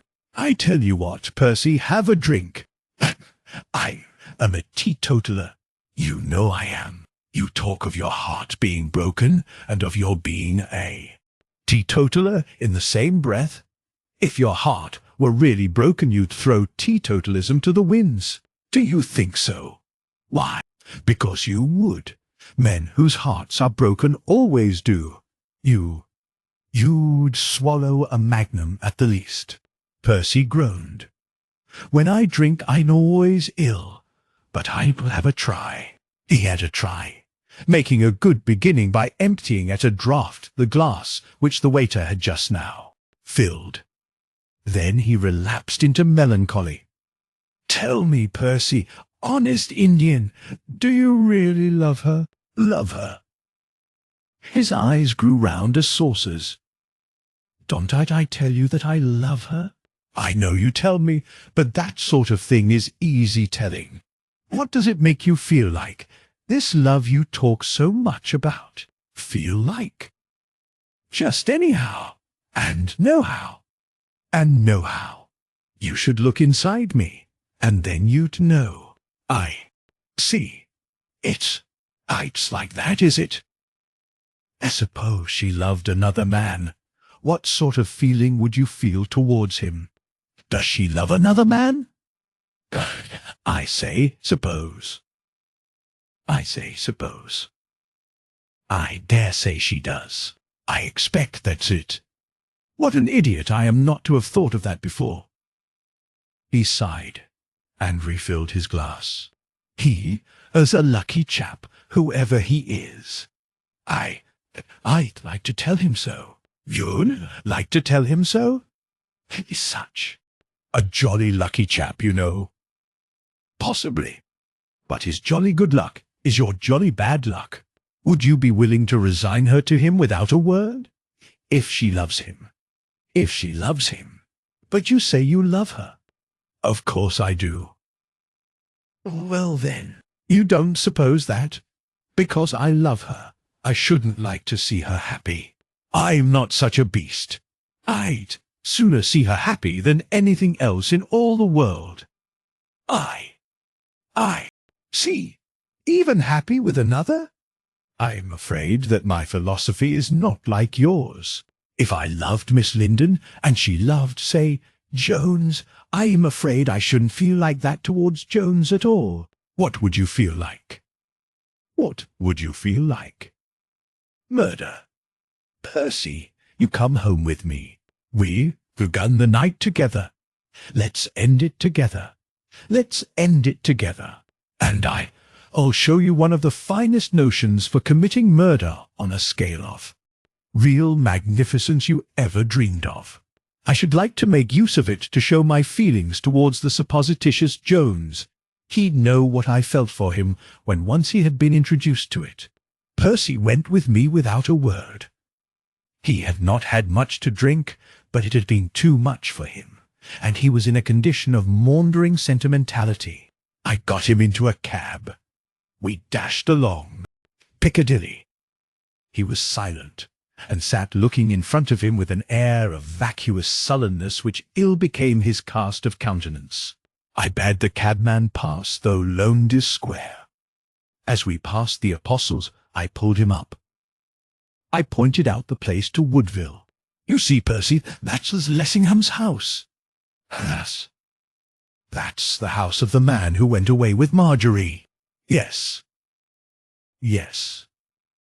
Words came from him slowly, with a quite unnecessary stress on each. "Because he made a speech. I'd like to make a speech. One day I'll make a speech. Because he made a speech. Only that, and nothing more. When a man speaks with an apostle's tongue, he can witch any woman in the land. Hello, who's that? Lessingham, is that you?" I saw, or thought I saw, someone, or something, glide up the steps, and withdraw into the shadow of the doorway, as if unwilling to be seen. When I hailed, no one answered. I called again. "Don't be shy, my friend." I sprang out of the cab, ran across the pavement, and up the steps.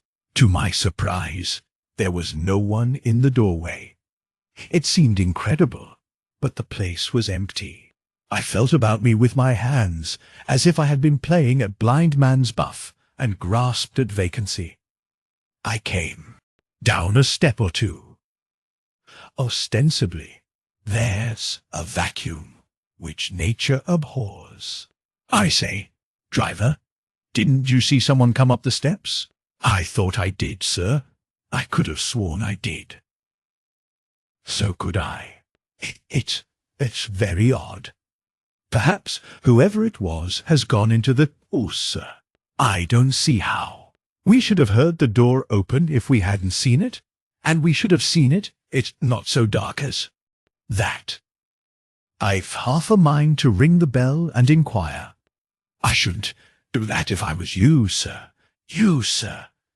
You jump in, and I will get along. This is Mr. Lessingham's, the great Mr. Lessingham's. I believe the cabman thought that I was drunk, and not respectable enough to claim acquaintance with the great Mr. Lessingham. Wake up, Woodville. Do you know I believe there's some mystery about this place? I feel assured of it. I feel as if I were in the presence of something uncanny, something which I can neither see, nor touch, nor hear. The cabman bent down from his seat, wheedling me. Jump in, sir, and we shall be getting along. I jumped in, and we got along, but not far. Before we had gone a dozen yards, I was out again, without troubling the driver to stop. He pulled up, aggrieved. Well, sir, what's the matter now? You'll be damaging yourself before you've done, and then you'll be blaming me. I had caught sight of a cat crouching in the shadow of the railings, a black one. That cat was my quarry. Either the creature was unusually sleepy, or slow, or stupid, or it had lost its wits, of which a cat seldom does lose. Anyhow, without making an attempt to escape it, allowed me to grab it by the nape of the neck. So soon as we were inside my laboratory, I put the cat into my glass box. Percy stared. What have you put it there for? That, my dear Percy, is what you are shortly about to see. You are about to be the witness of an experiment which, to a legislator such as you are, ought to be of the greatest possible interest. I am going to demonstrate, on a small scale, the action of the force which, on a large scale, I propose to employ on behalf of my native land. He showed no signs of being interested. Sinking into a chair, he recommenced his wearisome reiteration. I hate cats. Oh, let it go. I'm always miserable when there's a cat in the room. Nonsense. That's your fancy. What you want's a taste of whiskey. You will be as chirpy as a cricket. I don't want anything more to drink. I've had too much already. I paid no heed to what he said. I poured 2 stiff doses into a couple of tumblers. Without seeming to be aware of what it was that he was doing, he disposed of the better half of the one I gave him at a draught. Putting his glass upon the table, he dropped his head upon his hands and groaned. What would Marjorie think of me if she saw me now? Think? Nothing. Why should she think of a man like you when she has so much better fish to fry? I'm feeling frightfully ill. I'll be drunk before I've done. Then be drunk. Only, for gracious sake, be lively drunk, not deadly doleful. Cheer up, Percy. I clapped him on the shoulder, almost knocking him off his seat onto the floor. I am now going to show you that little experiment of which I was speaking. You see that cat? Of course I see it. The beast. I wish you'd let it go. Why should I let it go? Do you know whose cat that is? That cat's Paul Lessingham's. Paul Lessingham's? Yes, Paul Lessingham's. The man who made the speech. The man who made the speech. The man whom Marjorie went away with. How do you know it's his? I don't know it is, but I believe it is. But I believe it is. I choose to believe it. Is. I intend to believe it is. It was outside his house, therefore it's his cat. That's how I argue. I can get Lessingham inside that box, so I get his cat instead. Whatever for? Whatever for? You shall see. You observe how happy it is? It don't seem happy. We've all our ways of seeming happy. That was its way, The creature was behaving like a cat gone mad, dashing itself against the sides of its glass prison, leaping to and fro, and from side to side, squealing with rage, or with terror, or with both. Perhaps it foresaw what was coming. There is no fathoming the intelligence of what we call the lower animals. It's a funny way. We some of us have funny ways beside cats. Now, attention. Observe this little toy. You've seen something of its kind before. It's a spring gun. You pull the spring, drop the charge into the barrel, release the spring, and the charge is fired. I'll unlock this safe, which is built into the wall. It's a letter-lutter lock. The combination just now is whiskey. You see, that's a hint to you. You'll notice the safe is strongly made. It's airtight, fireproof. The outer casing is of triple-plated drill-proof steel. The contents are valuable to me, and devilish dangerous. I'd pity the thief who, in his innocent ignorance, broke in to steal. Look inside. You see it's full of balls, big glass balls, each in its own little separate nest. Light as feathers, transparent. You can see right through them. Here are a couple, like tiny pills. They contain neither dynamite, nor cordite, nor anything of the kind, yet, given a fair field and no favour, they'll work more mischief than all the explosives man has fashioned. Take hold of one, you say your heart is broken. Squeeze this under your nose, it wants but a gentle pressure, and in less time than no time you'll be in the land where they say there are no broken hearts. He shrunk back. I don't know what you're talking about. I don't want the thing. Take it away. Think twice. The chance may not recur. I tell you I don't want it. Sure? Sure? Sure? Of course I'm sure. Then the cat shall have it. Then the cat shall have it. Let the poor brute go. The poor brute's going to the land which is so near, and yet so far. Once more, if you please, attention. Notice what I do with this toy gun. I pull back the spring. I insert this small glass pellet. I thrust the muzzle of the gun through the opening in the glass box which contains the apostle's cat. You'll observe it fits quite close, which, on the whole, is perhaps as well for us. I am about to release the spring. Close attention, please. Notice the effect. Atherton, let the brute go. The brute go. The brute's gone. I've released the spring. The pellet has been discharged. It has struck against the roof of the glass box. It has been broken by the contact.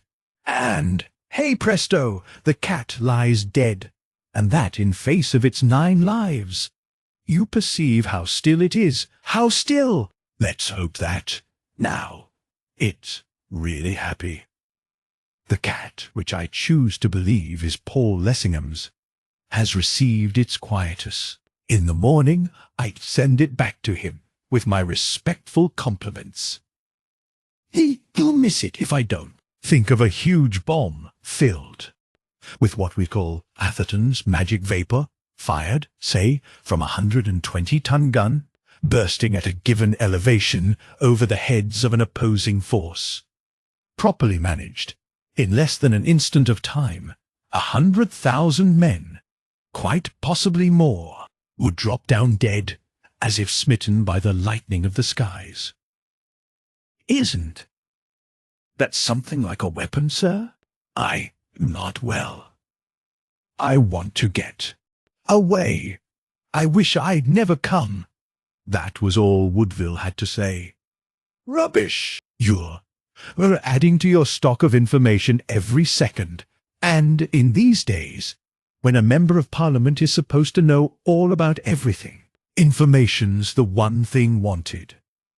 Empty your glass, man. That's the time of day for you. I handed him his tumbler. He drained what was left of its contents then. In a fit of tipsy, childish temper, he flung the tumbler from him. I had placed, carelessly enough, the second pellet within a foot of the edge of the table. The shock of the heavy beaker striking the board close to it set it rolling. I was at the other side. I started forward to stop its motion, but I was too late. Before I could reach the crystal globule, it had fallen off the edge of the table onto the floor at Woodville's feet and smashed in falling. As it smashed, he was looking down, wondering, no doubt, in his stupidity, what the pother was about. For I was shouting and making something of a clatter in my efforts to prevent the catastrophe which I saw was coming. On the instant, as the vapour secreted in the broken pellet gained access to the air, he fell forward onto his face. Rushing to him, I snatched his senseless body from the ground and dragged it, staggeringly, towards the door which opened onto the yard. Flinging the door open, I got him into the open air. As I did so, I found myself confronted by someone who stood outside. It was Lessingham's mysterious Egypto-Arabian friend, my morning's visitor. Chapter 17, Magic, or Miracle. The passage into the yard from the electrically lit laboratory was a passage from brilliancy to gloom. The shrouded figure, standing in the shadow, was like some object in a dream. My own senses reeled. It was only because I had resolutely held my breath and kept my face averted that I had not succumbed to the fate which had overtaken Woodville. Had I been a moment longer in gaining the open air, it would have been too late. As it was, in placing Woodville on the ground, I stumbled over him. My senses left me. Even as they went, I was conscious of exclaiming, remembering the saying about the engineer being hoist by his own petard, Atherton's magic vapour. My sensations on returning to consciousness were curious. I found myself being supported in someone's arms. A stranger's face was bending over me, and the most extraordinary pair of eyes I had ever seen were looking into mine. "Who the deuce are you?" I asked. Then, understanding that it was my uninvited visitor, with scant ceremony I drew myself away from him. By the light which was streaming through the laboratory door, I saw that Woodville was lying close beside me, stark and still. "Is he dead?" I cried. "Percy! Percy! Speak, man! It's not so bad with you as that." But it was pretty bad, so bad that, as I bent down and looked at him, my heart beat uncomfortably fast, lest it was as bad as it could be. His heart seemed still. The vapour took effect directly on the cardiac centres, to revive their action, and that instantly was indispensable. Yet my brain was in such a whirl that I could not even think of how to set about beginning. Had I been alone, it is more than probable Woodville would have died. As I stared at him, senselessly, aimlessly, the stranger, passing his arms beneath his body, extended himself at full length upon his motionless form. Putting his lips to Percy's, he seemed to be pumping life from his own body into the unconscious man's. As I gazed bewildered, surprised, presently there came a movement of Percy's body. His limbs twitched, as if he was in pain. By degrees, the motions became convulsive, till on a sudden he bestirred himself to such effect that the stranger was rolled right off him. I bent down to find that the young gentleman's condition still seemed very far from satisfactory. There was a rigidity about the muscles of his face, a clamminess about his skin, a disagreeable suggestiveness about the way in which his teeth and the whites of his eyes were exposed, which was uncomfortable to contemplate. The stranger must have seen what was passing through my mind. Not a very difficult thing to see. Pointing to the recumbent Percy, he said, with that queer foreign twang of his, which, whatever it had seemed like in the morning, sounded musical enough just then. "All will be well with him."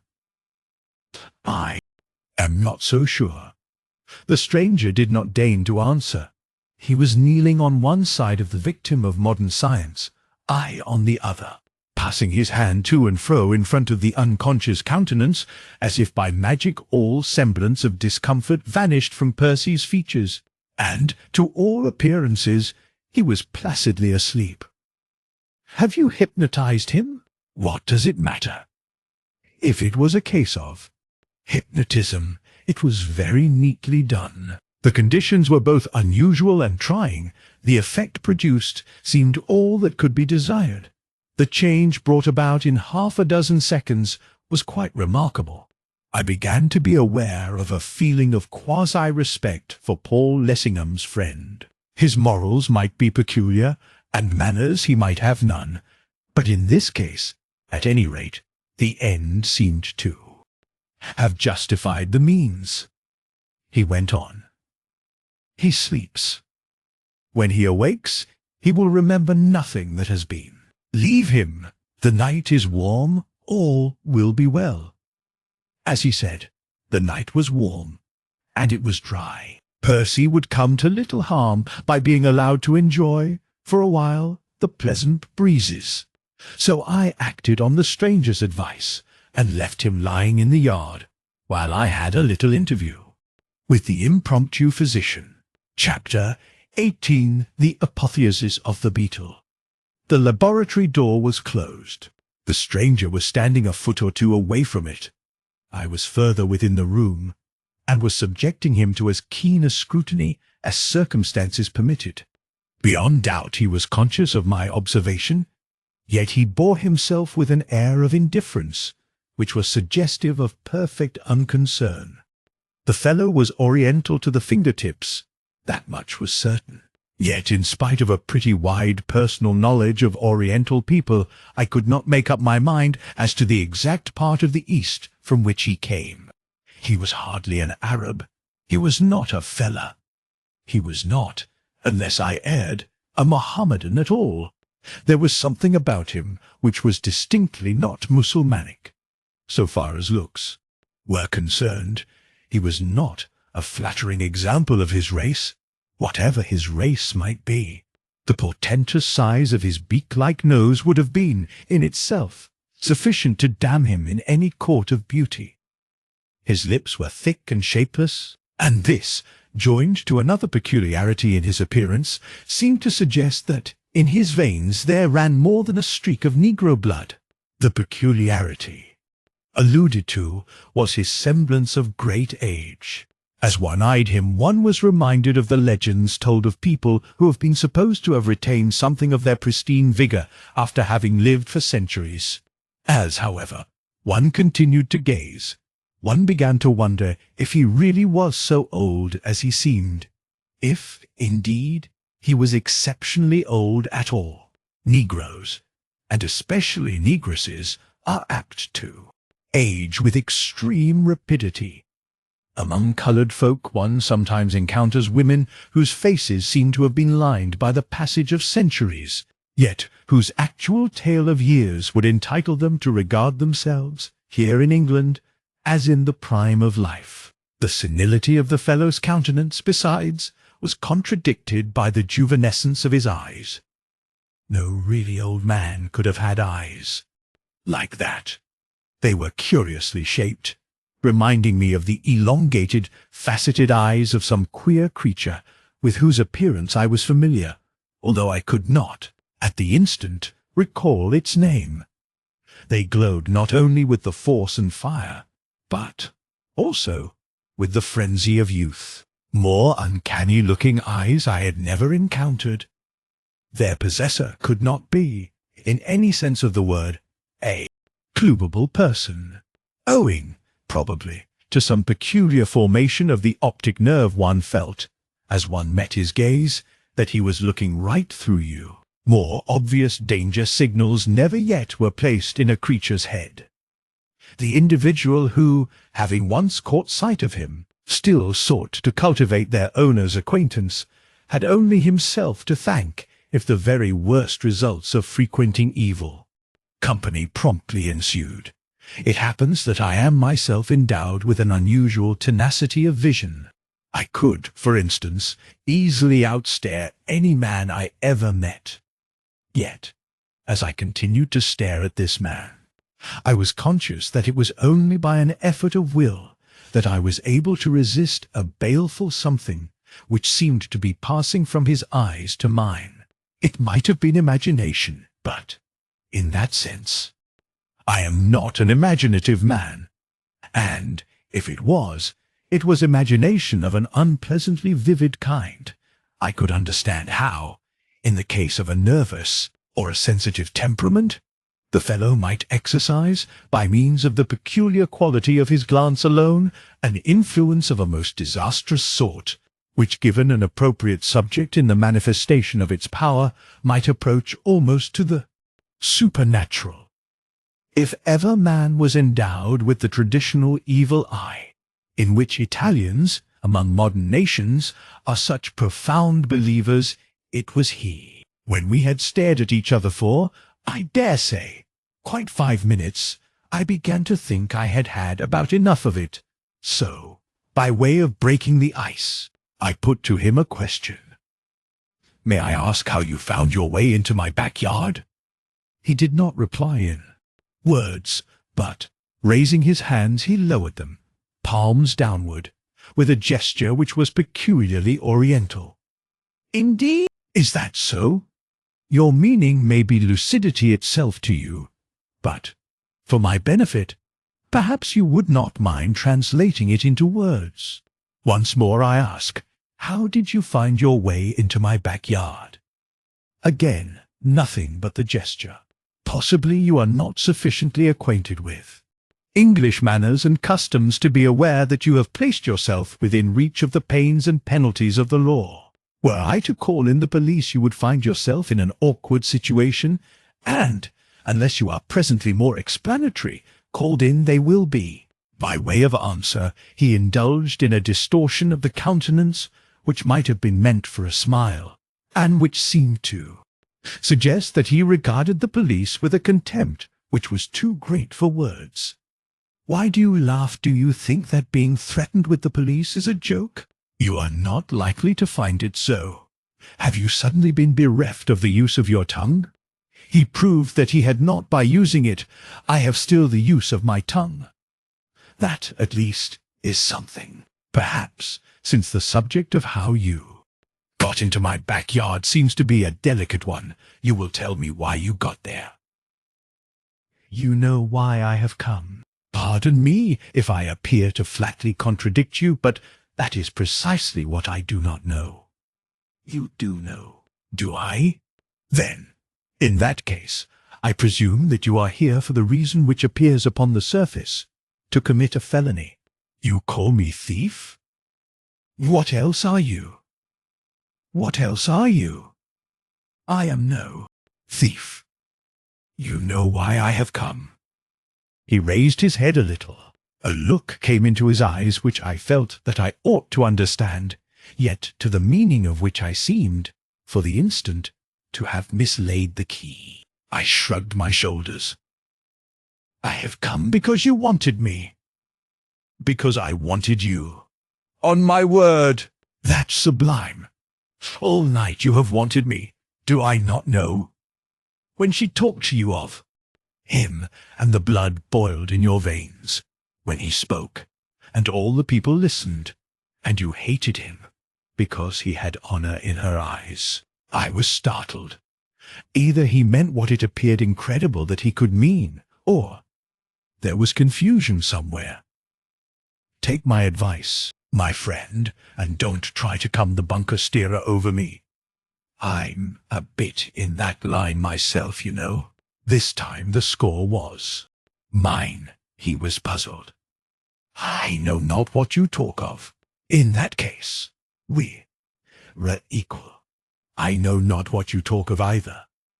His manner for him was childlike and bland. "What is it you do not know? This morning did I not say, 'If you want me, then I come'? I fancy I have some faint recollection of your being so good as to say something of the kind, but where's the application? Do you not feel for him the same as I?" "Who's the him?" to Paul Lessingham. It was spoken quietly, but with a degree of, to put it gently, spitefulness, which showed that at least the will to do the apostle harm would not be lacking. And pray, what is the common feeling which we have for him? Hate. Plainly, with this gentleman, hate meant hate, in the solid Oriental sense. I should hardly have been surprised if the mere utterance of the words had seared his lips. I am by no means prepared to admit that I have this feeling which you attribute to me, but even granting that I have, what then? Those who hate our kin. That also I should be slow to admit. But to go a step farther, what has all this to do with your presence on my premises at this hour of the night? You love her. This time I did not ask him to supply the name, being unwilling that it should be soiled by the traffic of his lips. She loves him. That is not well. If you choose, she shall love you. That will be well. That will be well. Indeed. And pray, how is this consummation, which is so devoutly to be desired, to be brought about? Put your hand into mine. Say that you wish it. It shall be done. Moving a step forward, he stretched out his hand towards me. I hesitated. There was that in the fellow's manner which, for the moment, had for me an unwholesome fascination. Memories flashed through my mind of stupid stories which have been told of compacts made with the devil. I almost felt as if I was standing in the actual presence of one of the powers of evil. I thought of my love for Marjorie, which had revealed itself after all these years, of the delight of holding her in my arms, of feeling the pressure of her lips to mine. As my gaze met his, the lower side of what the conquest of this fair lady would mean burned in my brain. Fierce imaginings blazed before my eyes. To win her! Only to win her! What nonsense he was talking! What empty brag it was! Suppose, just for the sake of the joke, I did put my hand in his, and did wish, right out, what it was plain he knew. If I wished, what harm would it do? It would be the purest jest. Out of his own mouth he would be confounded, for it was certain that nothing would come of it. Why should I not do it then? I would act on his suggestion. I would carry the thing right through. Already I was advancing towards him, when I stopped. I don't know why. On the instant, my thoughts went off at a tangent. What sort of a blackguard did I call myself that I should take a woman's name in vain for the sake of playing fool's tricks with such scum of the earth as the hideous vagabond in front of me, and that the name of the woman whom I loved? Rage took hold of me. "You hound!" I cried.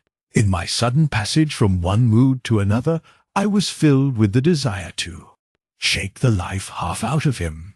But so soon as I moved a step in his direction, intending war instead of peace, he altered the position of his hand, holding it out towards me as if forbidding my approach. Directly he did so, quite involuntarily, I pulled up dead, as if my progress had been stayed by bars of iron and walls of steel. For the moment, I was astonished to the verge of stupefaction. The sensation was peculiar. I was as incapable of advancing another inch in his direction as if I had lost the use of my limbs. I was even incapable of attempting to advance. At first, I could only stare and gape. Presently, I began to have an inkling of what had happened. The scoundrel had almost succeeded in hypnotizing me. That was a nice thing to happen to a man of my sort at my time of life.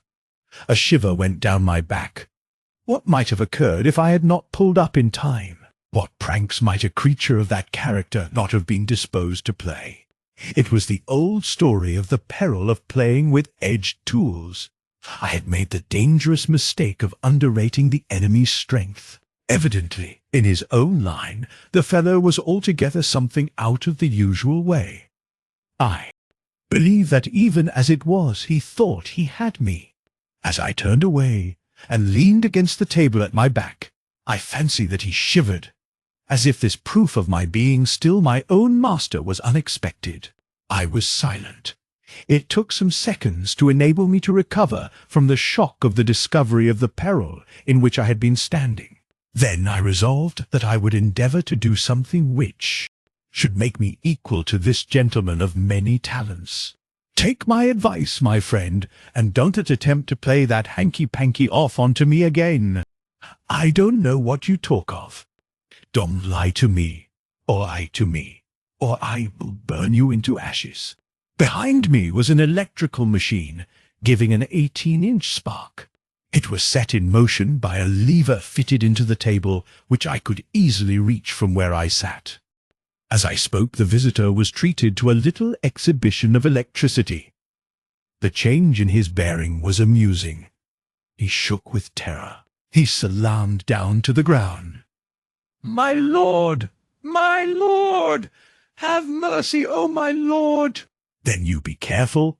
That's all. You may suppose yourself to be something of a magician, but it happens, unfortunately for you, that I can do a bit in that line myself. Perhaps I am a trifle better at the game than you are, especially as you have ventured into my stronghold, which contains magic enough to make a show of 100,000 such as you." Taking down a bottle from a shelf, I sprinkled a drop or two of its contents on the floor. Immediately flames arose, accompanied by a blinding vapor. It was a sufficiently simple illustration of one of the qualities of phosphorus bromide, but its effect upon my visitor was as startling as it was unexpected. If I could believe the evidence of my own eyesight, in the very act of giving utterance to a scream of terror, he disappeared. How, or why, or whither, there was nothing to show.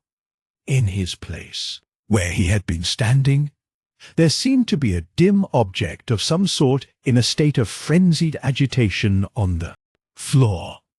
The phosphorescent vapor was confusing. The lights appeared to be suddenly burning low, before I had sense enough to go and see if there was anything there. And, if so, what? The flames had vanished, the man himself had reappeared, and, prostrated on his knees, was salaaming in a condition of abject terror. "My lord! My lord! My lord! I entreat you, my lord, to use me as your slave. I use you as my slave." Whether he or I was the more agitated, it would have been difficult to say. But, at least, it would not have done to betray my feelings as he did his. "Stand up!" He stood up. I eyed him as he did with an interest which, so far as I was concerned, was of a distinctly new and original sort. Whether or not I had been the victim of an ocular delusion, I could not be sure. It was incredible to suppose that he could have disappeared, as he had seemed to disappear. It was also incredible that I could have imagined his disappearance. If the thing had been a trick, I had not the faintest notion how it had been worked, and, if it was not a trick, then what was it? Was it something new in scientific marvels? Could he give me as much instruction in the qualities of unknown forces as I could him? In the meanwhile, he stood in an attitude of complete submission, with downcast eyes and hands crossed upon his breast. I started to cross-examine him. "I am going to ask you some questions. So long as you answer them promptly, truthfully, you will be safe. Otherwise, you had best beware." "Ask, oh my lord." "Ask, oh my lord." "What is the nature of your objection to Mr. Lessingham?" "Revenge." "What has he done to you that you should wish to be revenged on him?" "It is the feud of the innocent blood." "What do you mean by that?" "On his hands is the blood of my kin. It cries aloud for vengeance." "Who has he killed?" "That, my lord, is for me, and for him, and for him, and for him." "Am I to understand that you do not choose to answer me, and that I am again to use my magic?" I saw that he quivered. My lord, he has spilled the blood of her who has lain upon his breast." I hesitated. What he meant appeared clear enough. Perhaps it would be as well not to press for further details. The words pointed to what it might be courteous to call an Eastern romance, though it was hard to conceive of the apostle figuring as the hero of such a theme. It was the old tale retold, that to the life of every man there is a background, that it is precisely in the unlikeliest cases that the background's darkest. What would that penny plain and twopence-coloured bogey, the nonconformist conscience, make of such a story if it were blazoned through the land? Would Paul not come down with a run? Spilling blood is a figure of speech. Pretty, perhaps, but vague. If you mean that Mr. Lessingham has been killing someone, your surest and most effectual revenge would be gained by an appeal to the law. What has the Englishman's law to do with me? If you can prove that he has been guilty of murder, it would have a great deal to do with you. I assure you that at any rate, in that sense, the Englishman's law is no respecter of persons. Show him to be guilty, and it would hang Paul Lessingham as indifferently and as cheerfully as it would hang Bill Brown. Is that so? It is so, as, if you choose, you will be easily able to prove to your own entire satisfaction. He had raised his head, and was looking at something which he seemed to see in front of him with a maleficent glare in his sensitive eyes, which it was not nice to see. He would be shamed. Indeed, he would be shamed. Indeed, he would be shamed. Before all men? Before all men, and, I take it, before all women too. And he would hang, if shown to have been guilty of wilful murder, yes. His hideous face was lighted up by a sort of diabolical exultation which made it, if that were possible, more hideous still. I had apparently given him a wrinkle which pleased him most consummately. Perhaps I will do that in the end. In the end. In the end. He opened his eyes to their widest limits, then shut them tight, as if to gloat on the picture which his fancy painted, then reopened them. In the meantime, I will have vengeance in my own fashion. He knows already that the avenger is upon him. He has good reason to know it, and through the days and the nights the knowledge shall be with him still, and it shall be to him as the bitterness of death, aye, of many deaths. For he will know that escape there is none, and that for him there shall be no more sun in the sky, and that the terror shall be with him by night and by day, at his rising up and at his lying down. Wherever his eyes shall turn it shall be there.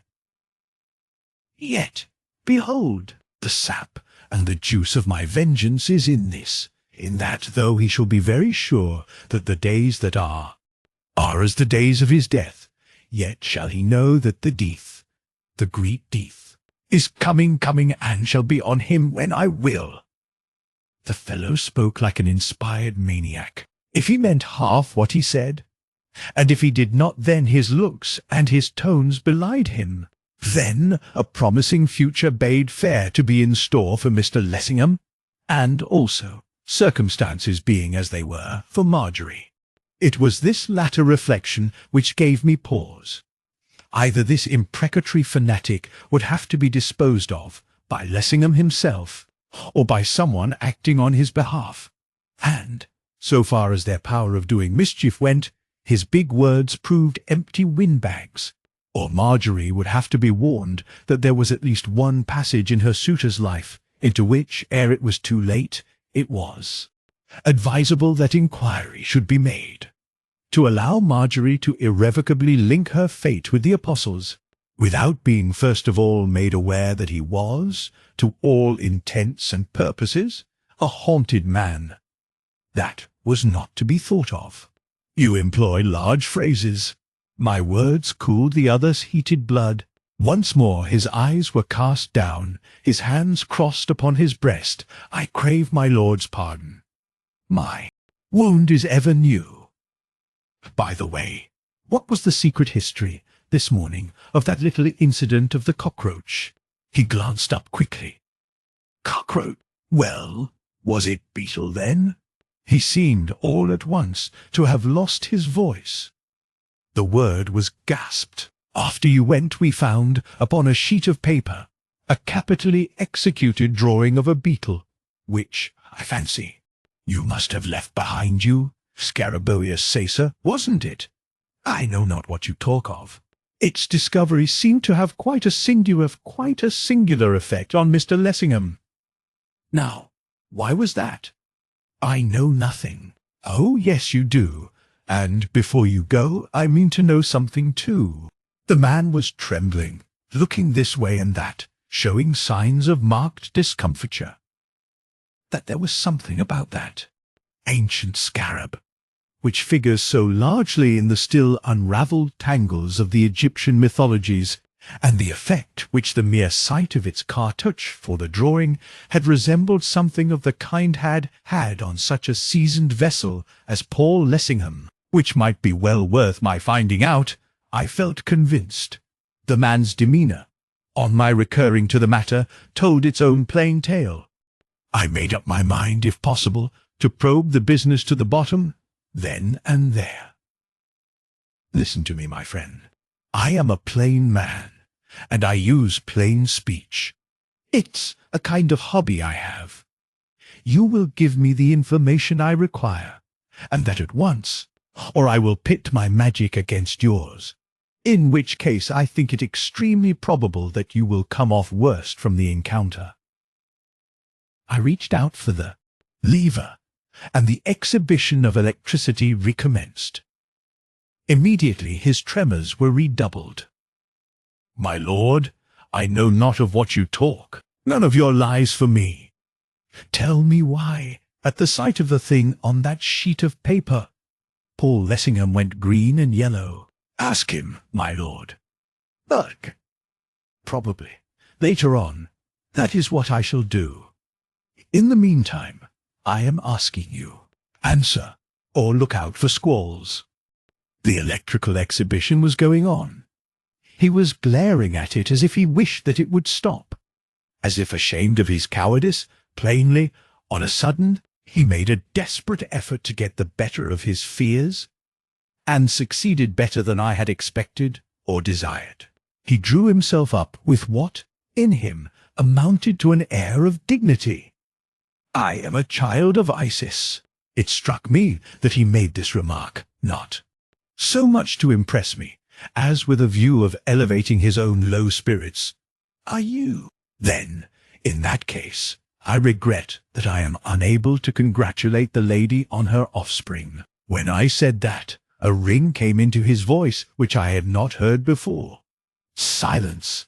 You know not of what you speak. I warn you, as I warned Paul Lessingham, be careful not to go too far.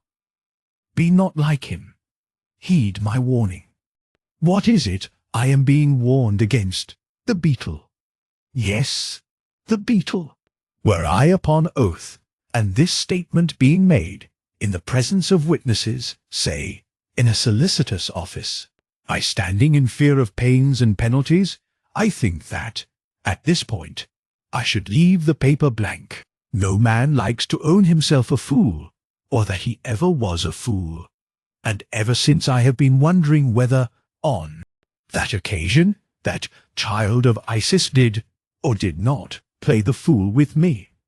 His performance was realistic enough at the time, heaven knows. But, as it gets farther and farther away, I ask myself, more and more confidently, as time effluxes, whether, after all, it was not clever juggling. Superhumanly clever juggling, if you will. That, and nothing more. If it was something more, then, with a vengeance. There is more in heaven and earth than is dreamed of in our philosophy. The mere possibility opens vistas which the sane mind fears to contemplate.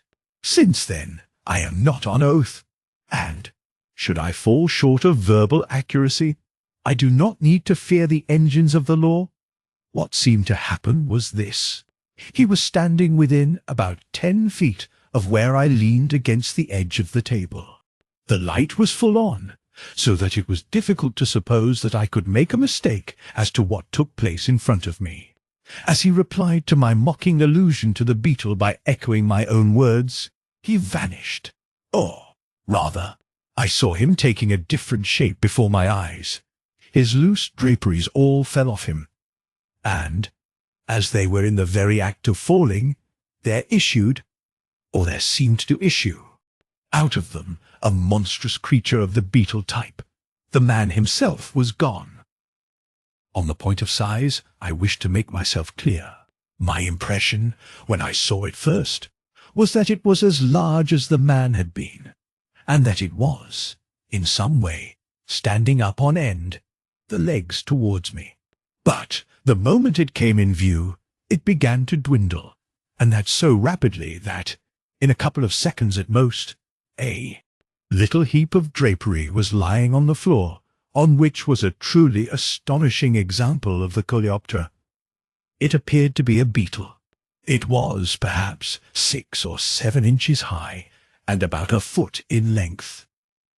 Its scales were of a vivid golden green. I could distinctly see where the wings were sheathed along the back, and, as they seemed to be slightly agitated, I looked, every moment, to see them opened, and the thing take wing. I was so astonished, as who would not have been, that for an appreciable space of time I was practically in a state of stupefaction. I could do nothing but stare. I was acquainted with the legendary transmigrations of Isis, and with the story of the beetle which issues from the woman's womb through all eternity, and with the other pretty tales. But this, of which I was an actual spectator, was something new, even in legends. If the man with whom I had just been speaking was gone, where had he gone to? If this glittering creature was there, in his stead, whence had it come? I do protest this much, that, after the first shock of surprise had passed, I retained my presence of mind. I felt as an investigator might feel, who has stumbled haphazard on some astounding, some epoch-making discovery. I was conscious that I should have to make the best use of my mental faculties if I was to take full advantage of so astonishing an accident. I kept my glance riveted on the creature, with the idea of photographing it on my brain. I believe that if it were possible to take a retinal print, which it some day will be, you would have a perfect picture of what it was I saw. Beyond doubt it was a lamelicorn, one of the copridae. With the one exception of its monstrous size, there were the characteristics in plain view. The convex body, the large head, the projecting clypeus. More, its smooth head and throat seemed to suggest that it was a female. Equally beyond a doubt, apart from its size, there were unusual features present too. The eyes were not only unwontedly conspicuous, they gleamed as if they were lighted by internal flames. In some indescribable fashion, they reminded me of my vanished visitor. The colouring was superb, and the creature appeared to have the chameleon-like faculty of lightening and darkening the shades at will.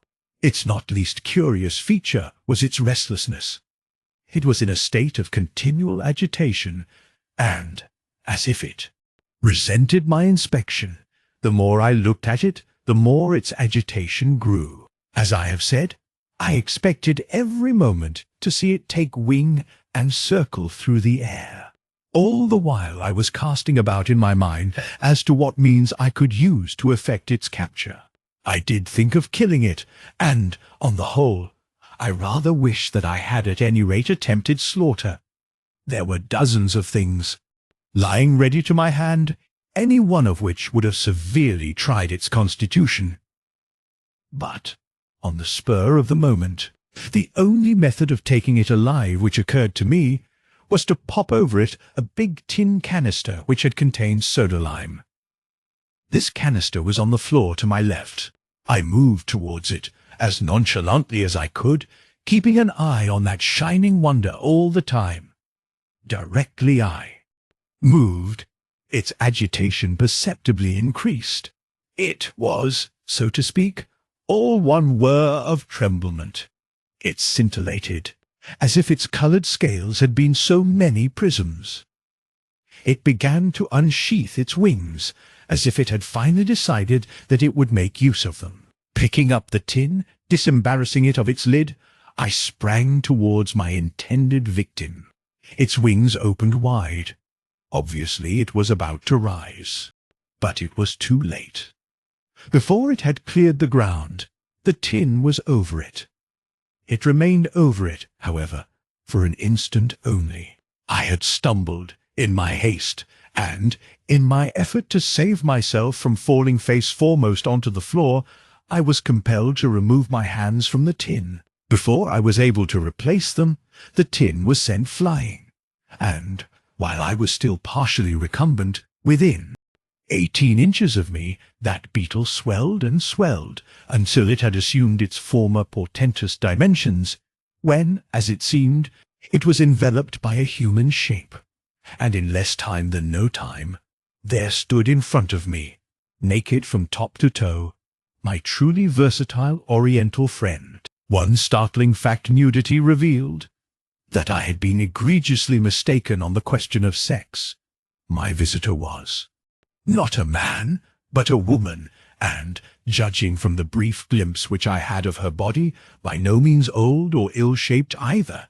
If that transformation was not a bewildering one, then 2 and 2 make 5.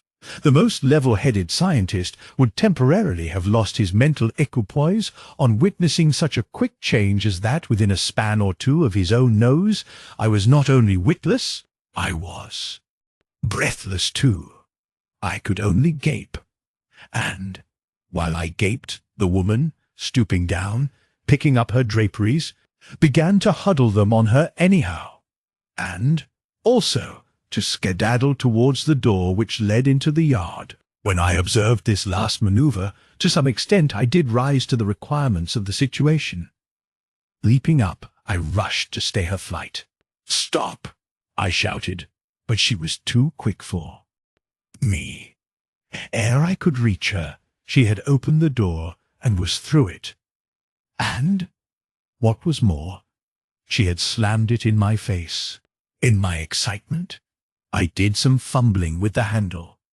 When, in my turn, I was in the yard, she was out of sight. I did fancy I saw a dim form disappearing over the wall at the further side, and I made for it as fast as I knew how. I clambered onto the wall, looking this way and that, but there was nothing and no one to be seen. I listened for the sound of retreating footsteps, but all was still. Apparently I had the entire neighborhood to my own sweet self. My visitor had vanished.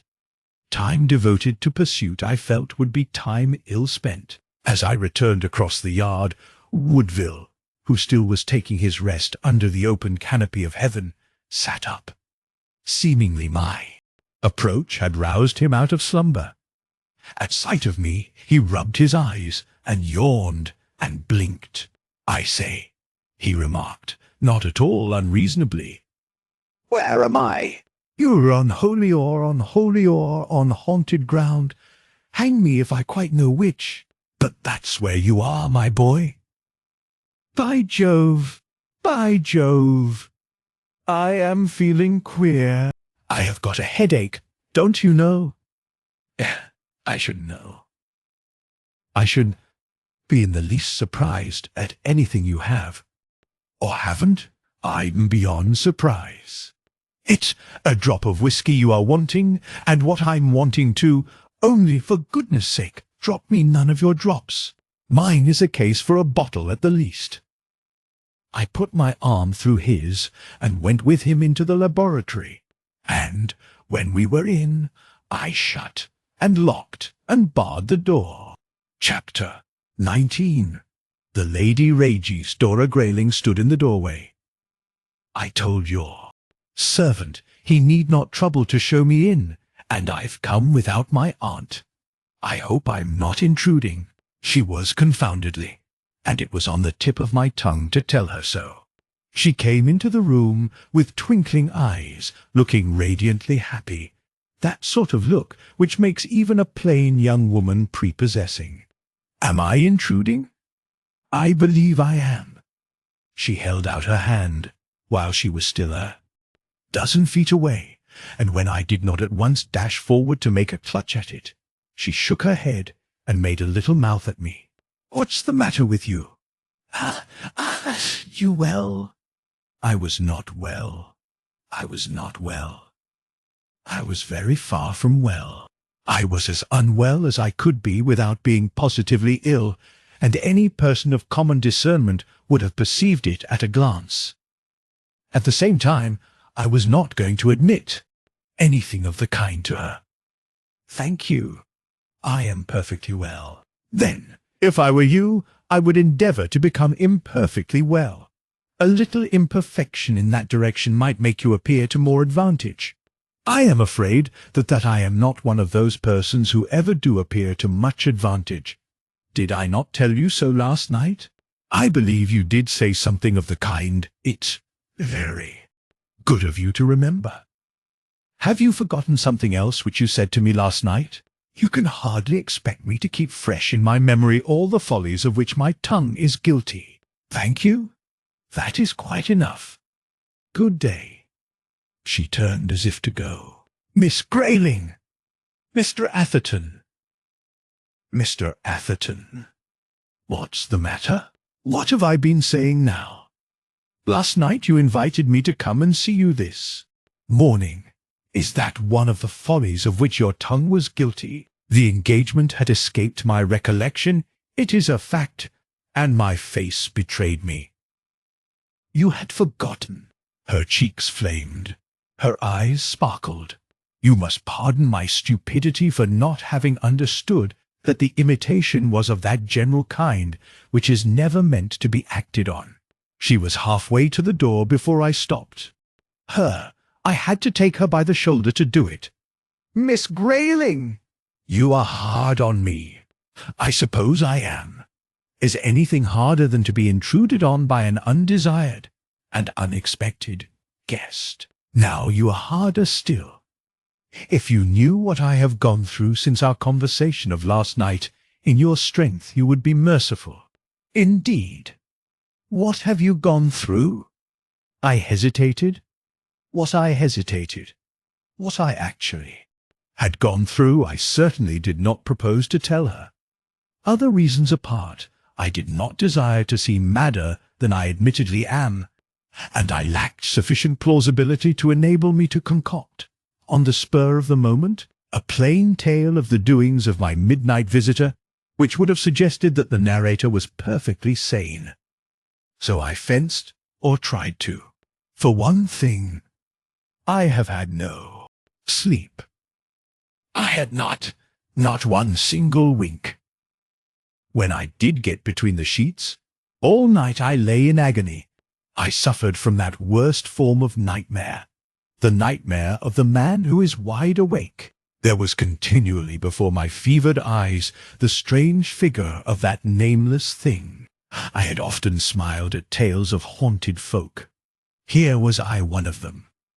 My feelings were not rendered more agreeable by a strengthening conviction that if I had only retained the normal attitude of a scientific observer, I should, in all probability, have solved the mystery of my Oriental friend, and that his example of the genus of Copridae might have been pinned, by a very large pin, on a monstrous piece of cork.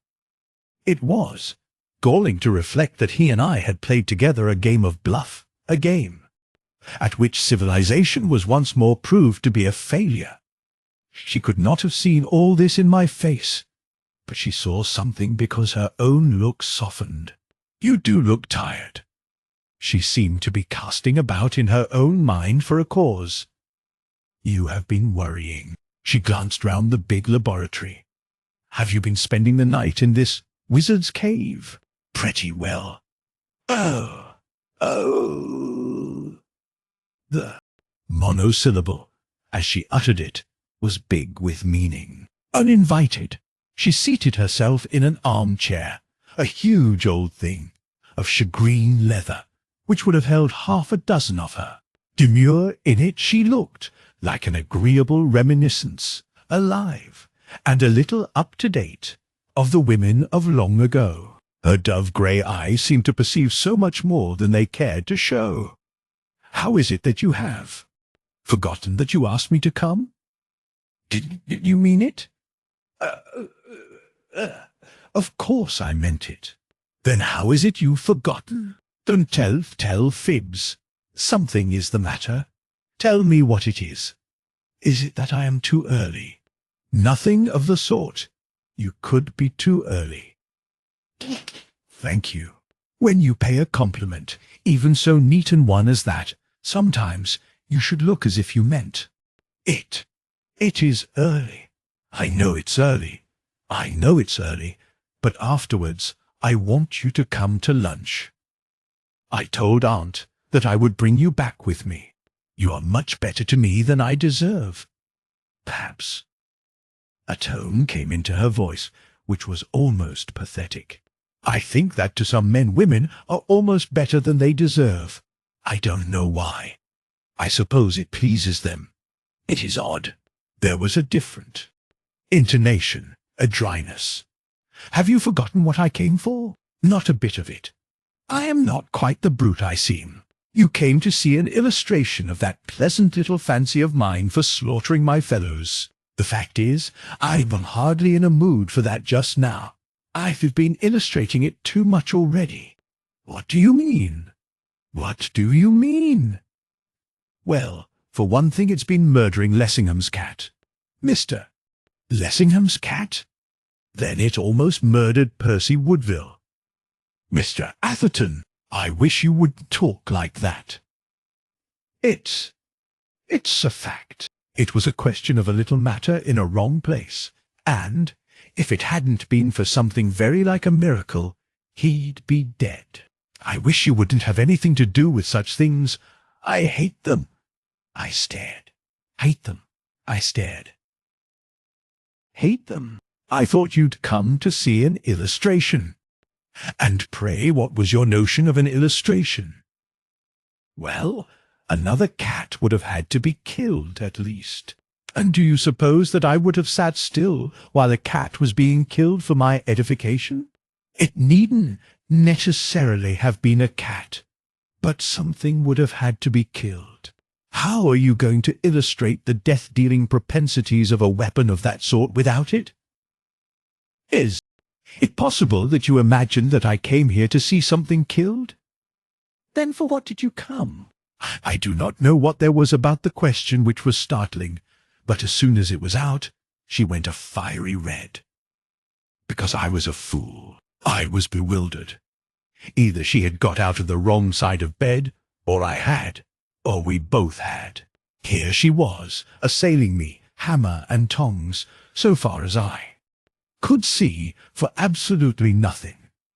"You are pleased to be satirical at my expense. I should not dare. Your detection of me would be so painfully rapid." I was in no mood for jangling. I turned a little away from her. Immediately she was at my elbow. "Mr. Atherton, are you cross with me?" "Why should I be?" "Why should I be?" "If it pleases you to laugh at my stupidity, you are completely justified." "But you are not stupid." "No? No? Nor you satirical. You are not stupid. You know you are not stupid. It was only stupidity on my part to pretend that you were. It is very good of you to say so. But I fear that I am an indifferent host. Although you would not care for an illustration, there may be other things which you might find amusing." "Why do you keep on snubbing me?" "I keep on snubbing you. You are always snubbing me. You know you are. Sometimes I feel as if I hated you. Miss Grayling." "I do! I do! I do! I do! I do! I do!" "I do? It is only natural. That is how you talk. as if I were a child, and you were, oh, I don't know what. Well, Mr. Atherton, I am sorry to be obliged to leave you. I have enjoyed my visit very much. I only hope I have not seemed too intrusive. She flounce was the only appropriate word. Out of the room before I could stop her. I caught her in the passage. Miss Grayling, I entreat you. Pray do not entreat me, Mr. Atherton. Standing still, she turned to me. I would rather show myself to the door as I showed myself in, but if that is impossible, might I ask you not to speak to me between this and the street? The hint was broad enough, even for me. I escorted her through the hall without a word. In perfect silence she shook the dust of my abode from off her feet. I had made a pretty mess of things. I felt it as I stood on the top of the steps and watched her going. She was walking off at 4 miles an hour. I had not even ventured to ask to be allowed to call a hansom. It was beginning to occur to me that this was a case in which another blow upon the river might be, to say the least of it, advisable, and I was just returning into the house with the intention of putting myself into my flannels when a cab drew up, and old Linden got out of it. Chapter 20. A heavy feather. Mr. Linden was excited. There is no mistaking it when he is, because with him excitement means perspiration, and as soon as he was out of the cab he took off his hat and began to wipe the lining. Atherton, I want to speak to you, most particularly somewhere in private. I took him into my laboratory. It is my rule to take no one there. It is a workshop, not a playroom. The place is private. But recently, my rules had become dead letters. Directly he was inside, Linden began puffing and stewing, wiping his forehead, throwing out his chest, as if he were oppressed by a sense of his own importance. Then he started off talking at the top of his voice, and it is not a low one either. Atherton, I've always looked on you as a kind of a son. That's very kind of you. I've always regarded you as a level-headed fellow, a man from whom sound advice can be obtained when sound advice is most to be desired. That also is very kind of you, and therefore I make no apology for coming to you at what may be regarded as a strictly domestic crisis, at a moment in the history of the Lindens when delicacy and common sense are essentially required. This time I contented myself with nodding. Already I perceived what was coming. Somehow, when I am with a man, I feel so much more clear-headed than I do when I am with a woman, realize so much better the nature of the ground on which I am standing. What do you know of this man Lessingham? I knew it was coming. What all the world knows. But what does all the world know of him? I ask you that. A flashy, plausible, shallow-pated carpetbagger, that is what all the world knows of him. The man's a political adventurer. He snatches a precarious and criminal notoriety by trading on the follies of his fellow countrymen. He is devoid of decency, destitute of principle, and impervious to all the feelings of a gentleman. What do you know of him besides this? I am not prepared to admit that I do know that. Oh, yes, you do. Oh, yes, you do. Oh, don't talk nonsense. You choose to screen the fellow. I say what I mean. I always have said, and I always shall say. What do you know of him outside politics? Of his family, of his private life? Well, not very much. Of course you don't. Of course you don't. Or does anybody else? The man's a mushroom, or a toadstool, rather, sprung up in the course of a single night, apparently out of some dirty ditch. Why, sir, not only is he without ordinary intelligence, he is even without a Brummagem substitute for manners. He had worked himself into a state of heat in which his countenance presented a not too agreeable assortment of scarlets and purples. He flung himself into a chair, threw his coat wide open, and his arms too, and started off again. The family of the Lindens is, at this moment, represented by a young woman. By my daughter, sir. She represents me, and it's her duty to represent me. Adequately, sir.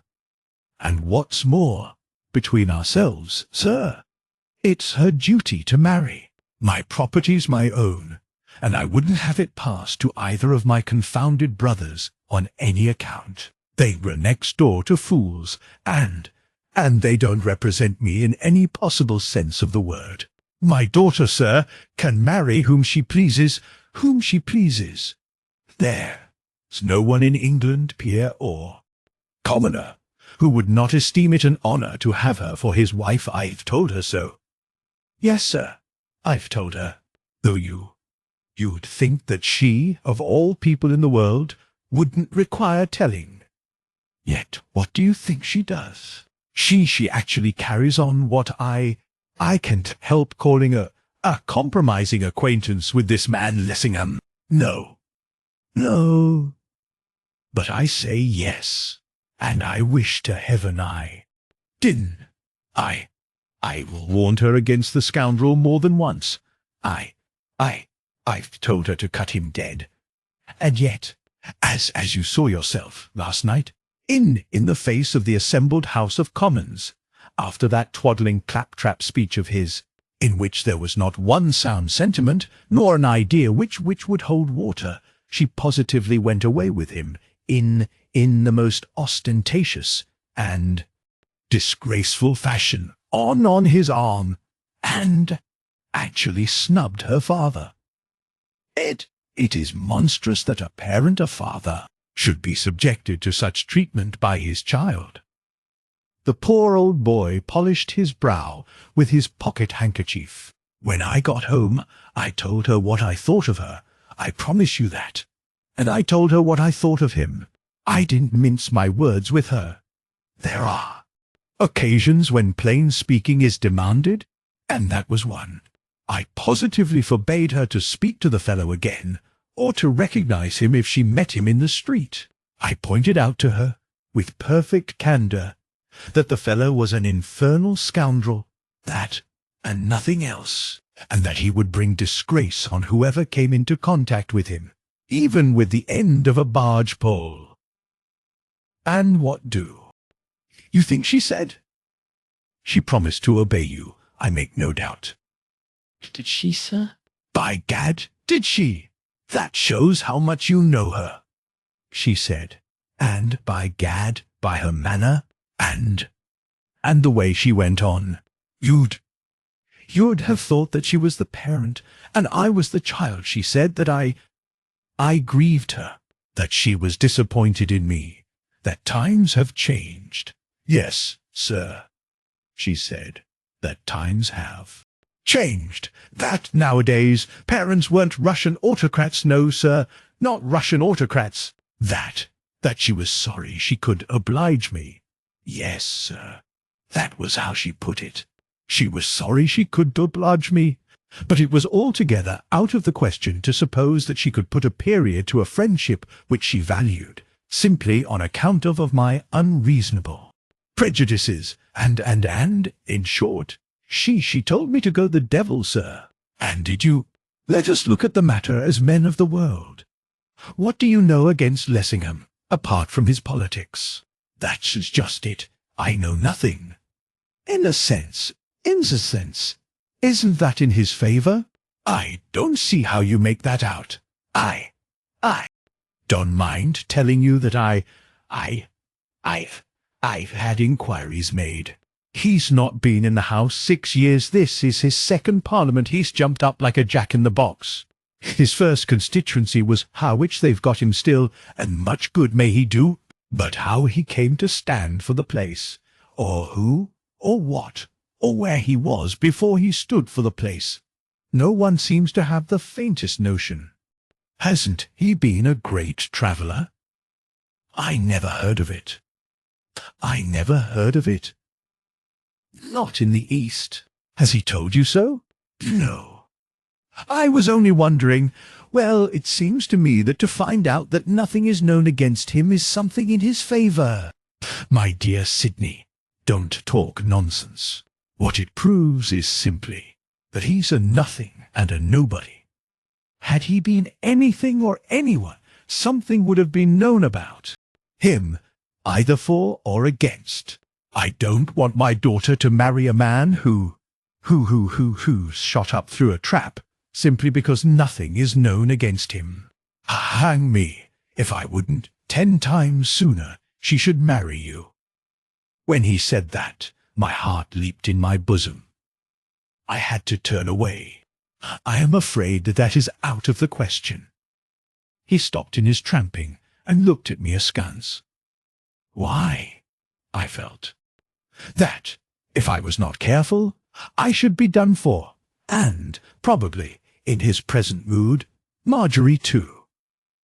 My dear Lyndon, I cannot tell you how grateful I am to you for your suggestion, but I can only repeat that, unfortunately, anything of the kind is out of the question. I don't see why. See why. Perhaps not. You're a pretty lot, upon my word. Upon my word. I'm afraid we are. I want you to tell her that. Lessingham is a damned scoundrel.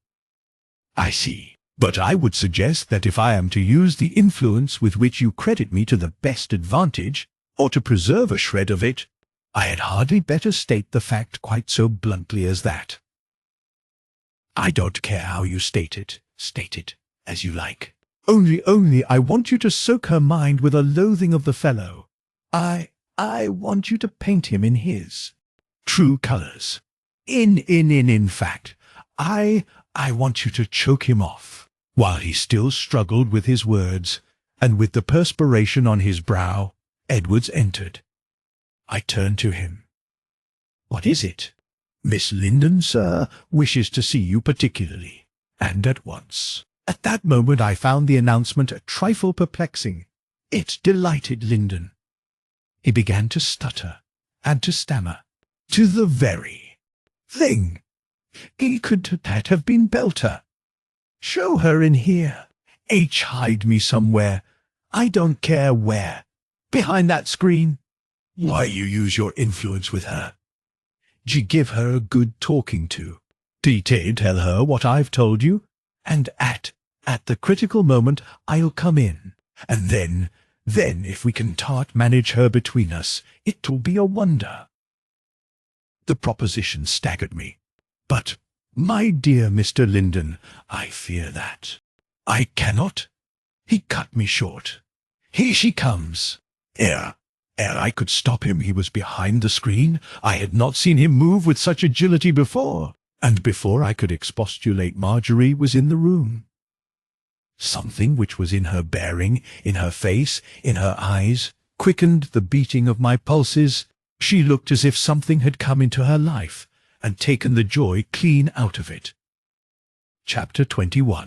The terror in the night, Sidney, she cried. I'm so glad that I can see you. She might be, but at that moment I could scarcely assert that I was a sharer of her joy. I told you that if trouble overtook me I should come to you, and I am in trouble now. Such strange trouble. So was I, and in perplexity as well. An idea occurred to me. I would outwit her eavesdropping father. Come with me. Into the house. Tell me all about it there. She refused to budge. No, I will tell you all about it here. She looked about her, as it struck me queerly. This is just the sort of place in which to unfold a tale like mine. It looks uncanny. But me no buts. Sidney, don't torture me. Let me stop here where I am. But don't you see I'm haunted? She had seated herself. Now she stood up, holding her hands out in front of her in a state of extraordinary agitation, her manner as wild as her words. "Why are you staring at me like that? Do you think I'm mad? I wonder if I'm going mad." "Sydney, do people suddenly go mad? You're a bit of everything. You're a bit of a doctor, too. Feel my pulse. There it is. Tell me if I'm ill." I felt her pulse. It did not need its swift beating to inform me that fever of some sort was in her veins. I gave her something in a glass. She held it up to the level of her eyes. "What's this?" "It's a decoction of my own. You might not think it, but my brain sometimes gets into a whirl. I use it as a sedative. It will do you good." She drained the glass. "It's done me good already." "I believe it has. That's being something like a doctor." "Well, Sydney, the storm has almost burst. Last night Papa forbade me to speak to Paul Lessingham by way of a prelude." "Exactly. Mr. Linden, I fancy we almost quarrelled. I know Papa said some surprising things, but it's a way he has. He's apt to say surprising things. He's the best father in the world, but it's not in his nature to like a really clever person. Your good high-dried old Tory never can.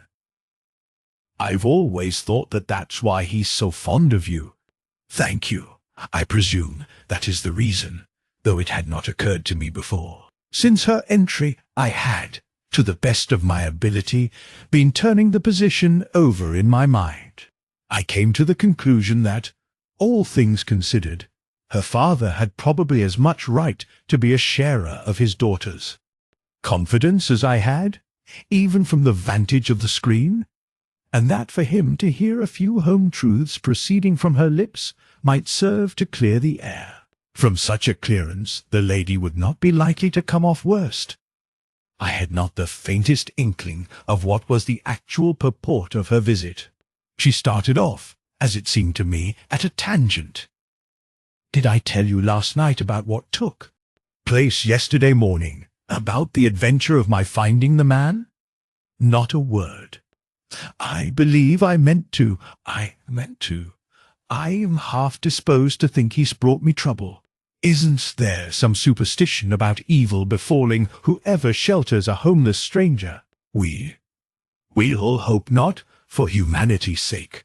"I fancy there is. I feel sure there is." "I feel sure there is. Anyhow, listen to my story. Yesterday morning, before breakfast, to be accurate, between 8 and 9, I looked out of the window, and I saw a crowd in the street.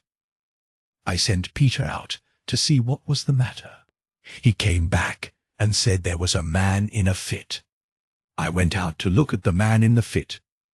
I found, lying on the ground in the center of the crowd, a man who, but for the tattered remnants of what had apparently once been a cloak, would have been stark naked.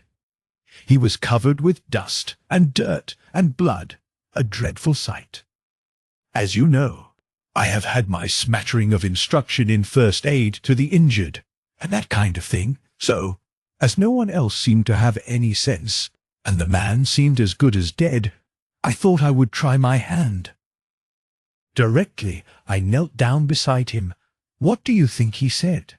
"Thank you. Thank you." "Nonsense," he said, in such a queer, hollow, croaking voice. "Paul Lessingham." I was dreadfully startled. To hear a perfect stranger, a man in his condition, utter that name in such a fashion to me, of all people in the world, took me aback.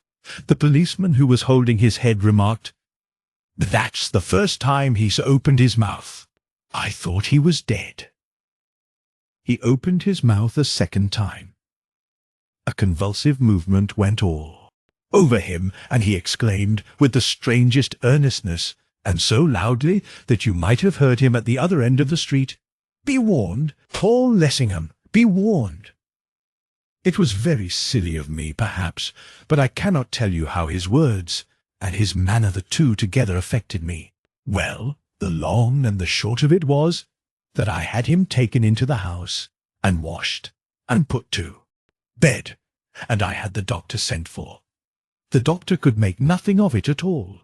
He reported that the man seemed to be suffering from some sort of cataleptic seizure. I could see that he thought it likely to turn out almost as interesting a case as I did. Did you acquaint your father with the addition to his household? She looked at me quizzically. You see, when one has such a father as mine, one cannot tell him everything at once. There are occasions on which one requires time. I felt that this would be wholesome hearing for old Linden.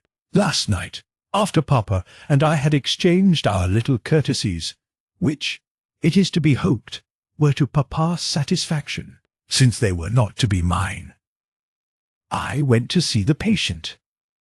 I was told that he had neither eaten nor drunk, moved nor spoken, but so soon as I approached his bed, he showed signs of agitation.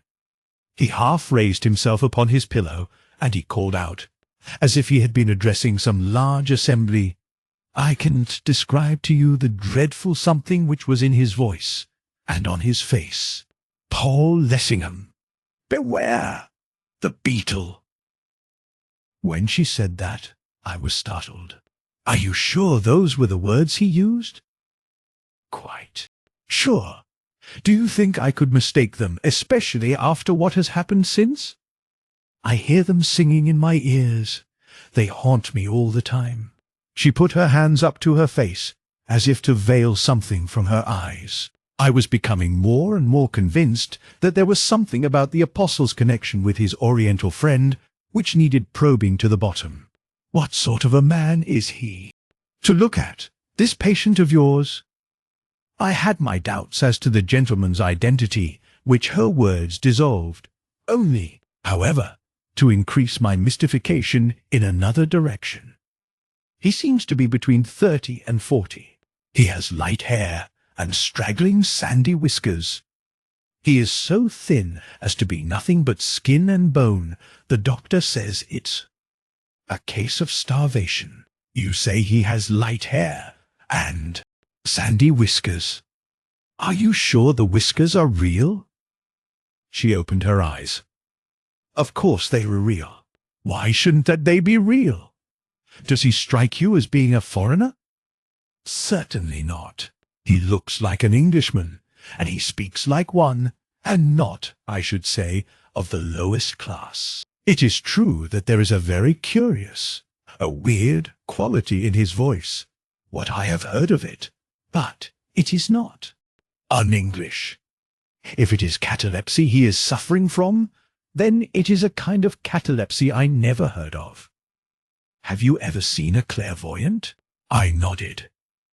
He seems to me to be in a state of clairvoyance. Of course the doctor laughed when I told him so, but we know what doctors are, and I still believe that he is in some condition of the kind. When he said that last night, he struck me as being under what those sort of people call influence, and that whoever had him under influence was forcing him to speak against his will, for the words came from his lips as if they had been wrung from him in agony.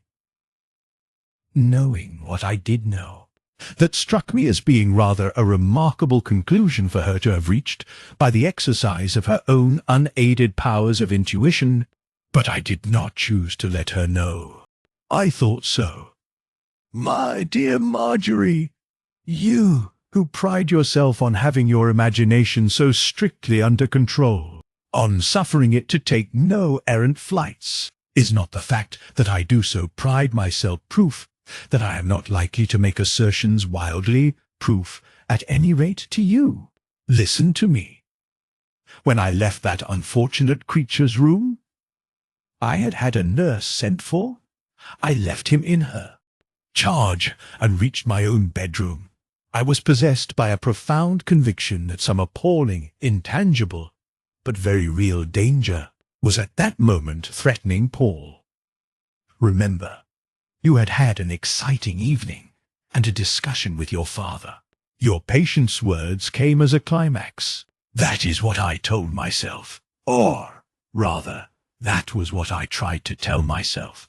Because, in some extraordinary fashion, I had lost the command of my powers of reflection. Precisely. It was not precisely. Or, at least, it was not precisely in the sense you mean. You may laugh at me, Sidney, but I had an altogether indescribable feeling, a feeling which amounted to knowledge, that I was in the presence of the supernatural. Nonsense! It was not nonsense. I wish it had been nonsense. I wish it had been nonsense. As I have said, I was conscious, completely conscious, that some frightful peril was assailing Paul. I did not know what it was, but I did know that it was something altogether awful, of which merely to think was to shudder. I wanted to go to his assistance. I tried to, more than once, but I couldn't, and I knew that I couldn't, and I knew that I couldn't move as much as a finger to help him. Stop, and let me finish. I told myself that it was absurd, but it wouldn't do.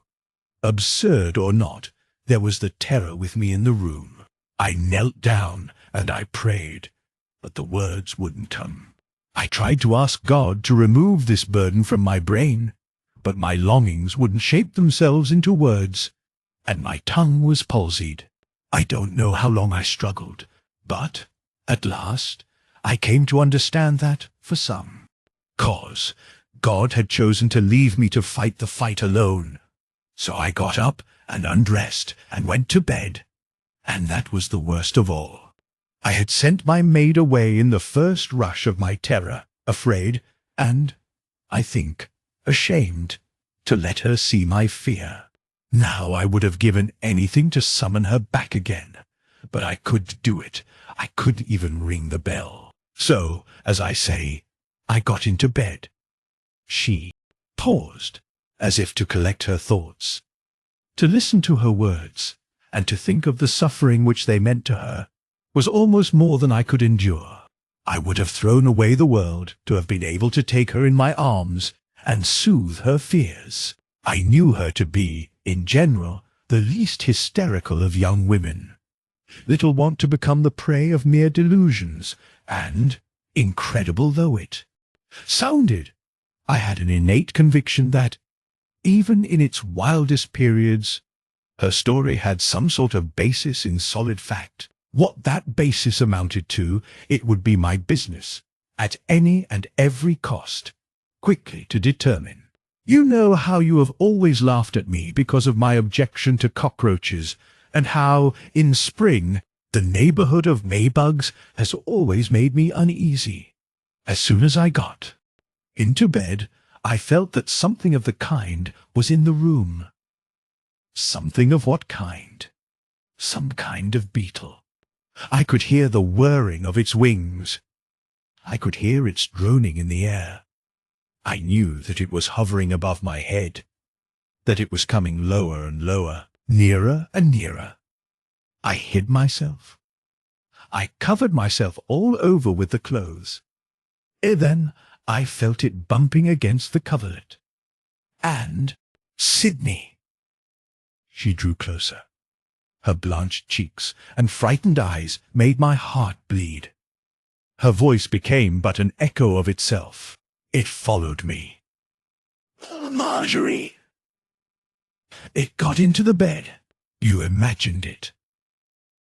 I didn't. I didn't imagine it. I heard it crawl along the sheets till it found a way between them, and then it crawled towards me, and I felt it against my face. And it's there now. Where? She raised the forefinger of her left hand. There! Can't you hear it droning? She listened intently. I listened too. Oddly enough, at that instant, the droning of an insect did become audible. It's only a bee, child, which has found its way through the open window. I wish it were only a bee, I wish it were. Sidney, don't you feel as if you were in the presence of evil? Don't you want to get away from it, back into the presence of God? Marjorie? Pray, Sidney, pray, Sidney, pray, Sidney, pray. I don't know why, but I can. The violence of her emotion bade fair to unman me too. It was so unlike Marjorie, and I would have given my life to save her from a toothache.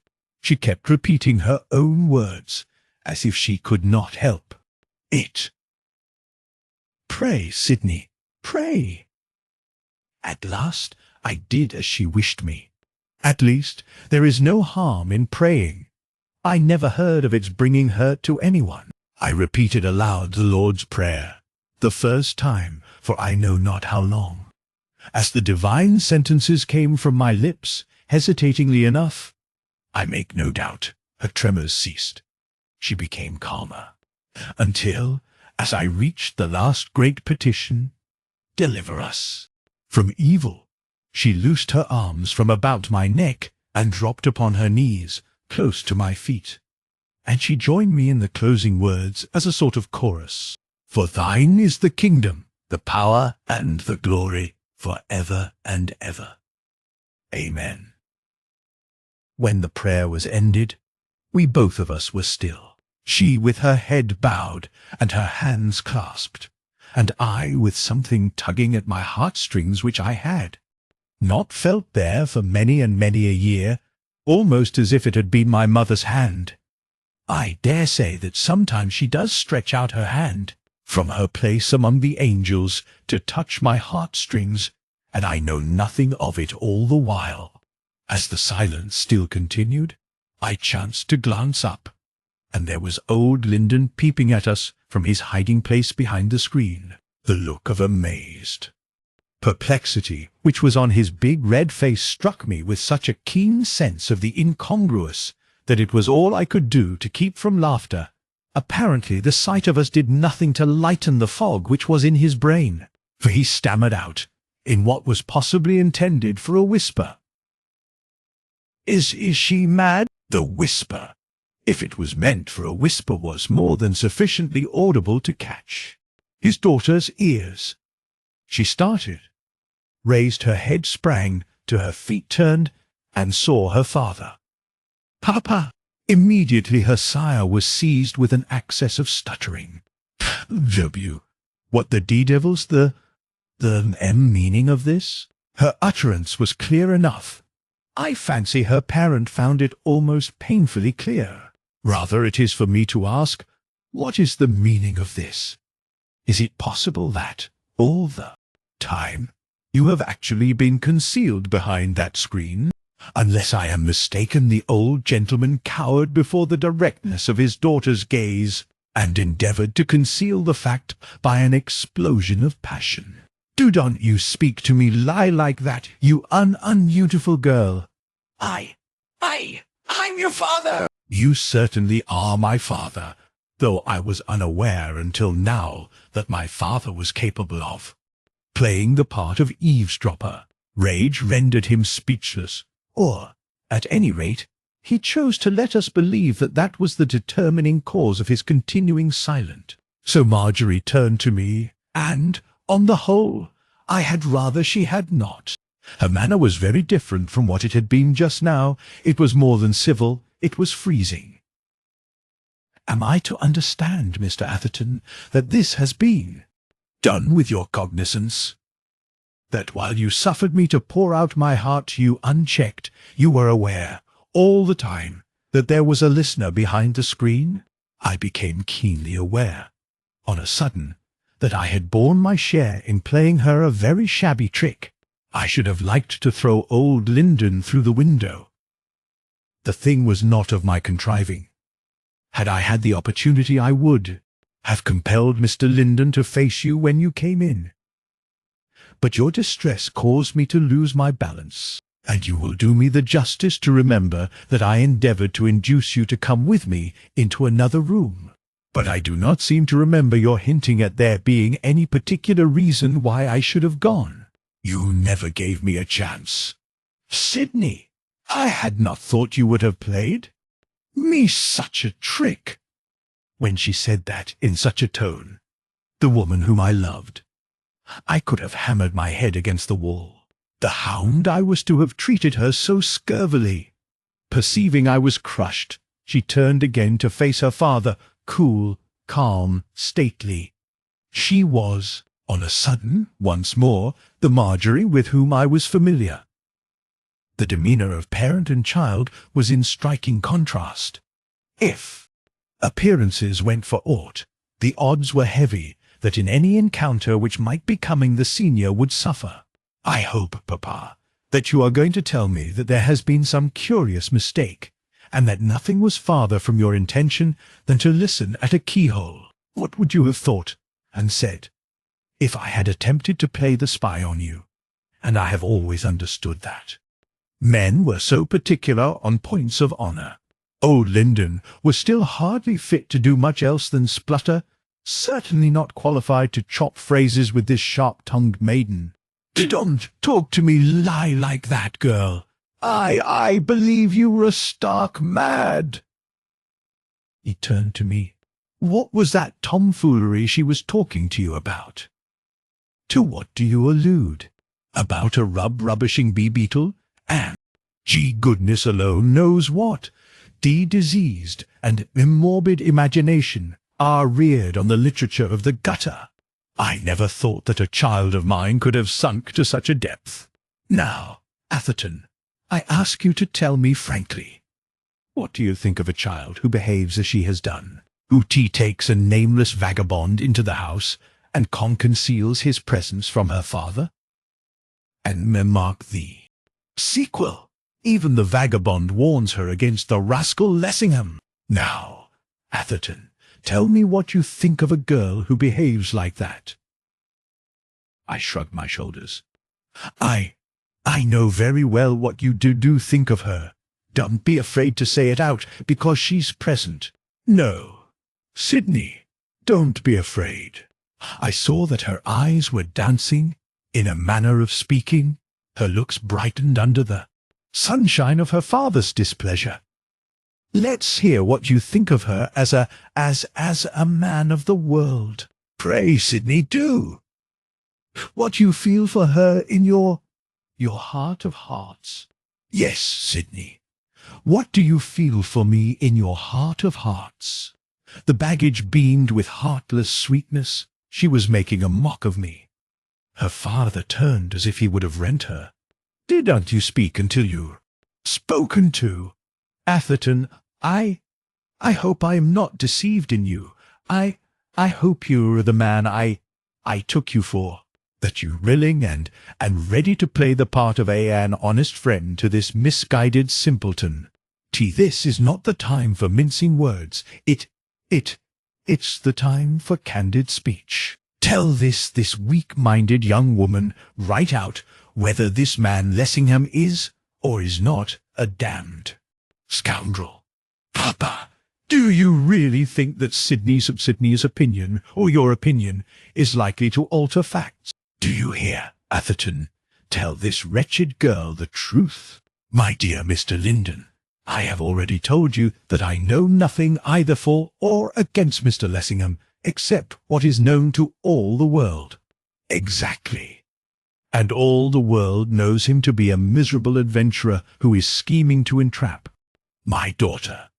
I am bound to say, since you press me, that your language appears to me to be unnecessarily strong. Atherton, I am ashamed of you. You see, Sidney, even Papa is ashamed of you. Now you are outside the pale. My dear Papa, if you will allow me to speak, I will tell you what I know to be the truth, the whole truth, and nothing but the truth. That Mr. Lessingham is a man with great gifts goes without saying. Permit me, Papa. He is a man of genius. He is a man of honour. He is a man of the loftiest ambitions, of the highest aims. He has dedicated his whole life to the improvement of the conditions amidst which the less fortunate of his fellow countrymen are at present compelled to exist. That seems to me to be an object well worth having. He has asked me to share his life-work, and I have told him that I will.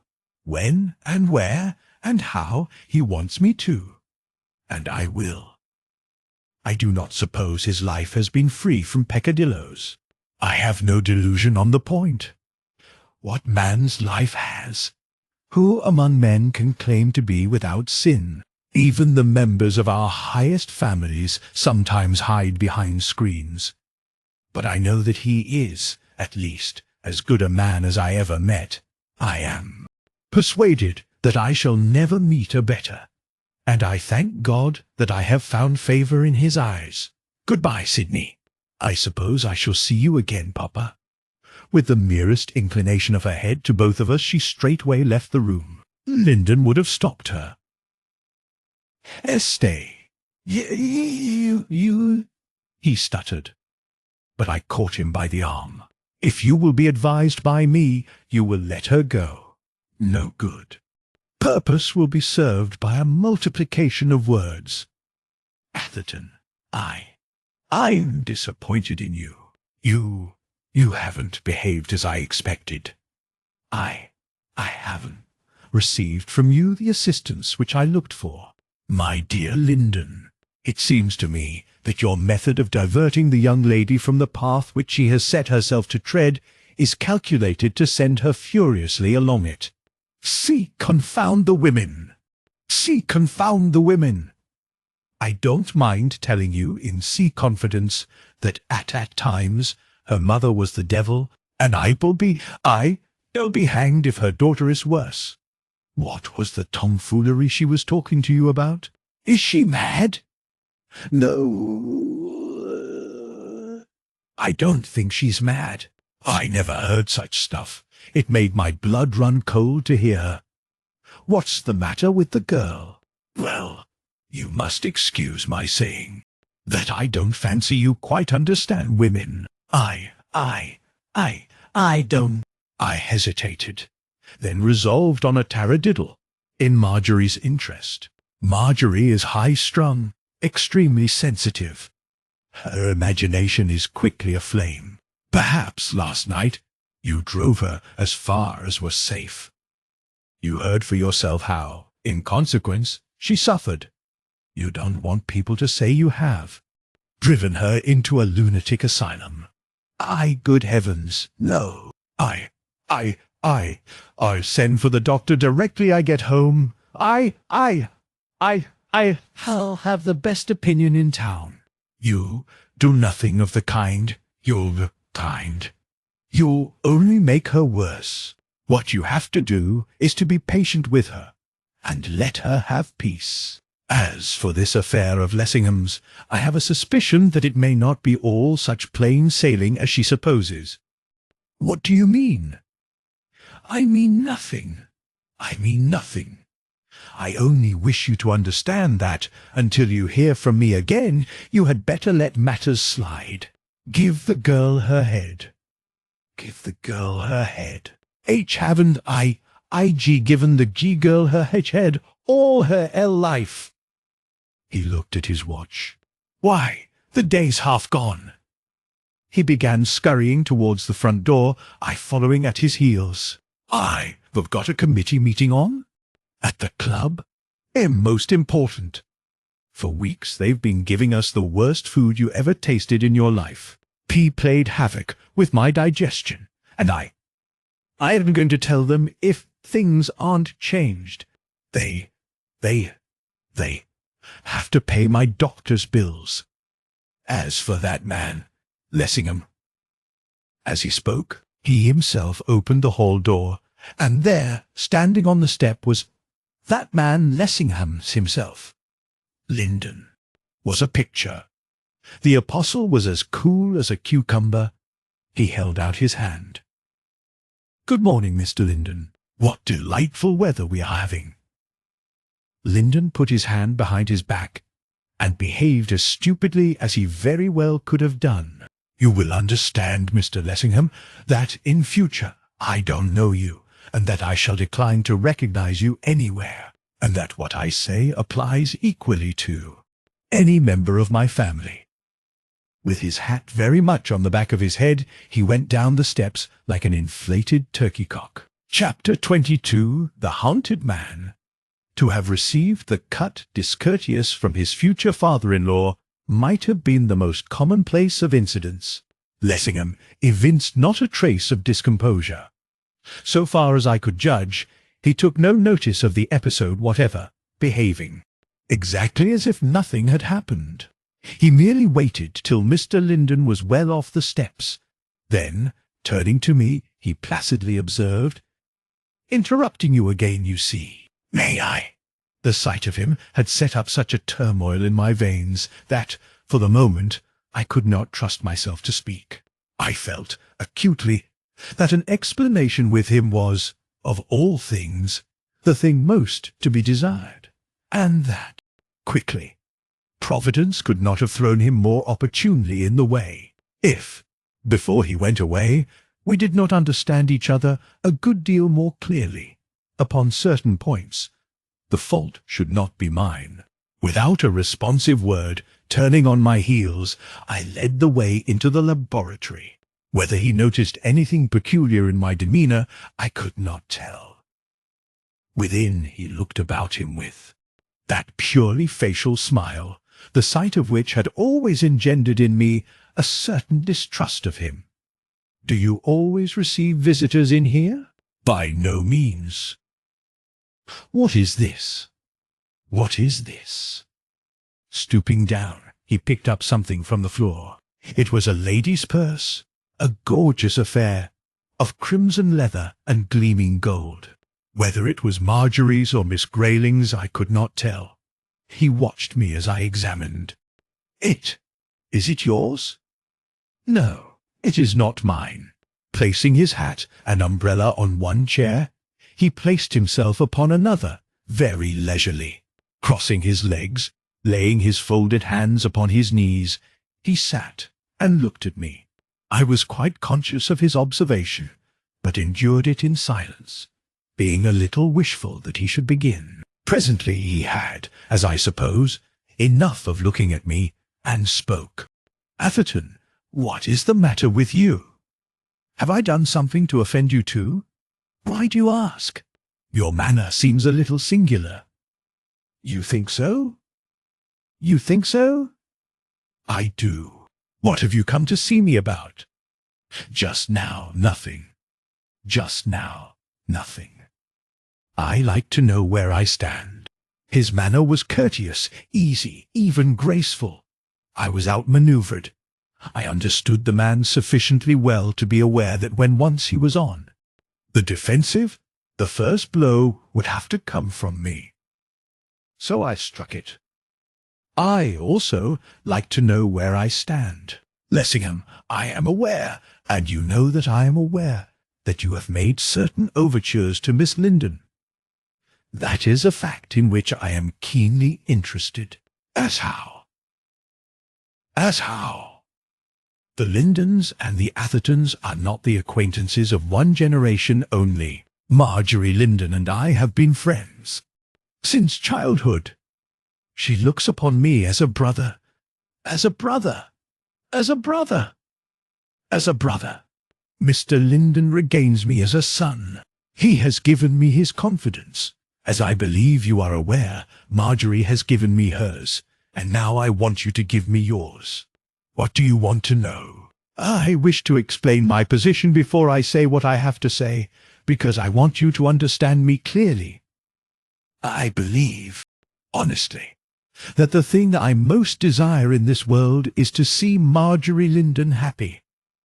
If I thought she would be happy with you, I should say, God speed you both, and I should congratulate you with all my heart, because I think that you would have won the best girl in the whole world to be your wife. I think so too. But before I did that, I should have to see at least some reasonable probability that she would be happy with you. Why should she not? Will you answer a question?" "What is the question?" "What is the story in your life of which you stand in such hideous terror?" There was a perceptible pause before he answered. "Explain yourself." "No explanation is needed. You know perfectly well what I mean. You credit me with miraculous acumen. Don't juggle. Lessingham, be frank. The frankness should not be all on one side." There is that in your frankness, although you may be unconscious of it, which some men might not unreasonably resent. Do you resent it? Do you resent it? That depends. If you are arrogating to yourself the right to place yourself between Miss Linden and me, I do resent it strongly. Answer my question. I answer no question which is addressed to me in such a tone. He was as calm as you please. I recognized that already I was in peril of losing my temper, which was not at all what I desired. I eyed him intently, he returning me look for look. His countenance betrayed no sign of a guilty conscience. I had not seen him more completely at his ease. He smiled, facially, and also, as it seemed to me, a little derisively. I am bound to admit that his bearing showed not the faintest shadow of resentment, and that in his eyes there was a gentleness, a softness, which I had not observed in them before. I could almost have suspected him of being sympathetic. In this matter, you must know, I stand in the place of Mr. Linden. Well, surely you must understand that before anyone is allowed to think of marriage with Marjorie Linden, he will have to show that his past, as the advertisements have it, will bear the fullest investigation. Is that so? Will your past bear the fullest investigation? I winced. At any rate, it is known to all the world. Is it? Is it? Forgive me if I say, I doubt it. I doubt if, of any wise man, that can be said with truth. In all our lives, there are episodes which we keep to ourselves. I felt that that was so true that, for the instant, I hardly knew what to say. But there are episodes and episodes, and when it comes to a man being haunted, one draws the line. Haunted? As you are. He got up. Atherton, I think that I understand you, but I fear that you do not understand me. He went to where a self-acting mercurial air pump was standing on a shelf. What is this? Curious arrangement of glass tubes and bulbs. I do not think that you do understand me, or you would know that I am in no mood to be trifled with. Is it some kind of an exhauster? I intend to have an answer to my question before you leave this room, but, in the meanwhile, your convenience is mine. There are some very interesting things here, which you might care to see. Marvelous, is it not, how the human intellect progresses from conquest unto conquest? Among the ancients the progression had proceeded farther than with us. In what respect? For instance, in the affair of the apotheosis of the beetle. I saw it take place last night. Where? Here. Within a few feet of where you are standing. Are you serious? Perfectly. What did you see? What did you see? I saw the legendary apotheosis of the beetle performed last night before my eyes with a gaudy magnificence at which the legends never hinted. That is odd. I once thought that I saw something of the kind myself. So I understand. From whom? From a friend of yours. From a friend of mine? From a friend of mine? Are you sure it was from a friend of mine? The man's attempt at coolness did him credit, but it did not deceive me. That he thought I was endeavouring to bluff him out of his secret, I perceived quite clearly. That it was a secret which he would only render with his life, I was beginning to suspect. Had it not been for Marjorie, I should have cared nothing. His affairs were his affairs, though I realized perfectly well that there was something about the man, which, from the scientific explorer's point of view, might be well worth finding out. Still, as I say, if it had not been for Marjorie, I should have let it go. But since she was so intimately concerned in it, I wondered more and more what it could be. My attitude towards what is called the supernatural is an open one. That all things are possible, I unhesitatingly believe. I have, even in my short time, seen so many so-called impossibilities proved possible. That we know everything, I doubt, that our great-great-great-grandsires, our forebears of thousands of years ago, of the extinct civilizations, knew more on some subjects than we do, I think is, at least, probable. All the legends can hardly be false, because men claim to be able to do things in those days which we cannot do, and which we do not know how they did. We profess to think that their claims are finally dismissed by exclaiming lies, but it is not so sure. For my part, what I had seen, I had seen. I had seen some devil's trick played before my very eyes. Some trick of the same sort seemed to have been played upon my Marjorie. I repeat that I write me Marjorie, because, to me, she will always be me. Marjorie. It had driven her half out of her senses. As I looked at Lessingham, I seemed to see her at his side, as I had seen her not long ago, with her white, drawn face and staring eyes, dumb with an agony of fear. Her life was bidding fair to be knit with his. What upas tree of horror was rooted in his very bones? The thought that her sweet purity was likely to be engulfed in a devil's slough in which he was swallowing was not to be endured. As I realized that the man was more than my match at the game which I was playing in, which such vital interests were at stake, my hands itched to clutch him by the throat and try another way. Doubtless my face revealed my feelings, because, presently, he said, "Are you aware how strangely you are looking at me, Atherton? Were my countenance a mirror, I think you would be surprised to see in it your own." I drew back from him, I dare say, sullenly, not so surprised as, yesterday morning, you would have been to have seen yours at the mere sight of a pictured scarab. How easily you quarrel. I do not quarrel. Then perhaps it's I. If that is so, then, at once the quarrel's ended. Pooh, it done. Mr. Linden, I fear, because, politically, we differ, regards me as anathema. Has he put some of his spirit into you? You are a wiser man. I am aware that you are an adept with words. But this is a case in which words only will not serve. Then what will serve? I am myself beginning to wonder. And I, as you so courteously suggest, I believe I am wiser than Linden. I do not care for your politics, or for what you call your politics.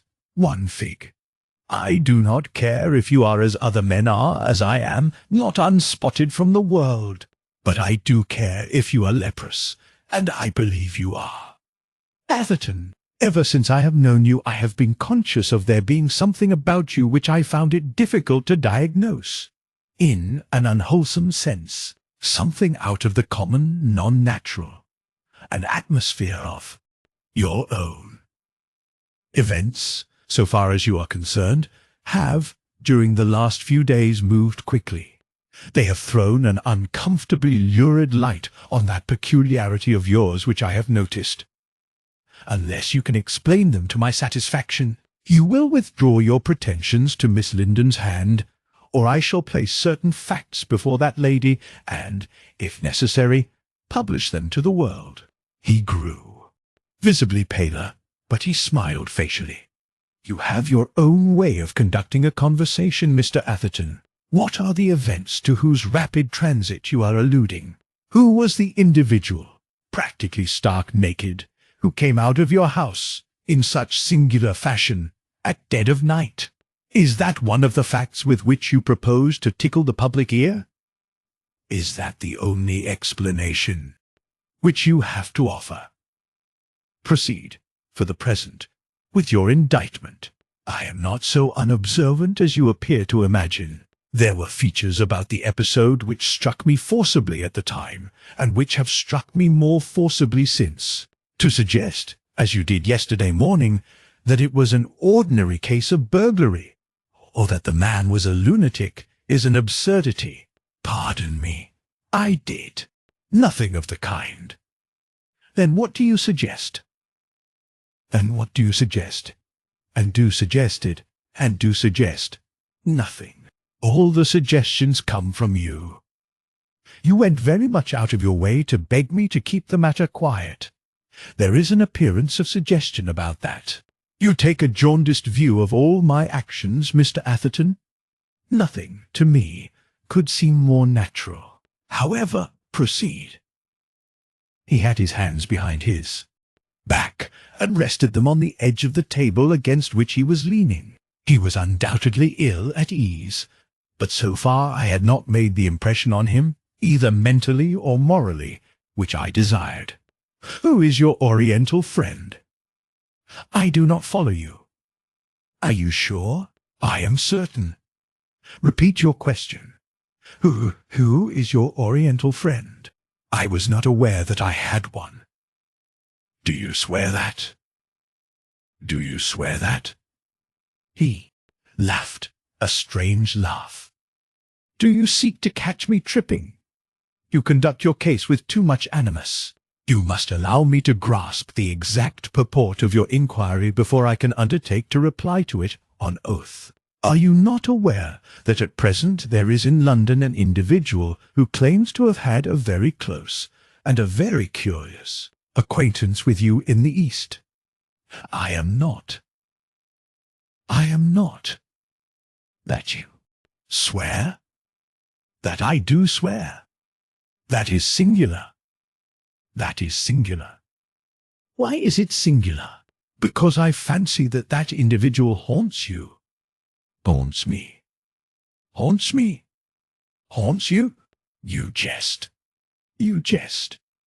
You think so? You remember that picture of the Scarabaeus, which, yesterday morning, frightened you into a state of semi-idiocy. You use strong language. I know what you allude to. Do you mean to say that you don't know that you were indebted for that to your Oriental friend? I don't understand you. Are you sure? Certainly I am sure. It occurs to me, Mr. Atherton, that an explanation is demanded from you rather than from me. Are you aware that the purport of my presence here is to ask you how that picture found its way into your room? It was projected by the Lord of the Beetle. The words were chance ones, but they struck a mark. The Lord, he faltered and stopped. He showed signs of discomposure. I will be frank with you, since frankness is what you ask. His smile, that time, was obviously forced. Recently, I have been the victim of delusions.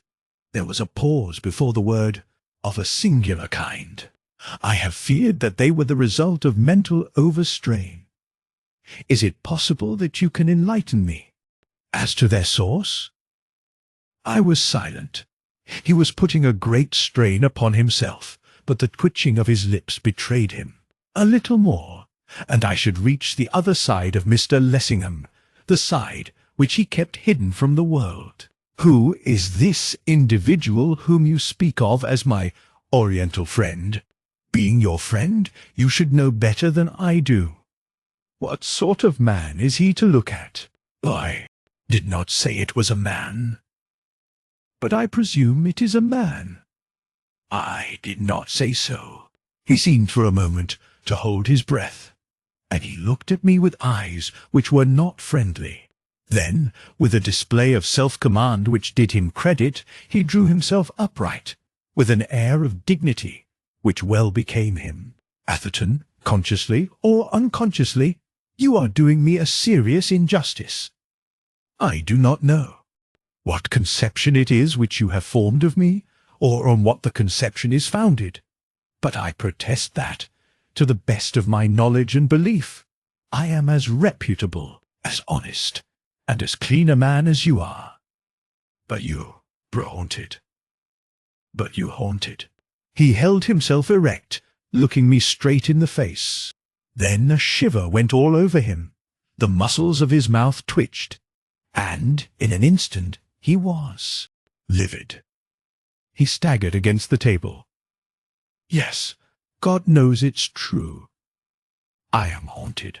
So either you're mad and therefore unfit to marry, or else you've done something which places you outside the tolerably generous boundaries of civilized society, and are therefore still more unfit to marry. You are on the horns of a dilemma. I'm the victim of a delusion. What is the nature of the delusion? Does it take the shape of a beetle? Atherton! Without the slightest warning, he collapsed, was transformed. I can describe the change which took place in him in no other way. He sank in a heap on the floor. He held up his hands above his head, and he gibbered like some frenzied animal. A more uncomfortable spectacle than he presented it would be difficult to find. I have seen it matched in the padded rooms of lunatic asylums, but nowhere else. The sight of him set every nerve of my body on edge. In heaven's name, what is the matter with you, man? Are you stark, staring mad? Here, drink this. Filling a tumbler with brandy, I forced it between his quivering fingers. Then it was some moments before I could get him to understand what it was I wanted him to do. When he did get the glass to his lips, he swallowed its contents as if they were so much water. By degrees his senses returned to him. He stood up. He looked about him with a smile which was positively ghastly. It the delusion. It's a very queer kind of a delusion, if it is. I eyed him curiously. He was evidently making the most strenuous efforts to regain his self-control, all the while with that horrible smile about his lips. Atherton, you take me at an advantage. I was still. Who's your Oriental friend? My Oriental friend. My Oriental friend. You mean yours. I supposed, at first, that the individual in question was a man. But it appears that she's a woman. A woman? Oh, how do you mean? Well, the face is a man's of an uncommonly disagreeable type, of which the powers forbid that there are many. And the voice is a man's, also of a kind. But the body, as last night I chanced to discover, is a woman's. That sounds very odd. He closed his eyes. I could see that his cheeks were clammy. Do you believe in witchcraft? That depends. That depends. Have you heard of Obi? I have been told that an Obeah man can put a spell upon a person which compels a person to see whatever he, the Obeah man, may please. Do you think that's possible? It is not a question to which I should be disposed to answer either yes or no. He looked at me out of his half-closed eyes. It struck me that he was making conversation, saying anything for the sake of gaining time. I remember reading a book entitled Obscure Diseases of the Brain. It contained some interesting data on the subject of hallucinations. Possibly. Now, candidly, would you recommend me to place myself in the hands of a mental pathologist? I don't think that you're insane, if that's what you mean. If that's what you mean. No? That is good hearing. Of all diseases, insanity is the most to be dreaded. Well, Atherton, I'm keeping you. The truth is that, insane or not, I am very far from well. I think I must give myself a holiday. He moved towards his hat and umbrella. There is something else which you must do. What is that? You must resign your pretensions to Miss Linden's hand. My dear Atherton, if my health is really failing me, I shall resign everything, everything. He repeated his own word with a little movement of his hands, which was pathetic. Understand me, Lessingham. What else you do is no affair of mine.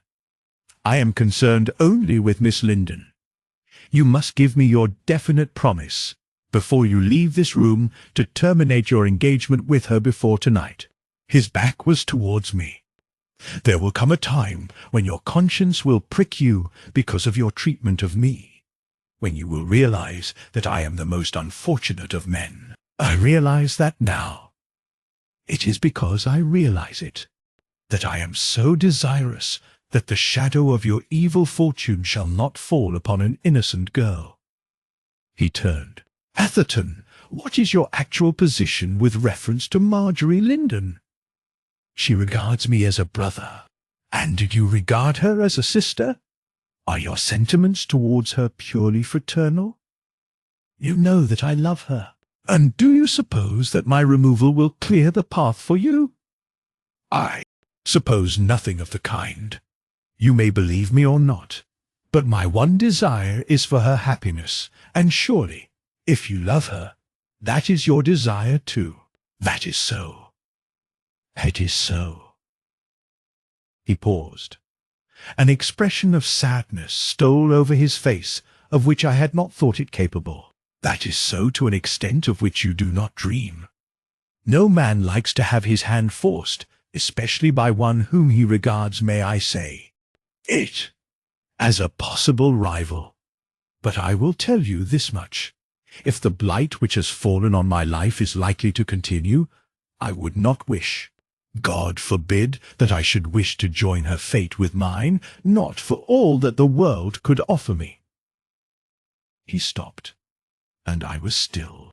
Presently he continued.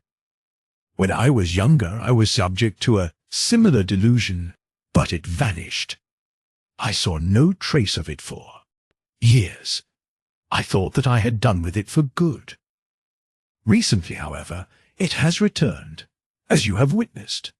I shall institute inquiries into the cause of its reappearance. If it seems likely to be irremovable, or even if it bids fair to be prolonged, I shall not only, as you phrase it, withdraw my pretensions to Miss Linden's hand, but to all my other ambitions. In the interim, as regards Miss Linden, I shall be careful to hold myself on the footing of a mere acquaintance."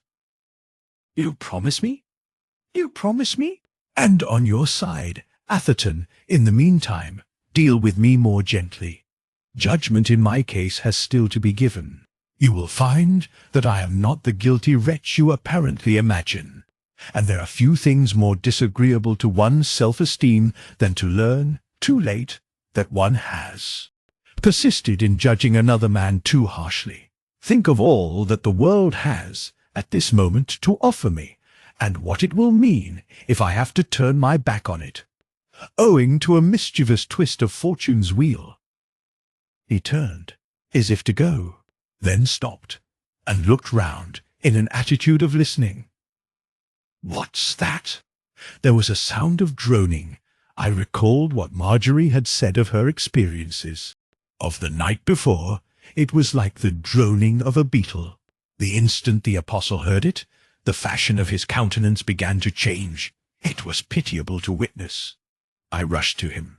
"Lessingham, don't be a fool. Play the man." He gripped my left arm with his right hand till it felt as if it were being compressed in a vice. "Then I shall have to have some more brandy." Fortunately, the bottle was within reach from where I stood. Otherwise, I doubt if he would have released my arm to let me get at it. I gave him the decanter and the glass. He helped himself to a copious libation.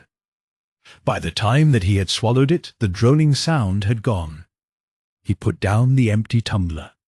When a man has to resort to alcohol to keep his nerves up to concert pitch, things are in a bad way with him, you may be sure of that. But then you have never known what it is to stand in momentary expectation of a tete-a-tete with the devil. Again he turned to leave the room, and this time he actually went. I let him go alone. I heard his footsteps passing along the passage, and the hall door close. Then I sat in an armchair, stretched my legs out in front of me, thrust my hands in my trouser pockets, and I wondered. I had been there perhaps 4 or 5 minutes, when there was a slight noise at my side. Glancing round, I saw a sheet of paper come fluttering through the open window. It fell almost at my feet. I picked it up. It was a picture of a beetle, a facsimile of the one which had had such an extraordinary effect on Mr. Lessingham the day before. If this was intended for St. Paul, a trifle late, unless I could hear that someone was approaching along the corridor. I looked up, expecting to see the apostle reappear, in which expectation I was agreeably disappointed. The newcomer was feminine. It was Miss Grayling. As she stood in the open doorway, I saw that her cheeks were red as roses. "I hope I am not interrupting you again, but I left my purse here." She stopped, then added, as if it were an afterthought, "And I want you to come and lunch with me." I locked the picture of the beetle in the drawer, and I lunched with Dora Grayling. Chapter 23. The way he told her. I am the happiest woman in the world. I wonder how many women have said that of themselves in their time, but I am. Paul has told me that he loves me. How long I have made inward confession of my love for him, I should be ashamed to say. It sounds prosaic, but I believe it is a fact that the first stirring of my pulses was caused by the report of a speech of his which I read in the Times. It was on the 8 Hours bill. Papa was most unflattering. He said that he was an oily spouter, an ignorant agitator, an irresponsible firebrand, and a good deal more to the same effect. I remember very well how Papa fidgeted with the paper, declaring that it read even worse than it had sounded, and goodness knew that it had sounded bad enough. He was so very emphatic that when he had gone, I thought I would see what all the pother was about, and read the speech for myself. So I read it. It affected me quite differently.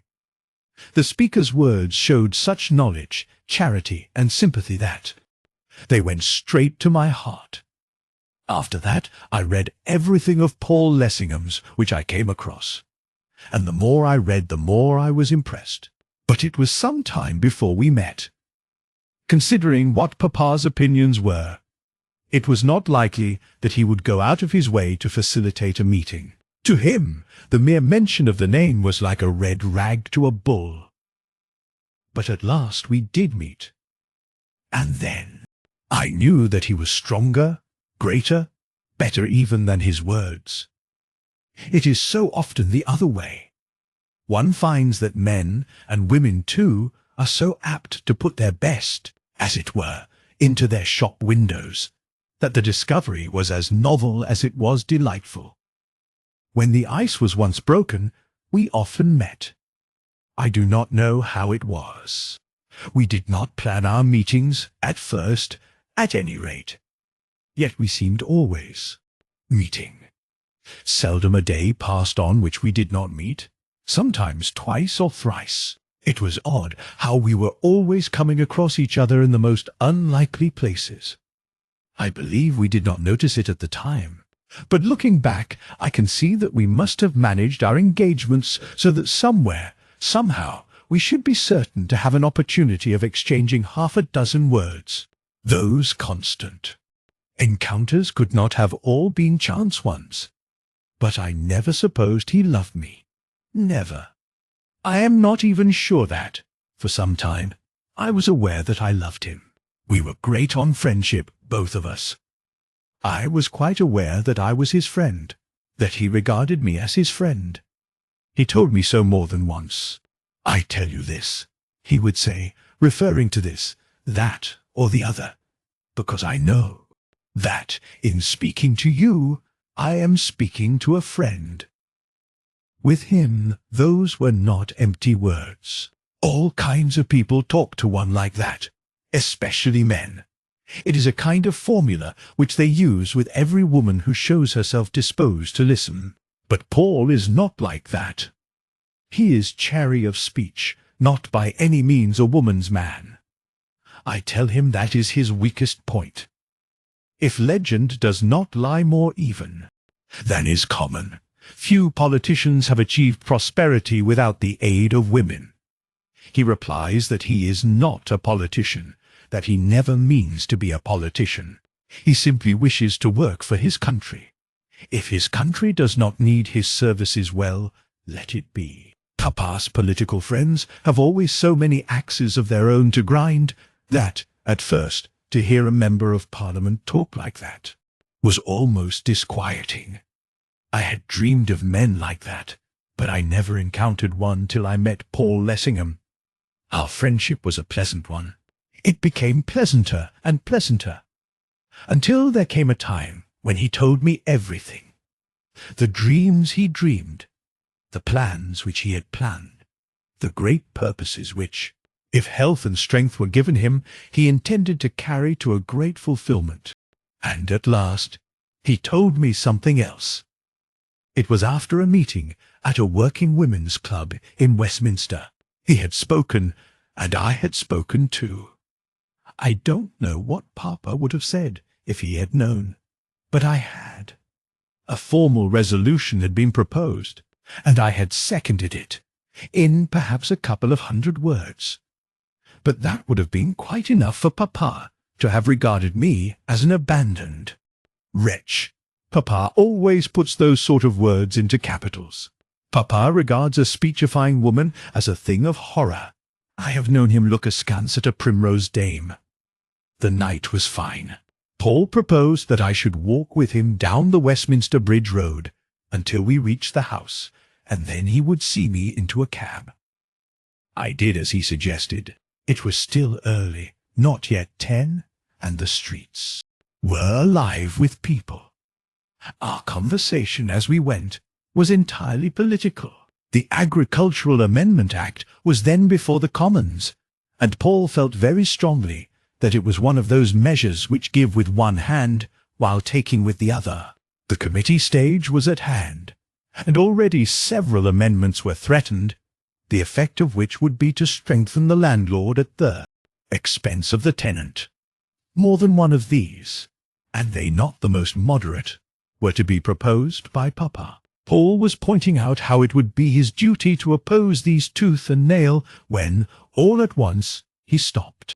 I sometimes wonder how you really feel upon this matter. What matter? On the difference of opinion in political matters which exists between your father and myself. I am conscious that Mr. Linden regards my action as a personal question and resents it so keenly that I am sometimes moved to wonder if at least a portion of his resentment is not shared by you. I have explained. I consider Papa the politician as one person, and Papa the father as quite another. You are his daughter. Certainly I am. But would you, on that account, wish me to share his political opinions, even though I believe them to be wrong? You love him. Of course I do. He is the best of fathers. Your defection will be a grievous disappointment. I looked at him out of the corner of my eye. I wondered what was passing through his mind. The subject of my relations with Papa was one which, without saying anything at all about it, we had consented to taboo. I am not so sure. I am not so sure. I am permeated with a suspicion that Papa has no politics. Miss Linden, I fancy that I can adduce proof to the contrary. I believe that if Papa were to marry again, say, a Home Ruler, within 3 weeks his wife's politics would be his own. Paul thought before he spoke. Then he smiled. I suppose that men sometimes do change their coats to please their wives, even their political ones. Papa's opinions are the opinions of those with whom he mixes. The reason why he consorts with Tories of the crusted school is because he fears that if he associated with anybody else with radicals, say, before he knew it, he would be a radical too. With him, association is synonymous with logic. Paul laughed outright. By this time we had reached Westminster Bridge. Standing, we looked down upon the river. A long line of lanterns was gliding mysteriously over the waters. It was a tug towing a string of barges. For some moments neither spoke. Then Paul recurred to what I had just been saying. "And you, do you think marriage would colour your convictions? Would it yours? Would it yours?" "That depends." He was silent. Then he said, in that tone which I had learned to look for when he was most in, "Ernest, it depends on whether you would marry me." I was still. His words were so unexpected that they took my breath away. I knew not what to make of them. My head was in a whirl. Then he addressed to me a monosyllabic interrogation. "Well?" I found my voice, or a part of it. "Well? To what? To what?" He came a little closer. "Will you be my wife?" The part of my voice which I had found was lost. Again. Tears came into my eyes. I shivered. I had not thought that I could be so absurd. Just then the moon came from behind a cloud. The rippling waters were tipped with silver. He spoke again, so gently that his words just reached my ears. "You know that I love you." Then I knew that I loved him too. That what I had fancied was a feeling of friendship was something very different. It was as if somebody, in tearing a veil from before my eyes, had revealed a spectacle which dazzled me. I was speechless. He misconstrued my silence. "Have I offended you?" "No." I fancy that he noted the tremor which was in my voice, and read it rightly, for he too was still. Presently his hand stole along the parapet, and fastened upon mine, and held it tight. And that was how it came about. Other things were said, but they were hardly of the first importance, though I believe we took some time in saying them. Of myself I can say with truth that my heart was too full for copious speech. I was dumb with a great happiness, and I believe I can say the same of Paul. He told me as much when we were parting. It seemed that we had only just come there when Paul started. Turning, he stared up at Big Ben. "Midnight? The house up? Impossible!" But it was more than possible. It was fact. We had actually been on the bridge 2 hours, and it had not seemed 10 minutes. Never had I supposed that the flight of time could have been so entirely unnoticed. Paul was considerably taken aback.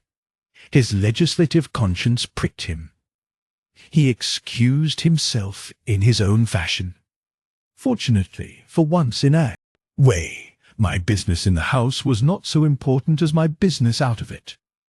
He had his arm through mine. We were standing face to face. "So you call this business?" He laughed. He not only saw me into a cab, but he saw me home in it. And in the cab he kissed me. I fancy I was a little out of sorts that night. My nervous system was, perhaps, demoralized, because, when he kissed me, I did a thing which I never do. I have my own standard of behavior, and that sort of thing is quite outside of it. I behaved like a sentimental chit. I cried, and it took him all the way to my father's door to comfort me. I can only hope that, perceiving the singularity of the occasion, he consented to excuse me. Chapter 24. A Woman's Vigue. Sidney Atherton has asked me to be his wife. It is not only annoying. Worse, it is absurd. This is the result of Paul's wish that our engagement should not be announced. He is afraid of Papa. Not really, but for the moment. The atmosphere of the house is charged with electricity. Party feeling runs high. They are at each other, hammer and tongs, about this Agricultural Amendment Act. The strain on Paul is tremendous. I am beginning to feel positively concerned. Little things which I have noticed about him lately convince me that he is being overwrought. I suspect him of having sleepless nights. The amount of work which he has been getting through lately has been too much for any single human being. I care not who he is. He himself admits that he shall be glad when the session is at an end. So shall I. In the meantime, it is his desire that nothing shall be said about our engagement until the house rises. It is reasonable enough. Papa is sure to be violent. Lately, the barest allusion to Paul's name has been enough to make him explode. When the discovery does come, he will be unmanageable. I foresee it clearly. From little incidents which have happened recently, I predict the worst. He will be capable of making a scene within the precincts of the house. And, as Paul says, there is some truth in the saying that the last straw breaks the camel's back. He will be better able to face Papa's wild wrath when the house has risen. So the news is to bide a wee. Of course, Paul is right, and what he wishes I wish too. Still, it is not all such plain sailing for me as he perhaps thinks. The domestic atmosphere is almost as electrical as that in the house. Papa is like the terrier who scents a rat. He is always sniffing the air. He has not actually forbidden me to speak to Paul. His courage is not quite at the sticking point. But he is constantly making uncomfortable allusions to persons who number among their acquaintance political adventurers, grasping carpetbaggers, radical riffraff, and that kind of thing. Sometimes I venture to call my soul my own. But such a tempest invariably follows that I become discreet again as soon as I possibly can. So, as a rule, I suffer in silence. Still, I would with all my heart that the concealment were at an end. No one need imagine that I am ashamed of being about to marry Paul, Papa least of all. On the contrary, I am as proud of it as a woman can be. Sometimes, when he has said or done something unusually wonderful, I fear that my pride will out. I do feel it so strong within me. I should be delighted to have a trial of strength with Papa, anywhere, at any time. I should not be so rude to him as he would be to me. At the bottom of his heart, Papa knows that I am the more sensible of the two. After a pitched battle or so, he would understand it better still. I know, Papa, I have not been his daughter for all these years in vain. I feel like hot-blooded soldiers must feel, who, burning to attack the enemy in the open field, are ordered to skulk behind hedges and be shot at. One result is that Sidney has actually made a proposal of marriage, he of all people. It is too comical. The best of it was that he took himself quite seriously. I do not know how many times he has confided to me the sufferings which he has endured for love of other women, some of them, I am sorry to say, decent married women too. But this is the first occasion on which the theme has been a personal one. He was so frantic, as he is wont to be, that, to calm him, I told him about Paul, which, under the circumstances, to him I felt myself at liberty to do. In return, he was melodramatic, hinting darkly at I know not what. I was almost cross with him. He is a curious person, Sidney Atherton. I suppose it is because I have known him all my life, and have always looked upon him, in cases of necessity, as a capital substitute for a brother, that I criticize him with so much frankness. In some respects, he is a genius. In others, I will not write fool, for that he never is, though he has often done some extremely foolish things. The fame of his inventions is in the mouths of all men, though the half of them has never been told. He is the most extraordinary mixture. The things which most people would like to have proclaimed in the street, he keeps tightly locked in his own bosom, while those which the same persons would be only too glad to conceal, he shouts from the roofs. A very famous man once told me that if Mr. Atherton chose to become a specialist, to take up one branch of inquiry and devote his life to it, his fame, before he died, would bridge the spheres. But sticking to one thing is not in Sidney's line at all. He prefers, like the bee, to roam from flower to flower. As for his being in love with me, it is ridiculous.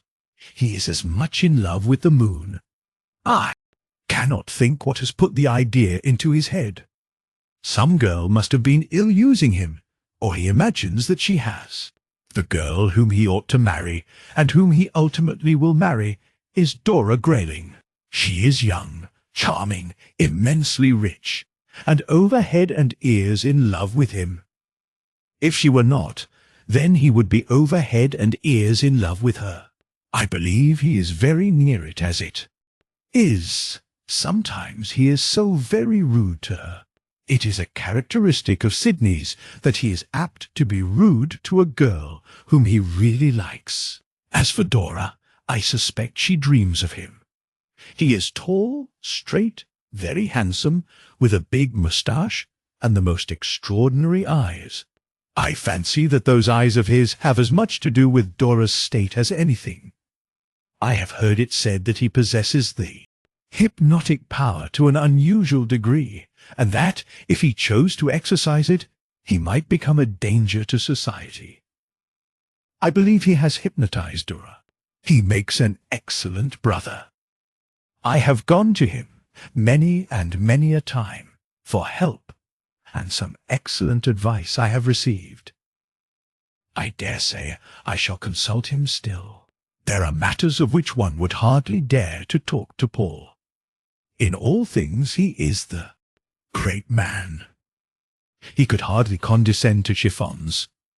Now Sidney can and does, when he is in the mood. On the vital subject of trimmings a woman could not appeal to a sounder authority. I tell him, if he had been a dressmaker, he would have been magnificent. I am sure he would. Chapter 25. The Man in the Street. This morning I had an adventure. I was in the breakfast room. Papa, as usual, was late for breakfast, and I was wondering whether I should begin without him, when, chancing to look round, something caught my eye in the street. I went to the window to see what it was. A small crowd of people was in the middle of the road, and they were all staring at something which, apparently, was lying on the ground. What it was I could not see. The butler happened to be in the room. I spoke to him. "Peter, what is the matter in the street?" "Go and see." He went and saw, and presently he returned. Peter is an excellent servant, but the fashion of his speech, even when conveying the most trivial information, is slightly sesquipedalian. He would have made a capital cabinet minister at question time. He wraps up the smallest petitions of meaning in the largest possible words. An unfortunate individual appears to have been the victim of a catastrophe. I am informed that he is dead. The constable asserts that he is drunk. Drunk? Drunk? Dead? Do you mean that he is dead drunk? At this hour? He is either one or the other. I did not behold the individual myself. I derived my information from a bystander. That was not sufficiently explicit for me. I gave way to a seemingly quite causeless impulse of curiosity. I went out into the street, just as I was, to see for myself. It was, perhaps, not the most sensible thing I could have done, and Papa would have been shocked. But I am always shocking Papa. It had been raining in the night, and the shoes which I had on were not so well suited as they might have been for an encounter with the mud.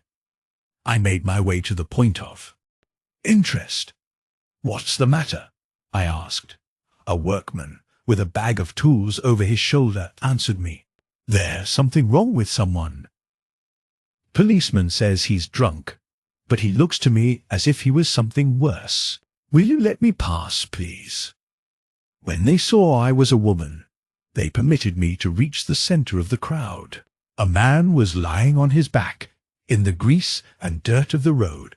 He was so plastered with mud that it was difficult at first to be sure that he really was a man. His head and feet were bare. His body was partially covered by a long, ragged cloak. It was obvious that that one wretched, dirt-stained, sopping wet rag was all the clothing he had on. A huge constable was holding his shoulders in his hands and was regarding him as if he could not make him out at all. He seemed uncertain as to whether it was or was not a case of shamming. He spoke to him as if he had been some refractory child. "Come, my lad, this won't do. Wake up. What's the matter?"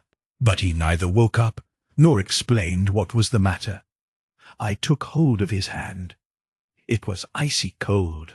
Apparently the wrist was pulseless. Clearly this was no ordinary case of drunkenness. "There is something seriously wrong, officer. Medical assistance ought to be had at once." "Do you think he's in a fit, miss?" "That a doctor should be able to tell you better than I can. There seems to be no pulse. I should not be surprised to find that he was—" The word dead was actually on my lips when the stranger saved me from making a glaring exposure of my ignorance by snatching his wrist away from me and sitting up in the mud. He held out his hands in front of him, opened his eyes, and exclaimed in a loud but painfully raucous tone of voice, as if he was suffering from a very bad cold, "Paul Lessingham!" I was so surprised that I all but sat down in the mud to hear "Paul, my Paul," apostrophized by an individual of his appearance in that fashion, was something which I had not expected. Directly the words were uttered, he closed his eyes again, sank backward, and seemingly relapsed into unconsciousness, the constable gripping him by the shoulder just in time to prevent him banging the back of his head against the road. The officer shook him, scarcely gently. Now, my lad, it's plain that you are not dead. "What's the meaning of this?" Move yourself. Looking round, I found that." Peter was close behind. Apparently he had been struck by the singularity of his mistress-bee behaviour, and had followed to see that it did not meet with the reward which it deserved. I spoke to him. "Peter, let someone go at once for Dr. Coates. Dr. Coates lives just round the corner, and since it was evident that the man's lapse into consciousness had made the policeman sceptical as to his case being so serious as it seemed, I thought it might be advisable that a competent opinion should be obtained without delay." Peter was starting, when again the stranger returned to consciousness. That is, if it really was consciousness, as to which I was more than a little in doubt. He repeated his previous pantomime, sat up in the mud, stretched out his arms, opened his eyes unnaturally wide, and yet they appeared unseeing. A sort of convulsion went all over him, and he shrieked. It really amounted to shrieking as a man might shriek who was in mortal terror. "Be warned, Paul Lessingham, be warned!" For my part, that settled it. There was a mystery here which needed to be unravelled. Twice had he called upon Paul's name, and in the strangest fashion. It was for me to learn the why and the wherefore, to ascertain what connection there was between this lifeless creature and Paul Lessingham. Providence might have cast him there before my door. I might be entertaining an angel unawares. My mind was made up on the instant. "Peter, hasten for Dr. Coates." Peter passed the word, and immediately a footman started running as fast as his legs would carry him. "Officer, I will have this man taken into my father's house. Will some of you men help to carry him?" There were volunteers enough, and to spare. I spoke to Peter in the hall. "Is Papa down yet?" "Yes. Mr. Linden has sent down to say that you will please not wait for him for breakfast. He has issued instructions to have his breakfast conveyed to him upstairs." "That's all right." I nodded towards the poor wretch who was being carried through the hall. You will say nothing to him about this unless he particularly asks. You understand? Peter bowed. He is discretion itself. He knows I have my vagaries, and it is not his fault if the savour of them travels to Papa. The doctor was in the house almost as soon as the stranger. "Wants washing?" he remarked directly he saw him. And that certainly was true. I never saw a man who stood more obviously in need of the good offices of soap and water. Then he went through the usual medical formula, I watching all the while. So far as I could see, the man showed not the slightest sign of life.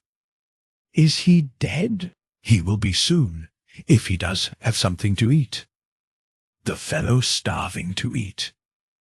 The fellow's starving. The doctor asked the policeman what he knew of him. That sagacious officer's reply was vague. A boy had run up to him crying that a man was lying dead in the street. He had straightway followed the boy and discovered the stranger. That was all he knew. What is the matter with the man? I inquired of the doctor when the constable had gone. Don't know. It may be catalepsy, and it may be. Dr. Coates' manner was a trifle brusque, particularly, I believe, to me. I remember that once he threatened to box my ears. When I was a small child, I used to think nothing of boxing his. Realizing that no satisfaction was to be got out of a speechless man, particularly as regards his mysterious references to Paul, I went upstairs. I found that Papa was under the impression that he was suffering from a severe attack of gout. But as he was eating a capital breakfast and apparently enjoying it, while I was still fasting, I ventured to hope that the matter was not so serious as he feared. I mentioned nothing to him about the person whom I had found in the street, lest it should aggravate his gout. When he is like that, the slightest thing does. And here we will pause the story at chapter 25. The mystery continues to deepen, and the answers remain just out of reach, with new questions emerging and hidden truths waiting to be uncovered. The journey is far from over. Join us in the next chapter to discover what happens next. If you enjoy quality English audiobooks uploaded regularly, be sure to subscribe to Driven to Win audiobook. From timeless classics to modern masterpieces, you'll find them all here. Thank you for listening to Driven to Win audiobook.